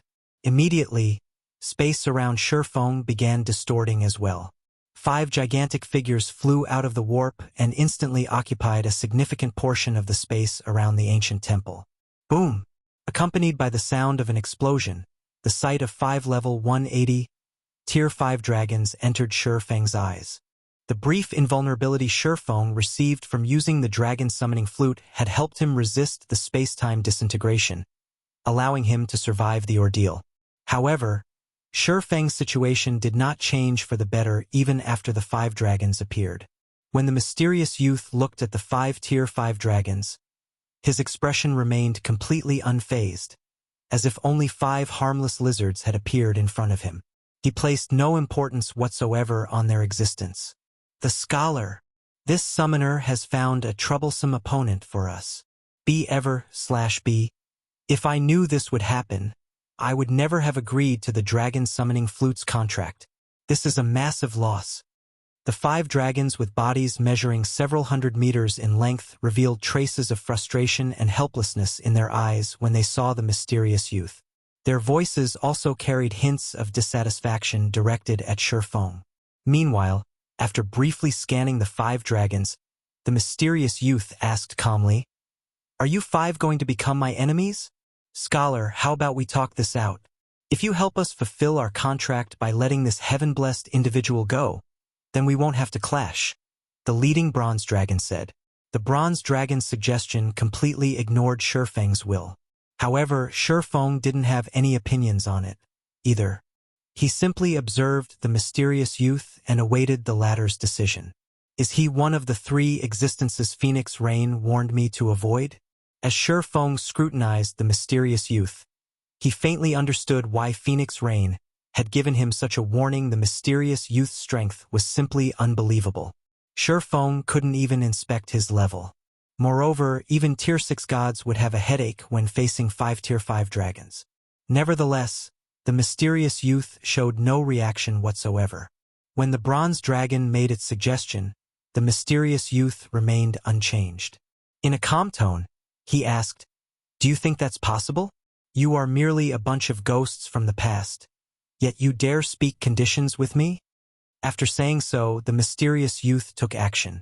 A golden staff appeared in his hands, and Feng's pupils shrank at the sight of this weapon. This was because Feng was incredibly familiar with the golden staff. The World Staff, one of God's domain's 10 great legendary weapons. It seems a battle is inevitable. The bronze dragon sighed helplessly. It then looked at Feng and said, "Once the fight begins, find an opportunity to escape. The 5 of us can't stop him for long. Outside this secret land, he cannot act without restraint. So long as you get out, he'll have a much more difficult time dealing with you." After the bronze dragon finished speaking, the 4 other dragons unleashed their auras. All 5 dragons were prepared to duke it out with the mysterious youth. Act without restraint?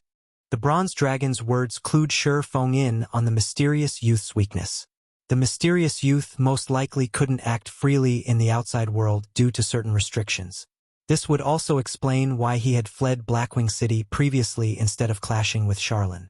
Logically, with the mysterious youth's strength, he shouldn't fear Charlene. After all, the mysterious youth remained fearless and still insisted on killing Feng despite facing off against 5 Tier 5 dragons. Yet, he had fled Blackwing City back then. However, before Feng could properly process the information, the 5 dragons began clashing with the mysterious youth. The dragons did not hold anything back, utilizing their breath attacks right off the bat.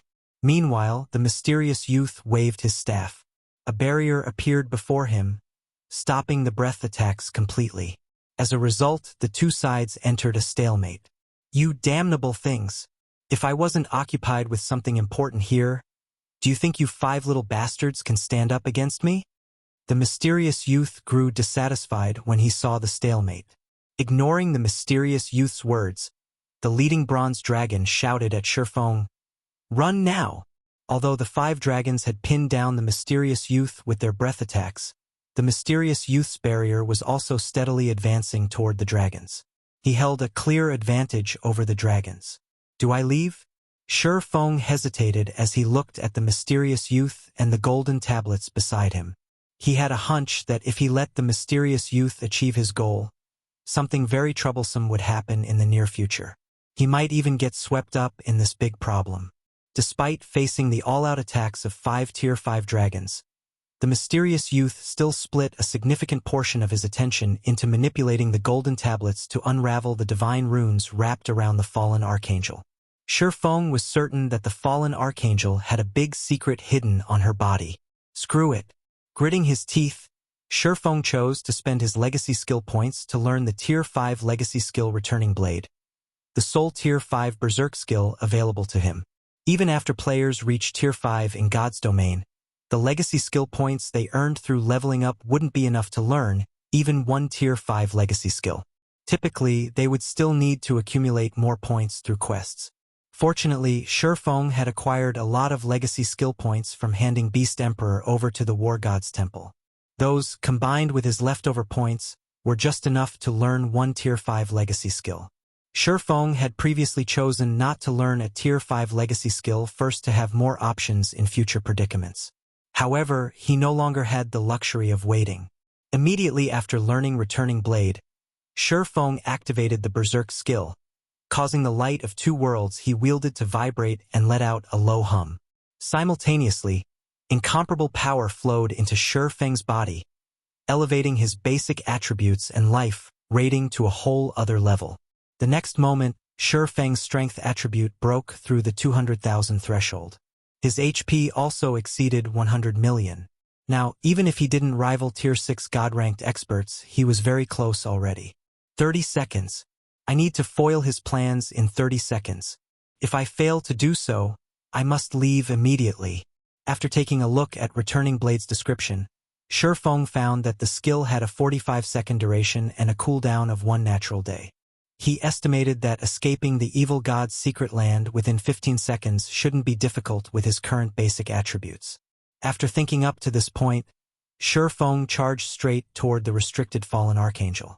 Feng didn't have the slightest thought of dealing with the mysterious youth. If even 5 level 180 tier 5 dragons were helpless against the mysterious youth, then his chances were even less.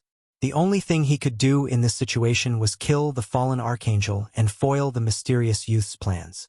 After all, he had long since formed an irreconcilable grudge with the mysterious youth. If he didn't kill the mysterious youth, or the mysterious youth did not take the initiative to dissolve the soul chains binding his soul, he would still perish sooner or later, despite being a tier 5 player. In that case, he might as well use this opportunity to weaken the mysterious youth. For all he knew, he might even get to live longer. You bastard! The mysterious youth's complexion sank when he saw what Feng was trying to do. Immediately, he began chanting an incantation. Tier 5 curse, dark space. Numerous pitch-black chains emerged from the space above the temple and shot toward Feng, preventing him from approaching the fallen archangel. Upon seeing the several hundred chains raining down toward him, Feng immediately activated divine steps. Suddenly, 36 doppelgangers emerged from Feng's body and dashed toward the fallen archangel from different directions. As these doppelgangers were invulnerable to attacks and Feng could swap positions with any of them at any time, the mysterious youth had a headache dealing with Feng. Catching Feng alone using several hundred chains might be easy, but catching 37 individuals of Feng's caliber was not. In less than 2 seconds, one of Feng's doppelgangers reached the fallen archangel and executed an attack. However, before the doppelganger's attack could connect, several dozen chains immediately bound its body. Afterward, 6 more doppelgangers arrived before the fallen archangel, and the several dozen chains in the vicinity were insufficient to stop all of them. In the end, one of the doppelgangers successfully evaded the chains and executed a ruthless attack on the fallen archangel. The moment the doppelganger's sword was about to connect, Feng, who had been preparing for an attack in the distance, swapped positions with this doppelganger. Second sword, Holy Devour. Now that Feng had a life rating and basic attributes close to rivaling tier 6 god-ranked players, he could perfectly execute Holy Devour. The next moment, scorching flames capable of devouring even space itself enveloped the defenseless fallen archangel. Minus 5,416,541,412, a damage value exceeding 5. For billion appeared above the fallen archangel's head as she lost more than 2% of her HP. This development ignited some hope in Feng. You little bastard! You've angered me now. A cold gleam flashed in the mysterious youth's eyes as he shook his staff. The barrier he summoned shoved back the 5 dragons' dragon breath completely, and the golden staff he wielded released a blinding radiance. Then, the space around the fallen archangel shattered. Countless beams of light shot out of the shattered space and pierced every one of Feng's doppelgangers, leaving an irrecoverable wound on them. If Feng hadn't swapped positions with his distant doppelganger immediately, he would have most likely lost his life to this attack. However, Feng did not stop despite this situation. Without hesitation, he used the light of 2 worlds' spatial slash. Feng swung his blade, his attack instantly cutting through the fallen archangel.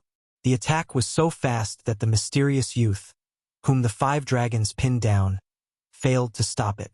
Meanwhile, this attack had reaped nearly 3% of the fallen archangel's HP. That's enough from you. The mysterious youth began chanting another incantation for a defensive curse when he saw the fallen archangel's dwindling HP. Die! Knowing that once the mysterious youth completed his incantation, all hope of success would be lost, Feng immediately executed the strongest move his mana technique had to offer. Read latest chapters at Wuxia World. Third sword, Holy Annihilation. Holy Annihilation was an unostentatious technique. There was no giant blade of light or a scorching sea of flames. All that could be seen was Feng executing a simple downward slash. However, when this modest slash connected, it plundered all of the fallen archangel's remaining HP. Following the fallen archangel's death, Feng's level skyrocketed, and several hundred items appeared around her corpse. The mysterious youth's eyes turned bloodshot, and he went into a frenzy. Feng immediately grabbed a few of the strongest items he saw, swapped positions with his doppelganger again, entered the void, and dashed for the temple's exit. Chapter 2898. Mana advances the instant Feng made for the temple's exit. The mysterious youth took action. Now that the mysterious youth no longer had most of his strength and attention tied up with the fallen archangel, he had recovered to his peak condition. With a wave of his staff, he summoned 3 fourfold magic arrays around him. Tier 5 Curse, World Severance. Tier 5 Curse, Space-Time Seal. Tier 5 Curse, Holy Spirit Collapse. Triple Silent Casting. Feng was thunderstruck when he saw the 3 magic arrays. In God's domain, the difficulty of silent casting a spell increased along with the tier of the spell. Even Tier 5 Divine Mages would have difficulty silent casting one Tier 5 spell, while double silent casting Tier 5 spells was something only the best among Tier 5 magical classes could accomplish. Moreover, this applied only to Tier 5 spells, not Tier 5 curses. Only Tier 6 gods could double silent cast Tier 5 curses. As for triple silent casting Tier 5 curses, Feng had no recollection of anyone ever accomplishing this feat in his previous life. Nevertheless, the mysterious youth had accomplished this feat before Feng could reach the exit. He suddenly found himself immobilized inside the void. In the end, not only was he forced to exit the void, but his mobility was also severely restricted by the surrounding space. A distorted barrier enveloped the entire temple hall. 6 pillars of light then appeared around Feng, forming an intricate magic array that caged him. Afterward, the ground lit up with a divine glow, causing the mana within the affected space to disintegrate rapidly. Just as the mysterious youth was about to obliterate Feng, the 5 dragons simultaneously chanted an incantation in the language of dragons. A 5-colored disk of light formed around Feng, isolating him from the outside world. Boom! When the divine light dissipated, Feng remained perfectly intact. However, the brightness of the disk of light protecting him had dimmed significantly as a result. Evidently, it could withstand only a limited number of attacks from the mysterious youth's Holy Spirit collapse. It wasn't an invincible defensive spell. The mysterious youth glared at the 5 dragons hatefully and said coldly, "A futile struggle. All of you will die here today." After saying so, the mysterious youth waved his staff, and the space within the temple darkened. Countless dark purple chains emerged from the void and instantly bound 3 of the 5 dragons, thoroughly immobilizing them. Only the leading bronze dragon and a fire dragon had managed to evade the chain's initial assault by relying on their skills. Feng had also managed to evade the chains, thanks to his 36 doppelgangers. However, now that chains surrounded the entire hall, he was in a tight spot. With World Severance and Space-Time Seal acting on the hall, even a Tier 6 God-ranked player would have trouble breaking out, let alone a Tier 5 player like Feng. It's all or nothing. Looking at the nearby distorted barrier, Feng gritted his teeth and used the light of 2 worlds' second skill, Golden Soul. After he had reached Tier 5, the skill had also undergone a qualitative transformation. Instead of providing a boost to his perception and control of mana, it now upgraded the quality of his soul. Activating the skill would grant him a soul bordering that of Tier 6 gods. However, activating this skill came with risks. When activated at Tier 5, Golden Soul would leave his soul in a weakened state for a short period once the skill's duration ended. A side effect like this would significantly impact a player's performance. This made Golden Soul a skill reserved for last-ditch stands. After Feng activated Golden Soul, his perception of the world around him changed completely. As if he was a 3-dimensional being looking at a 2-dimensional world, he could see everything around him with incredible clarity. The ambient mana also became an extension of his body, and he could freely manipulate it at will. It was much better than when he manipulated it using his mana domain. He had finally reached the level of actually manipulating mana. Immediately, Feng brandished the light of 2 worlds at the distorted barrier before him. Third sword, Holy Annihilation. Compared to the Holy Annihilation Feng executed before, the one he executed now had undergone a heaven-defying transformation. Now, even the space around him had become one with his sword. He felt as if he was swinging space itself at the distorted barrier. Boom! The distorted barrier shook violently from Feng's Holy Annihilation. A small crack also appeared on the barrier, although the barrier quickly repaired this damage. Now, this is the true holy annihilation. I was mistaken when I tried to guide ambient mana using my own mana. Instead, I should have converted the ambient mana into my own mana. Only by doing so can I maximize my attack's power. Feng didn't despair when he saw the distorted barrier repairing itself. On the contrary, excitement burned within him. He finally understood how to progress to the next step of mana manipulation. Initially, he had used his own mana to force ambient mana into doing his bidding, an incredibly crude method of manipulating mana. Afterward, he had learned to guide ambient mana into doing his bidding.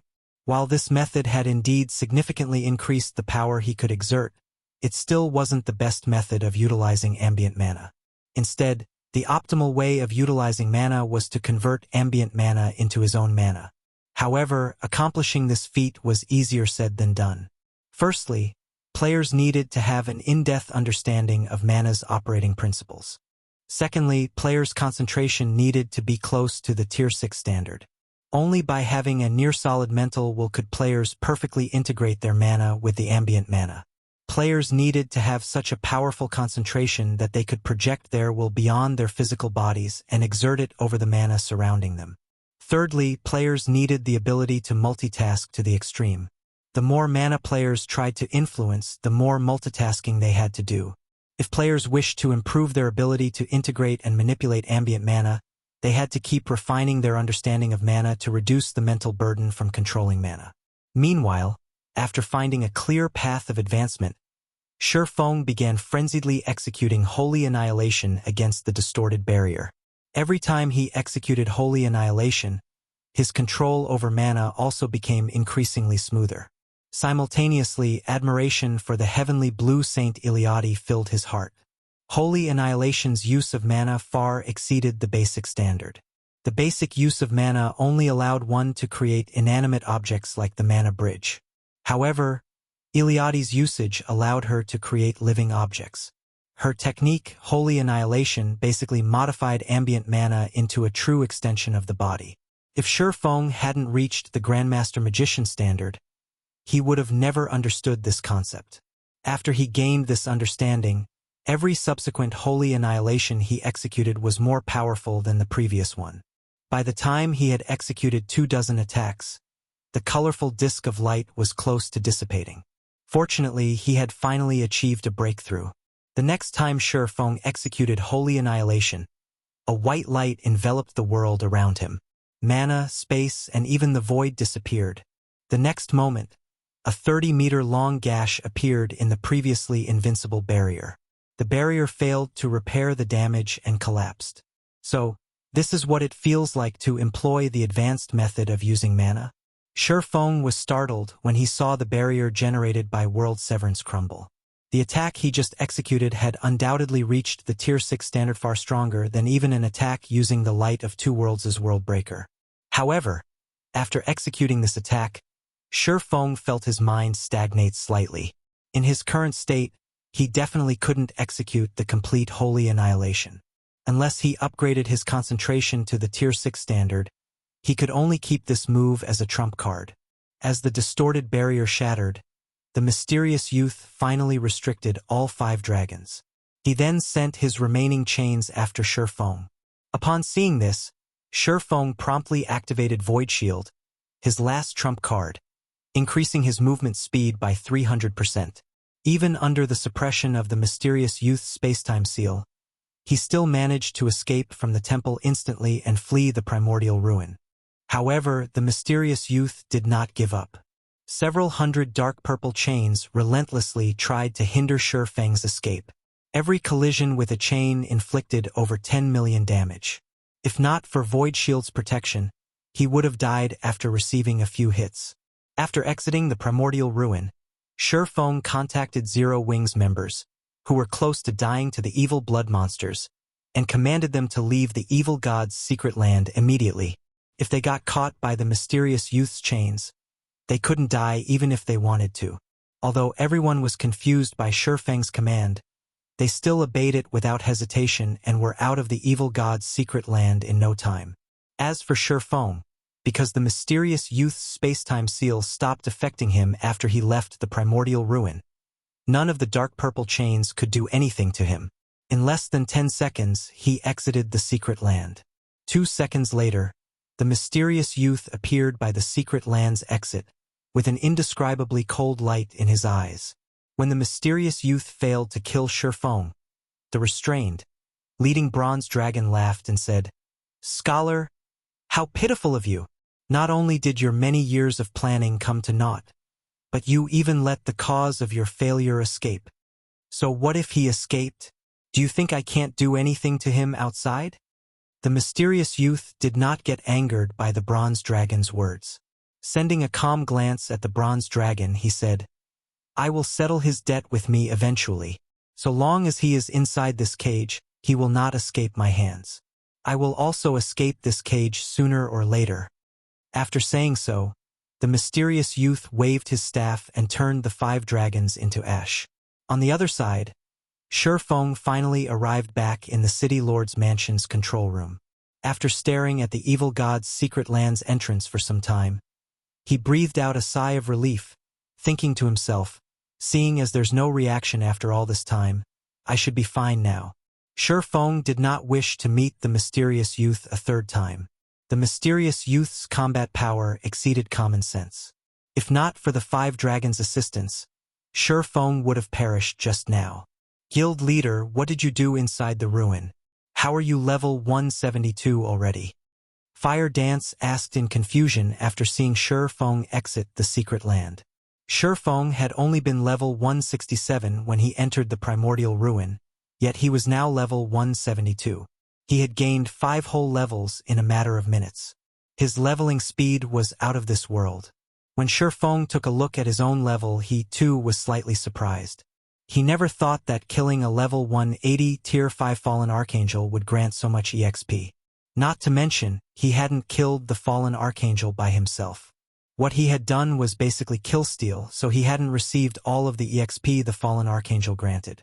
Yet, he still leveled up 5 times. Through this, he could tell just how powerful the fallen archangel was. If he had come across her under normal circumstances, he would have died without a doubt. "You killed a level 180, tier 5 fallen archangel? Guild leader, you're not lying to us, right? That's a fallen archangel we're talking about." Everyone was momentarily stunned when they heard Feng's explanation. They couldn't help doubting his words. Fallen archangels were existences rivaling divine dragons. A tier 5 fallen archangel was an existence standing at the apex of the current god's domain. A tier 5 player would be fortunate to escape a tier 5 fallen archangel, let alone kill one. Read latest chapters at Wuxia World. You, of course not. Feng chuckled when he saw the skeptical looks they all gave him. "What good would lying to you do? Moreover, I also grabbed some items that fallen archangel dropped."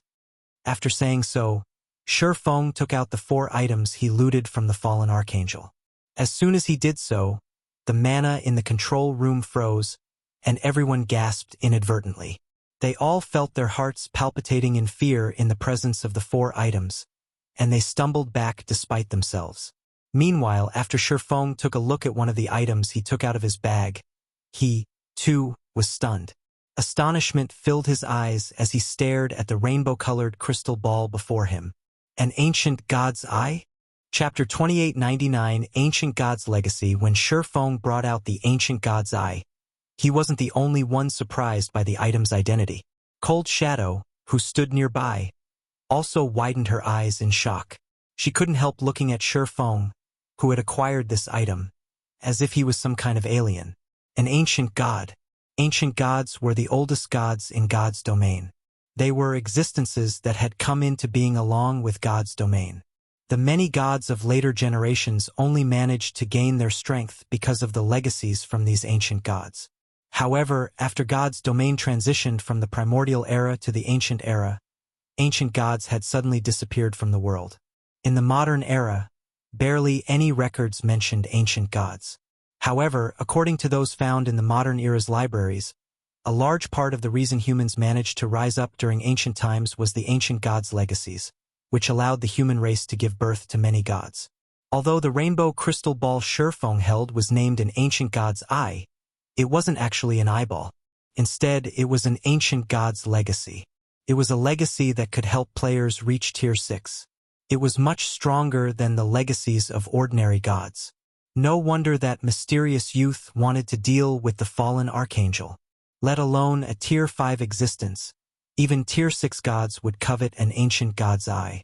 Realization dawned upon Feng as he looked at the crystal ball he held. Ancient god's eye. Divine artifact rank. Consumable. This is a legacy item left behind by an ancient god. It records the ancient god's many legacies. Each activation of the ancient god's eye requires 1007 luminaries crystals. Can be activated up to 9 times. Once the activation limit is reached, all information recorded within the ancient god's eye will disappear. Current usage count, 0. Out of all the legacies available in God's domain, an ancient god's legacy belonged to the strongest category. If a player managed to grasp even a portion of the legacy, becoming a Tier 6 god wouldn't be difficult. If a player managed to grasp a significant portion, becoming a god was practically inevitable. It was no exaggeration to say that this single ancient god's eye was worth more than 10 legendary weapons and the loss of the dragon summoning flute. However, Feng quickly suppressed his excitement and turned his attention to the 3 other items he looted. Although these 3 items were not as powerful as the ancient god's eye, they still radiated incredibly potent divine might. Even Fire Dance felt pressured by them, what more the other Tier 4 players present. That mysterious youth definitely won't let me off the hook after this. Feng chuckled when he saw the 3 other items' identities. All 3 items were extraordinary. 2 were inferior divine artifact ranked materials, and 1 was an inferior divine artifact ranked consumable. One of the 2 materials was even a divine power source. As for the consumable, it was the ancient god's blood, an item that could elevate a non-player creature's growth potential and life rating. It was undoubtedly the most powerful enhancement item Feng had ever seen in God's domain. The total value of the 4 items Feng got from killing the fallen archangel was something he couldn't get even if he killed 3 or 4 Tier 6 gods. Feng was also certain that these were all items that mysterious youth wanted. Now that he had acquired them instead, the mysterious youth would definitely take action against him at all costs. After a brief silence fell in the hall, Fire Dance reported to Feng, Guild Leader, according to Liang Jing, the Outer World's NPC army has arrived on the eastern continent. Currently, it has split into 6 groups of over 30,000 Tier 4 NPCs and 4 million Tier 3 NPCs each. All of these NPCs are above level 150. As we expected, one of these groups is marching toward the Twin Towers Kingdom and Starmoon Kingdom. At their current speed, it'll only take them another 3 or 4 days to reach the Twin Towers Kingdom's vicinity. In the case of the Outer World superpowers, their forces have already gathered outside the Twin Towers Kingdom. They have even dispatched many scouting teams to invade the kingdom, and the kingdom's forces have already clashed with these scouting teams. Although the 2 sides are at a stalemate now, it is only a matter of time before the kingdom's side loses. According to Melancholic's investigations, Starlink and many other superpowers are offering excellent incentives to independent experts to have them head to the Dark Knight Empire and the Black Dragon Empire. They plan to resist the Outer World forces together with the 2 empires. Because of this, many independent experts have decided to abandon Twin Towers and Starmoon. When Fire Dance finished speaking, Cold Shadow frowned and said, "How foolish these people are. Sticking with an empire's defensive line might be a good choice, but abandoning all resistance in the various kingdoms will inflict a severe loss to the various kingdoms' armies. All they're doing is giving the Outer World forces an advantage." Unlike for players, resurrection was a very troublesome process for NPCs. The Outer World's NPC army wasn't endless, either. Hence, if players worked together to defend the various kingdoms, repelling the Outer World forces was entirely possible. In the worst-case scenario, they could at least weaken the Outer World forces. Abandoning the various kingdoms outright and choosing to fight a decisive battle at the defensive lines of empires was an absolutely foolish decision. However, Feng wasn't too surprised by this situation. Calmly, he said, "This is normal. Although players can recover the levels they lose with a little effort, finding replacements for the weapons and equipment they lose is very difficult. Given a choice, they will naturally prefer a more stable battle. Not to mention, with Starlink and the other superpowers' interference, it's only natural for independent players to abandon resisting in kingdoms and choose to fight in empires instead. In his previous life, the most astonishing aspect of a war between countries wasn't the number of player deaths. Instead, it was the weapons and equipment lost. Many kingdoms and empires had suffered annihilation because the player forces in those countries had depleted their stockpile of weapons and equipment. As a result, the players of those countries became weaker and weaker as they fought. In the end, they could only watch their enemies annex their nations bit by bit until the country disappeared completely. The current War of Worlds was a similar situation. After realizing this fact, all Starlink and the various superpowers needed to do was put out appropriate bait, and the various independent players would automatically swarm to the bait. Guild Leader. How about I bring the main force to the Twin Towers Kingdom and participate in the battle there? Colas suggested. I refuse to believe that we can't kill a bunch of scouting teams. So long as we secure a few victories, I believe many players will be willing to stay and fight with us. Although Cola didn't understand much about battles on the scale of countries, he knew that without the support of a large number of independent players, the Twin Towers Kingdom and Starmoon Kingdom would fall to the Outer World forces.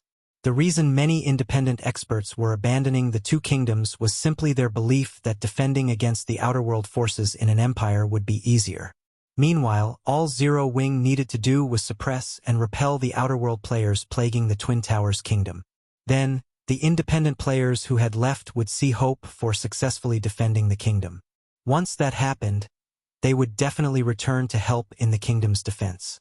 After all, abandoning one's roots and restarting development in a foreign country wasn't easy. That won't be necessary. Feng shook his head. Smiling calmly, he said, dealing with those scouting teams will only be a waste of time. If we're going to do something, we should go for something bigger. Bigger? Cola parroted in confusion. Fire. Bring a team and look into the Twin Towers Kingdom's current situation. Make sure to find the base camp of the Outer World players invading the Twin Towers Kingdom. Once you do, notify me immediately. Feng instructed. When Cold Shadow heard Feng's words, she turned to Feng with a stunned look. Guild Leader, are you thinking of wiping them out? Nodding, Feng said earnestly. Of course, if Starlink and the other superpowers want to waste their time, let them. However, Zero Wing doesn't have that much time to waste. The real role of high-end combatants wasn't in defending strongholds but attacking the enemy's core combatants. In his previous life, any player force that dared to gather their troops into one big army was simply asking for death. However, be it the Eastern Continent's players or the Outer World's players, neither had a clear understanding of truly large-scale battles in God's domain yet. They were still acting as if they were playing traditional virtual reality games, entirely ignorant of just how much power a single individual could wield. I'll head out right away. Fire Dance grew excited at Feng's affirmation. After saying so, Fire Dance activated a guild transfer scroll and teleported to the guild residence at Sky Spring City. As for everyone else present, Feng had them take a break and dismissed them. After all, their continuous battles in the evil god's secret land had taken a huge toll on their minds and bodies. After settling his affairs here, Feng made his way to the city lord's mansion's secret room to rest and recuperate. Feng had exhausted his concentration during his fight with the mysterious youth. Now, even his soul was in a weakened state. To recover quickly, he had to rest in the city lord's mansion's underground secret room, which held the densest mana in ancient Rock City. This environment should be enough. Now, all I need to do is recover my concentration. After setting up a simple mana-gathering magic array, Feng took out a crystal of souls from his bag and ate it. Immediately, a wave of comfort spread across his soul. Once his soul had fully recovered, Feng fished the ancient god's eye from his bag. He then took out 1007 luminaries crystals from his dwindling stockpile and injected them into the ancient god's eye.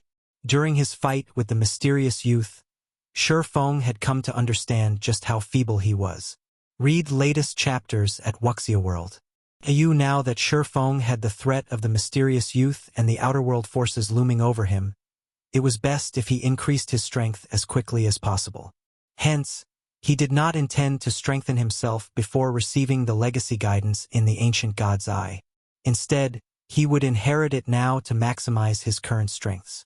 After Feng injected the 1007 luminaries crystals, the ancient god's eye suddenly released purple fumes, which gradually seeped into his body and merged with his soul. The moment his soul came into contact with the purple fumes, Feng suffered a splitting headache, and an unprecedented heat spread throughout his body. He felt as if someone was trying to cram an endless amount of knowledge into his brain, and his brain was working overtime and heating up as it tried to process all this information. This sensation lasted for several minutes before it gradually dissipated. When all of the purple fumes from the ancient gods I had merged with Feng's soul, the legacy guidance finally ended.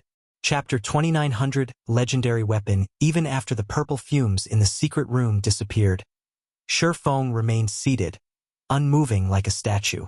Only after more than a dozen minutes had gone by did he slowly open his eyes and take a deep breath. How close! Feng celebrated inwardly as he looked at the ancient god's eye. Had my concentration not reached the Tier 5 intermediate standard already, I would have most likely failed to absorb 100% of the legacy guidance. The ancient god's eye conveyed a massive amount of information. If his soul hadn't recovered to peak condition, he wouldn't have been able to accept all of the information. Meanwhile, if he missed out on even a small portion of the legacy, he would have failed and obtained nothing at all. But this is a surprise. I never thought that the key factor in getting promoted to Tier 6 would be 7 luminaries crystals. Feng sighed as he recalled the information he received. 7 luminaries crystals had always been a rare resource in God's domain, and this was true even in the ancient era. Although Feng had long since known that all organizations with Tier 6 God-ranked experts would frenziedly collect 7 luminaries crystals, he had thought that they had done so mainly to exchange for the Green God Company's products and construct their personal virtual space in God's domain. He never imagined 7 luminaries crystals had such a use as well. Now, Feng slightly regretted selling his 7 luminaries crystals.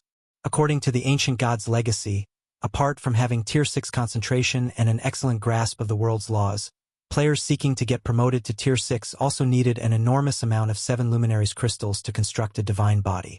Each attempt at creating a divine body required at least 50,000 7 luminaries crystals. Moreover, this was only for the most common divine body. According to the ancient god's legacy, divine bodies had 2 categories: ordinary divine bodies and superior divine bodies. Ordinary divine bodies were the most common in God's domain. Over 99% of gods and God-ranked players had an ordinary divine body. Superior divine bodies, on the other hand, were much rarer. The divine bodies of the 3 goddesses rumored to have saved God's domain, as well as those of the war god, the god slayer, and many ancient gods, were at this level. Superior divine bodies were that rare because their creation required an individual to have ultimate mastery over a certain world law. This was also why individuals titled saints possessed the strength to contend against gods. Saints were mortals who had achieved ultimate mastery over a certain world law but did not become gods. In addition to this requirement, constructing a superior divine body cost 100,000 7 luminaries crystals. And worse, players would lose all of the invested crystals if they failed even once. In contrast, the construction of an ordinary divine body occurred in stages. Even if players failed, they would lose only the crystals they invested in that particular stage. This gradual method also allowed them to know where they went wrong. However, that wasn't the case for the construction of a superior divine body, which was an all-or-nothing attempt. Players were required to spend all 100,000 7 luminaries crystals in one fell swoop to construct their divine bodies. If they succeeded, then good. If not, then all of the 7 luminaries crystals they invested would disappear. Currently, though, Feng couldn't afford even the construction of an ordinary divine body. For current player forces, 7 luminaries crystals are merely a commodity for the construction of personal virtual spaces or the acquisition of resources from the Green God Company. It shouldn't be difficult to obtain a large amount right now. Feng fell into deep thought as he recalled the information from the ancient god's legacy.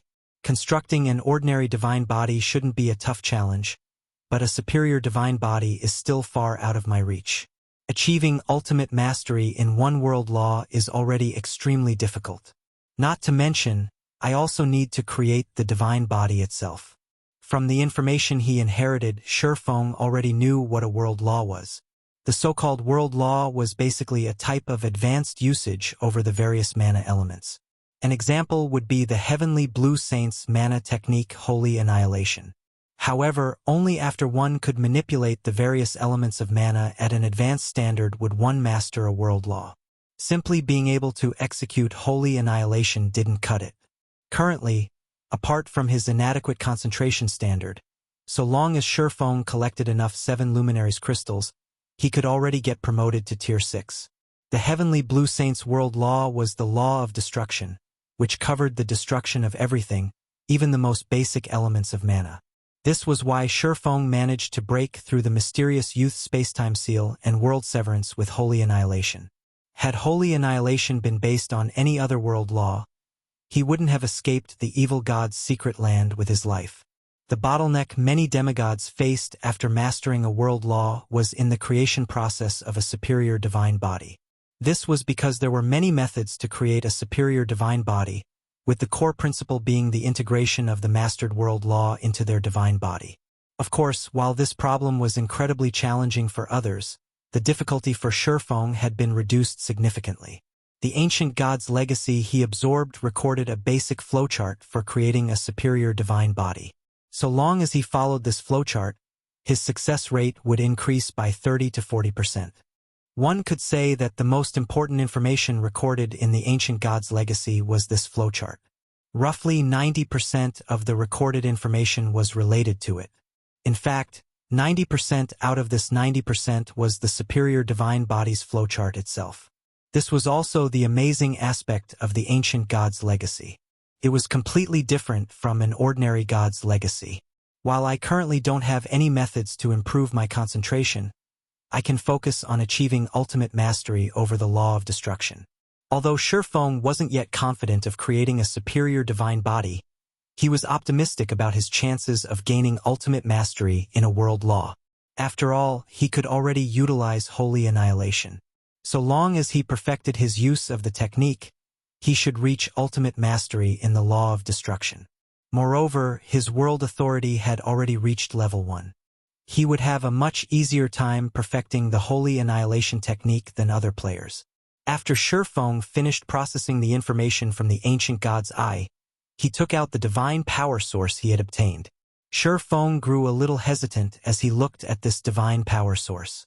According to the ancient god's legacy, divine power sources were birthed by the world and carried the world's power. They were incredibly useful in helping one understand world laws. In other words, by merging the divine power source with his body using a special technique, he could elevate his world authority.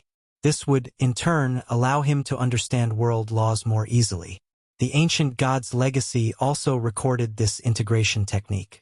Now that war is imminent, I should prioritize increasing my strength above all else. Gritting his teeth, Feng had the light of 2 worlds absorb the divine power source. Feng still wasn't fully confident of defending the Twin Towers Kingdom and Star Moon Kingdom against the Outer World forces. After all, his enemies weren't limited to just the Outer World's players. He also had to face the Outer World's NPCs. While the Outer World NPCs might not have Tier 6 gods in their ranks, they were bound to have quite a few Tier 5 NPCs. And in the case of Tier 5 NPCs, so long as their status in society was sufficiently high, acquiring a legendary weapon or equipment wouldn't be difficult. Take the Branch Temple Lord of Star Moon Kingdom's War God's Temple, for example. Despite being a Tier 4, he owned 2 legendary items. Meanwhile, the difference between having and not having a legendary weapon or equipment was massive for Tier 5 NPCs. Once the light of 2 worlds perfectly absorbed the icy cold tree branch Feng held, it released a dazzling, golden glow. The divine runes on the weapon's blade also lit up gradually. After several minutes, The divine runes on the sword's blade and hilt connected and became one. Boom! The next moment, the light of two worlds released a pulse of energy that made Feng stumble. The magic barrier enveloping the secret room also shuddered violently and nearly crumbled. As expected of one of the 10 great legendary weapons. The strong. Feng was stunned when he read the Light of Two Worlds' details displayed before him. Light of Two Worlds. One-handed sword. Legendary rank. Equipment requirement. Strength 20,000. Tier 3 attack power. 450% of strength. Attack speed. 4% of agility. All attributes. Increases according to the user's level. When equipped, attacks gain the Mana Annihilation effect, causing a spatial collapse in an area of 4 by 100 yards. Attacks have a 50% chance to deal 300% damage. Attacks have a 20% chance to deal 500% damage. Attacks deal 300% damage to targets under Tier 6. Attacks carry the Mana Destabilization effect. Strength increased by 240%. Agility increased by 210%. Intelligence increased by 180%. Endurance increased by 60%. Attack speed increased by 200%. Ignore levels plus 100. All sword type skills plus 2 level, up to Tier 6 peak. Power of all attacks increased by 2 ranks, up to Tier 6 peak. Effective mana increased by 150%. Additional passive skill World Power increases the user's life rating. Additional active skill 1 Spatial Slash, Tier 6 Force 6 attacks. Increases strength by 1,500%, power by 2 ranks, up to Tier 6 peak rank at maximum, and attack range to 5,000 yards. Cooldown, 30 seconds. Additional active skill 2 Golden Soul.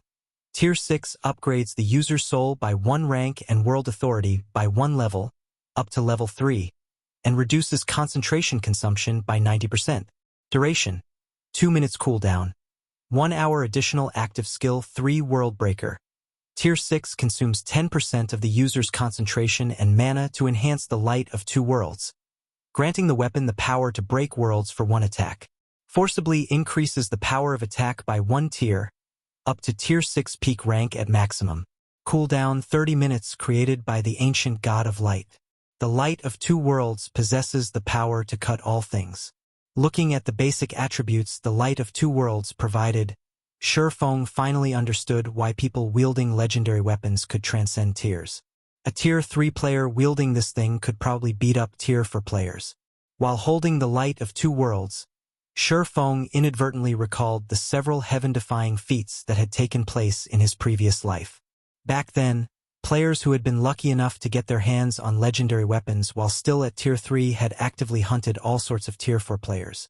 While the legendary weapons those players wielded weren't as strong as the Light of Two Worlds, the basic attributes those weapons provided had still been more than enough for Tier 3 players to trounce Tier 4 players.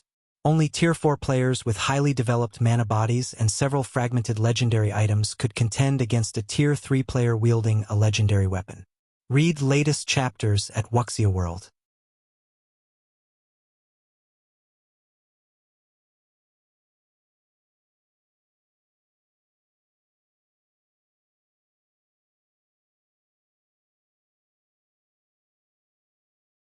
At this stage of the game, a kingdom was considered top tier if it had at least 300 Tier 4 players operating within its borders.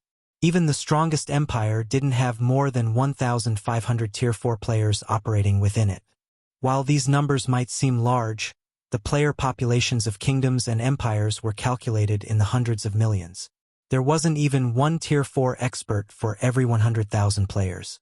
Yet, from what they could see, the Outer Worlds player army before them had over 5,000 Tier 4 players. It was capable of destroying even the Black Dragon Empire and Dark Knight Empire, let alone the Twin Towers Kingdom. "Commander, what should we do now?" Bladeheart asked nervously. With so many Tier 4 experts on the Outer Worlds side, the Black Dragon Empire and Dark Knight Empire will definitely fall. Revealing a bitter smile, Sky Fox said, "What can we do? Our only option now is to notify the Black Dragon Empires and Dark Knight Empire's superpowers and have them gather the neighboring kingdoms and empires' Tier 4 experts. Otherwise, all of us will have to leave the Eastern continent." But will those superpowers listen to us? Bladeheart asked worriedly. Those superpowers are all focused on dealing with Zero Wing now, and they're hoping to see Twin Towers and Star Moon fall. Would they be willing to gather their forces to help defend the Twin Towers' kingdom? That's none of our concern. Helplessly, Skyfox said, our job now is to spread this information and hope for the best. Truthfully, Skyfox had already lost hope for the Twin Towers' kingdom. Nevertheless, he still felt that they needed to try defending against the Outer Worlds player army for as long as possible. That way, the Eastern Continent's native Tier 3 players would have more time to get promoted to Tier 4. However, when Skyfox and his team were about to leave, a loud hum came from the distant sky. When the party sought the noise's origin, what entered their eyes was a crimson behemoth heading in their direction. Zero Wing. Why are they here? Could they have discovered the Outer Worlds player army already? Skyfox and the others grew confused as they watched the Crimson Dragon flying ship approach. Nowadays, the Crimson Dragon flying ships were synonymous with Zero Wing. Almost no player in God's domain was ignorant of their existence. Now that one of these flying ships had appeared in this deserted location, the only explanation for it was that Zero Wing had discovered the Outer Worlds player army. In no time at all, the Crimson Dragon flying ship arrived and stopped above the empty woodland. Obviously, Zero Wing already knew about the hidden magic barrier. Is Zero Wing planning to attack the Outer World players? Bladeheart wondered as he looked at the flying ship. That's most likely the case, but Zero Wing probably doesn't know how many Tier 4 experts are hidden inside the barrier. It'll definitely suffer a loss afterward, Skyfox said worriedly when he saw Feng walking to the flying ship's bow. The battle at Ancient Rock City had boosted Black Flame's fame. He was publicly recognized as God's domain's strongest player. However, even a Tier 5 Sword Saint stood no chance against a force of more than 5,000 Tier 4 players. After all, a Tier 5 player would still lose a lot of HP if they got hit by a Tier 4 player's attack. Not to mention, these Tier 4 players came to wage war. They most definitely had combination skills and battle arrays prepared. As soon as Skyfox finished speaking, the magic barrier enveloping the empty woodland suddenly revealed itself. At this time, the Tier 4 magical class players inside the barrier had split into groups of 100 and were casting all sorts of large-scale spells, including Tier 4 defensive spells and offensive spells. These large-scale spells numbering more than a dozen were not the slightest bit weaker than the average Tier 5 defensive spell and offensive spell. A summoning array maintained by 600 players could also be seen in the center of the magic barrier. The summoning array was incredibly complex, making it impossible for outsiders to tell its rank. After these 600 players finished their incantation, the phantom of a 9-headed snake emerged from the ground. Tier 5. That's definitely a Tier 5 legendary monster. Although Skyfox and his team didn't know what kind of monster the Outer World players had summoned, they could tell that it wasn't just a Tier 4 monster based on its aura. Aside from the rumored Tier 5 legendary monsters, they couldn't think of any other possibility. Facing such a monster, let alone one Tier 5 Sword Saint, even 2 or 3 Tier 5 players working together would fall. Upon seeing this monster, Skyfox and the others couldn't help revealing looks of bitterness and despair. Read latest chapters at Wuxia World. A force of 5,000 plus Tier 4 experts was already plenty shocking, and it allowed them to realize just how wide the gap between the players of God's domain and of the Outer World was. Yet, reality now told them that the gap was far wider than they thought. The force of 5,000 plus Tier 4 experts was only the tip of the iceberg. However, unlike Skyfox and his team, Feng, aboard the Crimson Dragon flying ship, remained unfazed by this situation. He simply took to the air and arrived above the magic barrier. He then unsheathed the newly upgraded Light of Two Worlds. Disappear. Feng brandished the Light of Two Worlds against the barrier. Holy Annihilation. Chapter 2902 Power of Tier 6. When Feng brandished the Light of Two Worlds, a dazzling brilliance replaced the dark clouds overhead, and the sky itself descended to the ground. Boom! Boom! Boom! A series of deafening explosions rang through the forest, the effects of Feng's attack stupefying Skyfox and the others. With just one attack, Feng destroyed all of the Outer World players' offensive spells, as well as the magic barrier protecting the Outer World players. Only after destroying several more defensive spells did the brilliance Feng's attack generated begin to dissipate.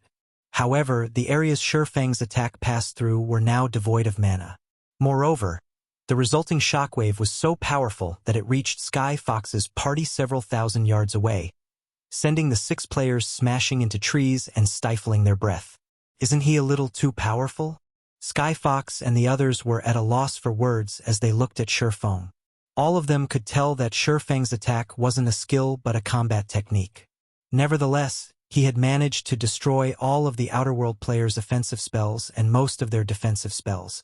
Even the Tier 5 Imperial Knight I saw previously wasn't this strong. Bladeheart exclaimed. Is this the strength of God's Domain's strongest player? Everyone in God's Domain had already gotten a clear look at Feng's power during the battle at Ancient Rock City. However, compared to that time, the power Feng had just displayed was on a whole other level. The Tier 4 combination defensive spells the Outer World players used rivaled Tier 5 defensive spells in power. Even Tier 5 NPCs needed quite a few attacks to break through a Tier 5 defensive spell. Yet, Feng had destroyed multiple Tier 5 offensive and defensive spells with just one attack. Such power was beyond even Tier 5 NPCs. Feng was practically a god who had descended to the mortal world. Black flame, is it? Fighting spirit ignited in Bladeheart's eyes as he looked at Feng. I'm going to become as strong as him one day. At this time, Sky Fox's party wasn't the only one shocked by Feng's display of power. The millions of Outer World players were similarly thunderstruck. What? Why does this world have such a powerful player? He must be a demigod NPC in disguise. Even a Tier 5 player can't destroy so many large-scale defensive spells. Unlike God's Domain's players, the Outer Worlds players had a considerable understanding of Tier 5 existences. This was because there were already some Outer World players who had attempted to get promoted to Tier 5.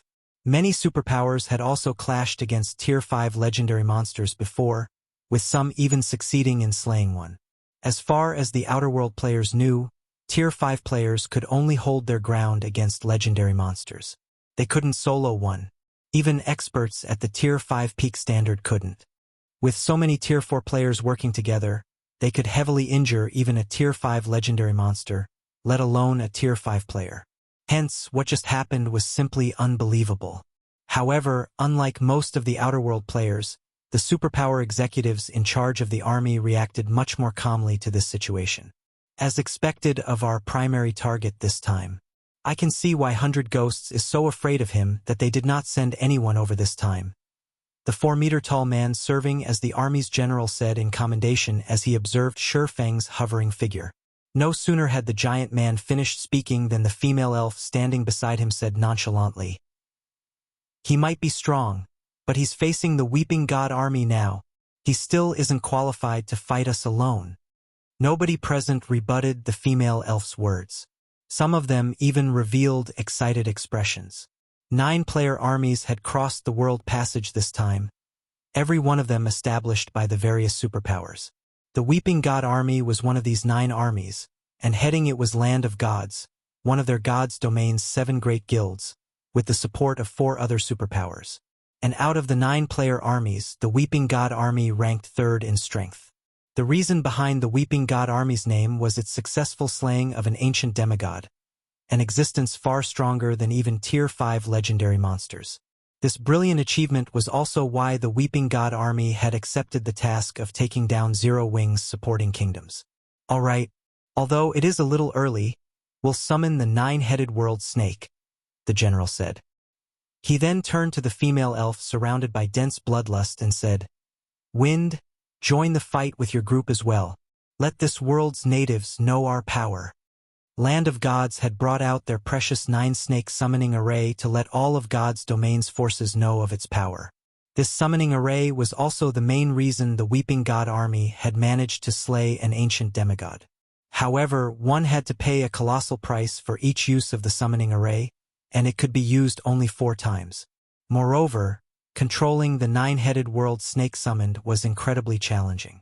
The task required 9 players with excellent control over mana and 1 player with remarkable control over their physical body, in other words, an existence at the beyond domain realm.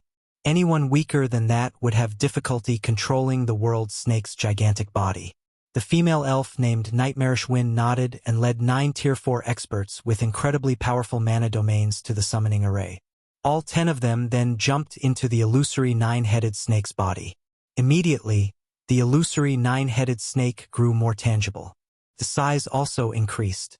In just 3 seconds, the 9-headed snake's body, which originally measured around 100 meters in length, had grown to 1,000 meters. Each of its 9 heads had also enlarged to the size of mountains. Moreover, each of these heads now held mastery over a particular magical element, and they could independently cast spells of their respective element. Black Flame, I heard you're this world's strongest player. Nightmarish Wind, who was hidden inside the world snake's translucent body, sneered when she saw Feng still standing his ground. Unfortunately, you're not going to leave this place alive today. After saying so, Nightmarish Wind had the world snake fly toward Feng. The power its body exuded was so strong that the space in its path shattered. Simultaneously, the world snake's 9 heads cast 9 different Tier 5 spells and launched them at Feng. This scene made Skyfox and his team shudder in fear. The current 9-headed world snake radiated a much more powerful aura than before, so much so that it felt like a completely different creature. Even the Tier 5 NPCs they had come across previously couldn't compare to this monster. Meanwhile, in front of the world snake, Feng looked like an ant, as if the world snake could wipe him out of existence with a single swipe of its tail. The simultaneous bombardment of 9 Tier 5 spells was something even several Tier 5 NPCs working together would fail to stop. However, even after seeing the world snake's attack, Feng remained unfazed. He simply raised the light of 2 worlds once more and swung it at the world snake. World Breaker. Boom!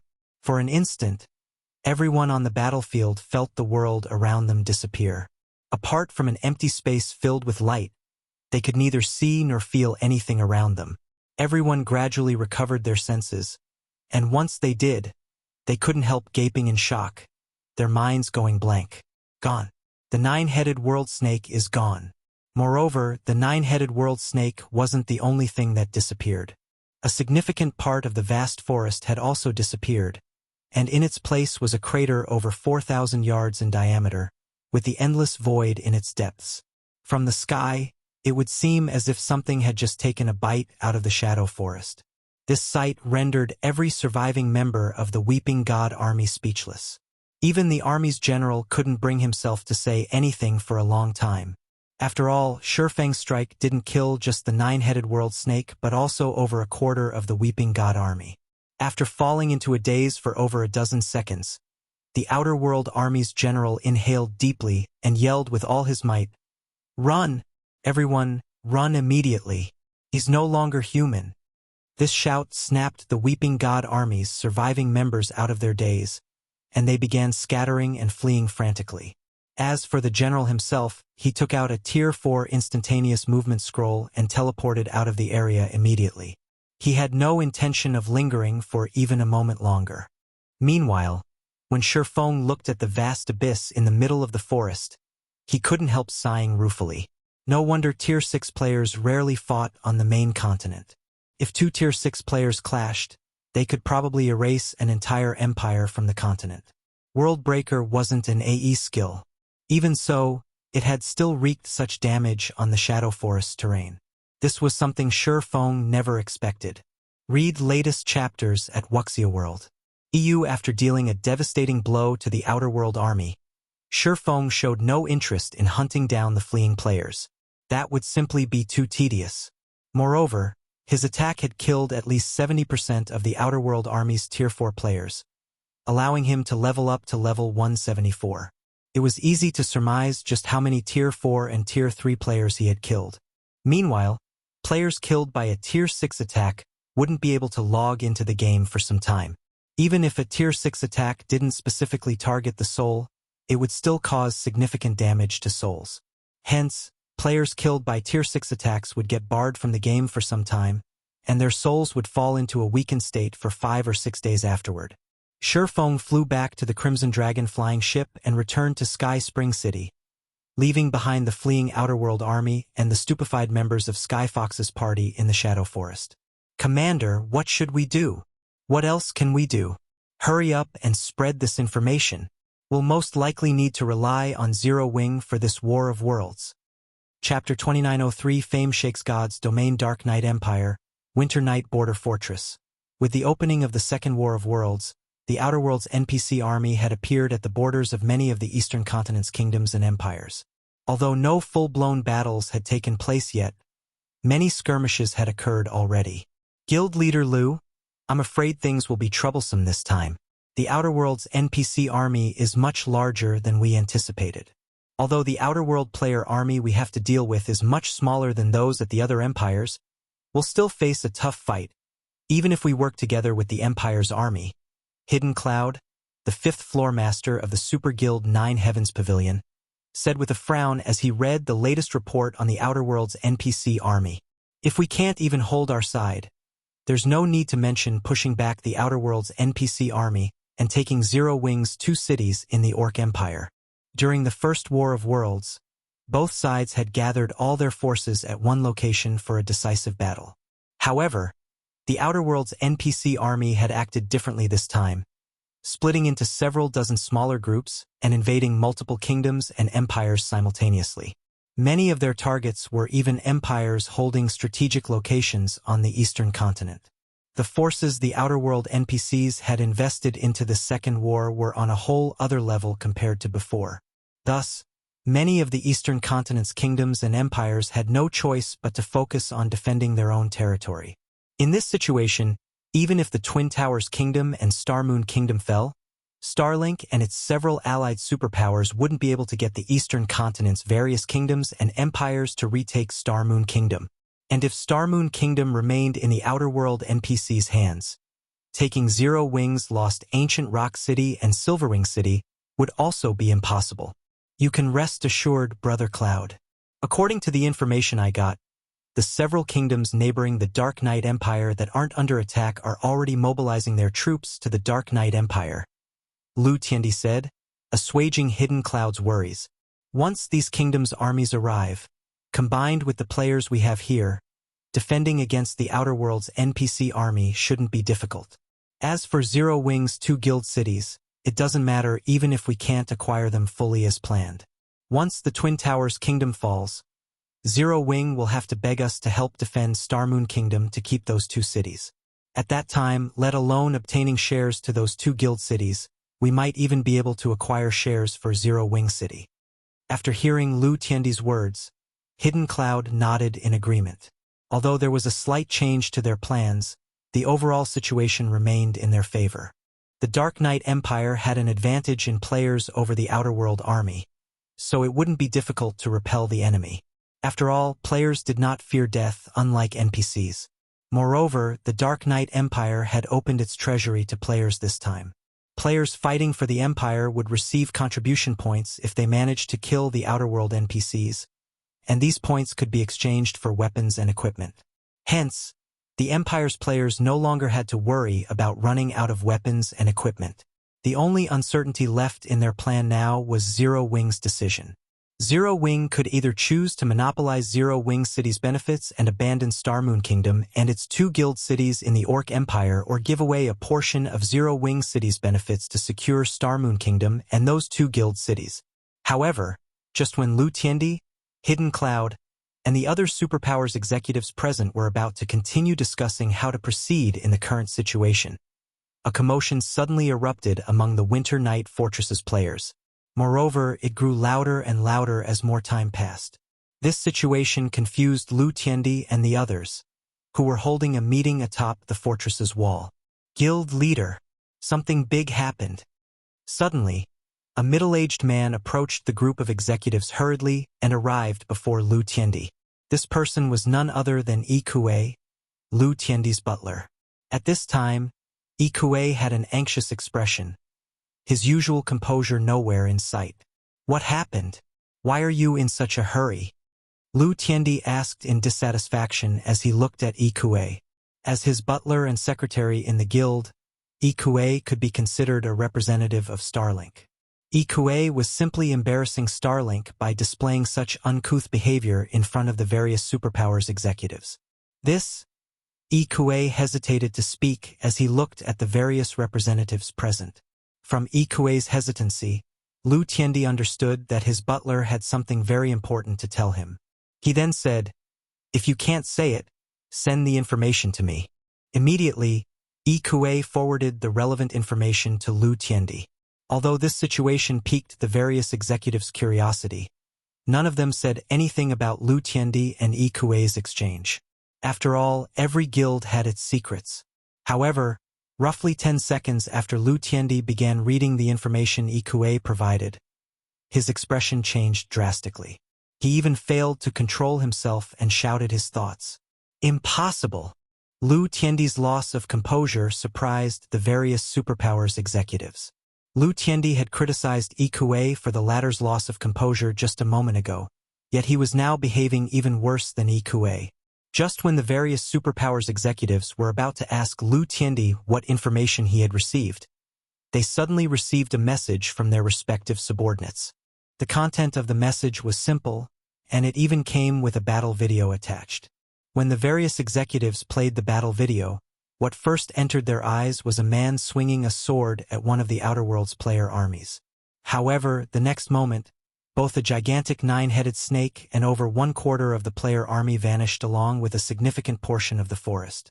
Afterward, the remaining Outer World players scattered and fled the area. As for the man, he returned to the flying ship behind him and departed the area as well. A Crimson Dragon flying ship? Is he Black Flame? Questions and shock flooded the heads of the various superpowers executives. All of them were Tier 4 players, so despite the battle video's brevity, their eyes still managed to take note of every little detail in it. Although they couldn't see the 9-headed snake's information, based on the spatial fluctuations surrounding it, the monster was undoubtedly at the Tier 5 legendary rank. They also counted at least 4,000 Tier 4 players in the Outer Worlds player army, far more than what any single empire on the eastern continent had faced so far. Yet, Feng had not only killed the Tier 5 legendary monster with one attack but also defeated the army of millions. After several minutes of silence, the various superpowers executives snapped out of their daze one after another. However, their earlier complacency was nowhere to be seen, replaced by solemn expressions. Guild leader Lu, I still have something to do, so I'll be taking my leave first. Guild leader Lu, my superior suddenly called me back for a meeting, so excuse me. Guild leader Lu. The next moment, the various superpowers executives gave all sorts of excuses and left the fortress in quick succession. Even Hidden Cloud, Lu Tiandi's staunch supporter, suddenly said he felt ill and logged out of the game to rest. In no time at all, only Lu Tiandi and Ikue remained on the fortress's wall. Ikue's complexion turned livid as he watched the various superpowers executives leave.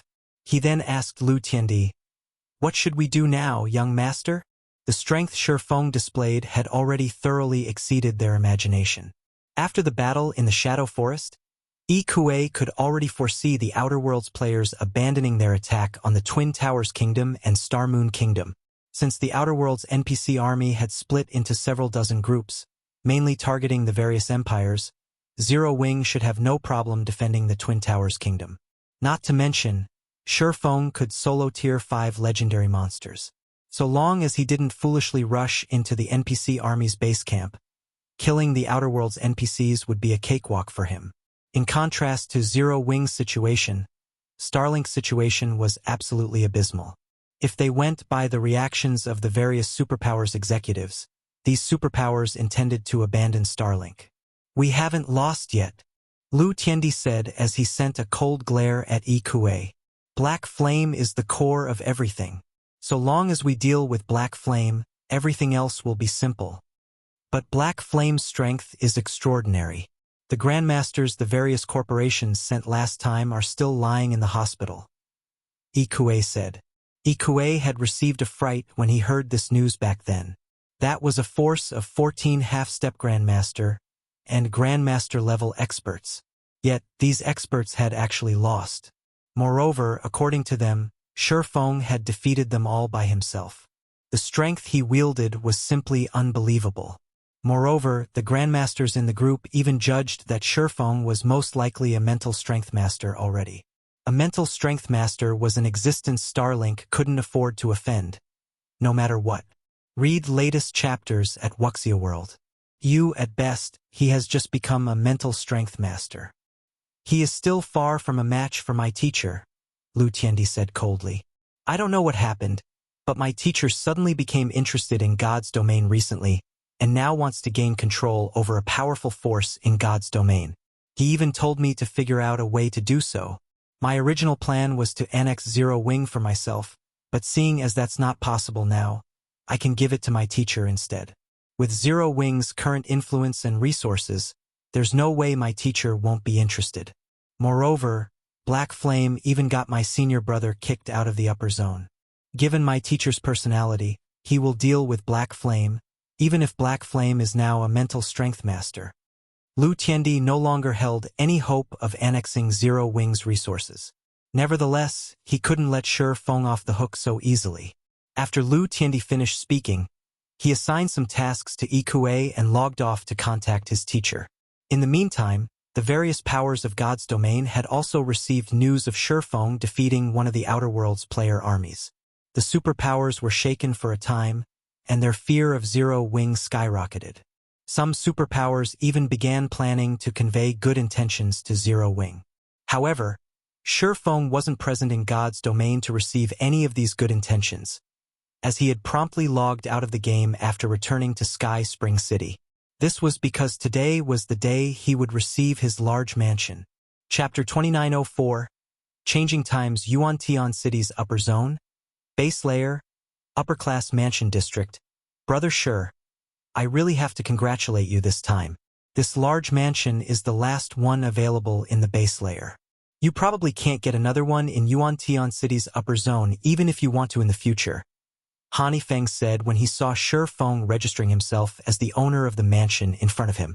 Looking at the 3-story mansion, which occupied an area as large as half a football field, he couldn't repress his envy as he said, "You're only one of 3 people to own a large mansion as an individual in Yuan Tian City's upper zone." The base layer's 10 large mansions didn't just have the best position and environment. They also served as a status symbol. The only reason Feng got to stay in a large mansion himself was his status as the 5 States Corporation's heir. The other members of his family, even those with excellent performance, could stay in the large mansion for only a short period. In comparison, Feng had purchased a large mansion all by himself. Moreover, he wouldn't have any people disturbing his peace. The heirs and heads of the base layer's various corporations would be green with envy once they heard about this. The last one, Feng was a little surprised. Weren't there 2 left before? Did someone buy the other one during this time? They concluded the purchase yesterday, Feng said, nodding. Sighing ruefully, he continued, "Moreover, you might very well know the person who bought it." "I know them." Feng grew even more surprised. There were only 10 large mansions in the base layer. Even a powerful organization like the Boulder Corporation didn't have the ability to purchase one. He found it truly hard to imagine that any of his acquaintances did. "You might not know her in real life, but you've probably heard of her in God's domain," Feng said, chuckling. "Does the name Endless Scars or Weiyang Qianhen one ring any bells? The Midnight Tea Party she belongs to is currently the target of recruitment of even the 5 great super guilds. Rumors say that she has already developed her mana body to the 120% completion rate, and she can probably get promoted to Tier 5 at any time." "It's her?" Feng was startled. He had a general idea of Endless Scars' identity. He was sure that she was the princess of a major corporation and that she might live in the upper zone. However, he never thought that Endless Scars would hold such great strength in the upper zone that she could afford a large mansion. "It seems you do know her." Looking at Feng's surprised expression, Feng smiled and said, "She's quite something. You can even say that she's astounding. She managed to buy that mansion this time not because of her family but because her senior brother gifted it to her." "Gifted?" Feng was flabbergasted. He had spent a lot of 7 luminaries crystals to purchase a large mansion, and he didn't know how much time he would need to collect so many crystals again. That's right. It's because she has incredible talent. A big shot in the middle layer recently took her in as his student. I heard that this big shot even paid a high price to borrow a middle layer reserve slot for her to help her break through to mental strength master, Feng said, a hint of envy appearing in his eyes. I have to admit that her talent is truly astonishing. She's been labeled the best talent Yuantian City's upper zone has seen in the past 100 years. Once she reaches the middle layer, she'll probably take only a few months to become a mental strength master. And with her talent, beauty, and a middle layer big shot supporting her, she naturally became the target of pursuit of many of the upper zone's youths. One of them is Qin Bai, her senior brother. Qin Bai is also an extraordinary talent. He successfully broke through and became a mental strength master 2 years ago, the youngest mental strength master in Yuantian City's upper zone in the past 20 years. Because Weiyang Qianhen arrived at Yuantian City's upper zone only recently, Qin Bai bought a large mansion as a temporary residence for her to adapt to the lifestyle here. Having spoken up to this point, Feng, who was normally indifferent to his surroundings, betrayed some yearning for the woman named Weiyang Qianhen. After all, mental strength masters were incredibly rare, and a beautiful mental strength master was rarer. However, before Feng could fantasize for long, Feng interrupted him, asking, "Young Master Han, do I need to go through any procedures to let other people live in this mansion long-term?" Feng Shihan had transferred 10 upper zone reserve slots, and he had already assigned them to Fire Dance and the others. The ordinary housing unit couldn't accommodate them all. Meanwhile, one would enjoy vastly different treatment depending on whether one had housing or not. A housing status didn't just signify that one had lodging. It also determined the exercise equipment and food one could gain access to, among other things. Those without housing could only enjoy the most common training facilities and food. If one wished to eat better food or rent the upper zone's high-tech training facilities, one needed to have housing status. There are some, Feng said, nodding. All you need to do is register their identities at the Green God Tower. If you're not familiar with anyone there, you can come with me. It so happens that I also need to register someone to my mansion. At this point, Feng no longer dared underestimate Feng. In fact, he had even begun placing great importance on Feng. Feng's defeating multiple Honglian Grandmasters all by himself aside, just the position and resources Zero Wing currently held in God's domain already made the guild worthy of befriending for the upper zone's various organizations. After all, 7 luminaries crystals couldn't be acquired easily in God's domain. "I'll have to trouble you then, young Master Han," Feng said. Although Feng understood Feng's motives, he didn't reject the other party's goodwill. His partnership with Feng might be a long-term one, as he was severely lacking in resources and trade points. Meanwhile, the 5 States Corporation possessed great influence in Yuantian City's upper zone. There should be a lot of things they could partner on in the future. Following this, Feng gave Feng a rundown on the basics of the large mansion. Then, the two made their way to the Green God Tower. The Green God Tower's lobby was as crowded as ever. Members of corporations and internal members of the Green God Company were lined up, waiting to exchange for various potions. These people easily numbered over 1,000, and more were still joining the line. The situation at the housing registration counter wasn't the slightest bit inferior, either. When Feng and Feng entered the exchange center, a young and beautiful girl wearing a short-sleeved t-shirt and denim shorts noticed them. She immediately strode over with her long legs and approached them in a sprightly manner. Upon seeing the approaching girl, Feng turned to Feng and said, "This is my younger cousin, Han Rongrong. The family recently decided to have her live in the mansion because of her talent." When Feng saw the lively girl in front of him, he was somewhat surprised. Firstly, it was because of Han Rongrong's talent. From what he could tell, the girl was only around 16 or 17 years old, yet she had already reached the half-step Honglian Grandmaster standard. Secondly, it was because Han Rongrong's appearance resembled the famous Chaos Witch of his previous life. Although Chaos Witch was labeled a witch, she didn't actually play a magical class in God's domain. Instead, she was a guardian knight. Unlike Gentle Snow and Phoenix Rain, who had risen to fame early on in God's Domain, Chaos which had joined God's Domain 2 years after its launch. However, her rise was rapid, getting promoted to Tier 5 in less than 2 years. She had also become one of God's Domain's 12 Sacred Guardian Knights and had been only half a step away from getting promoted to Tier 6. Hello, my name is Han Rongrong. I heard a lot about you from my cousin. He says you're very strong. If there's an opportunity, we must have a spar with each other. Han Rongrong said as she looked at Feng with eyes sparkling with curiosity and fighting spirit. Rongrong, stop messing around. Brother can defeat even Henglian Grandmasters. Someone who isn't even a Henglian Grandmaster has no business challenging him. Feng said as he glared at Han Rongrong. After taking a deep breath, he continued, let's head to the VIP hall to get the residence registration done. However, Han Rongrong paid no heed to Feng's scolding. She even made a funny face at Feng. While following behind her cousin, she quietly observed Feng, the rumored extraordinary expert. The Green God Tower's VIP hall, located on the 22nd floor, was dedicated to receiving people of a certain status in the base layer. The base layer's average resident couldn't come here even if they wanted to. Only heirs of major corporations like Feng had the qualifications to do so. However, the so-called VIP hall wasn't anything special. It merely functioned as a specialized housing registration center.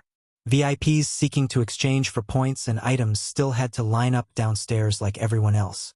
When Feng, Feng, and Han Rongrong entered the VIP hall, they found it nearly empty.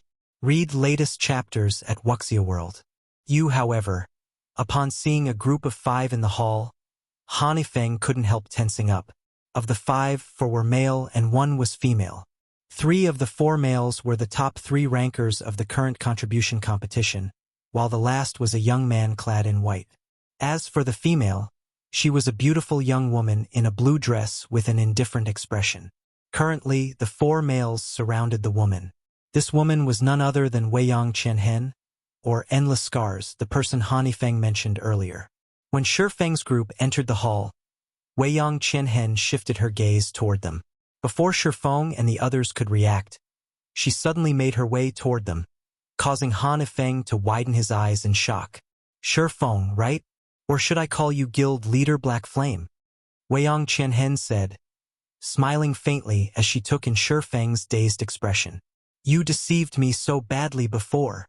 Chapter 2905, High-Grade Authority. When Weiyang Qianhen finished speaking, both the men tagging along with her and Feng turned to look at Feng in disbelief. Weiyang Qianhen's tone was gentle. Although her words sounded reproachful, they were actually intimate. Feng found this situation particularly unbelievable. He looked at Feng as if he was looking at a monster, his mouth nearly failing to close properly. Weiyang Qianhen currently enjoyed a lofty position in Yuantian City's upper zone, far out of even the 5 states corporation's reach. Many youths in Yuantian City's upper zone could only dream of getting acquainted with Weiyang Qianhen, let alone having her strike up a conversation with them. Previously, when Feng spoke with Feng about Weiyang Qianhen, he thought Feng only knew of the woman's existence. After all, the Midnight Tea Party was extremely famous in God's Domain as one of the best adventurer teams in the game. Anyone with a reliable information network in God's Domain would have heard of it. Feng never thought that the two of them were actually acquaintances and shared a good relationship. Meanwhile, in response to Weiyang Qianhen's questioning, Feng smiled bitterly and said, "It seems I've made a fool of myself in front of Miss Weiyang. However, I was forced by circumstances to hide my true identity back then." "You sure know how to act mature," Weiyang Qianhen said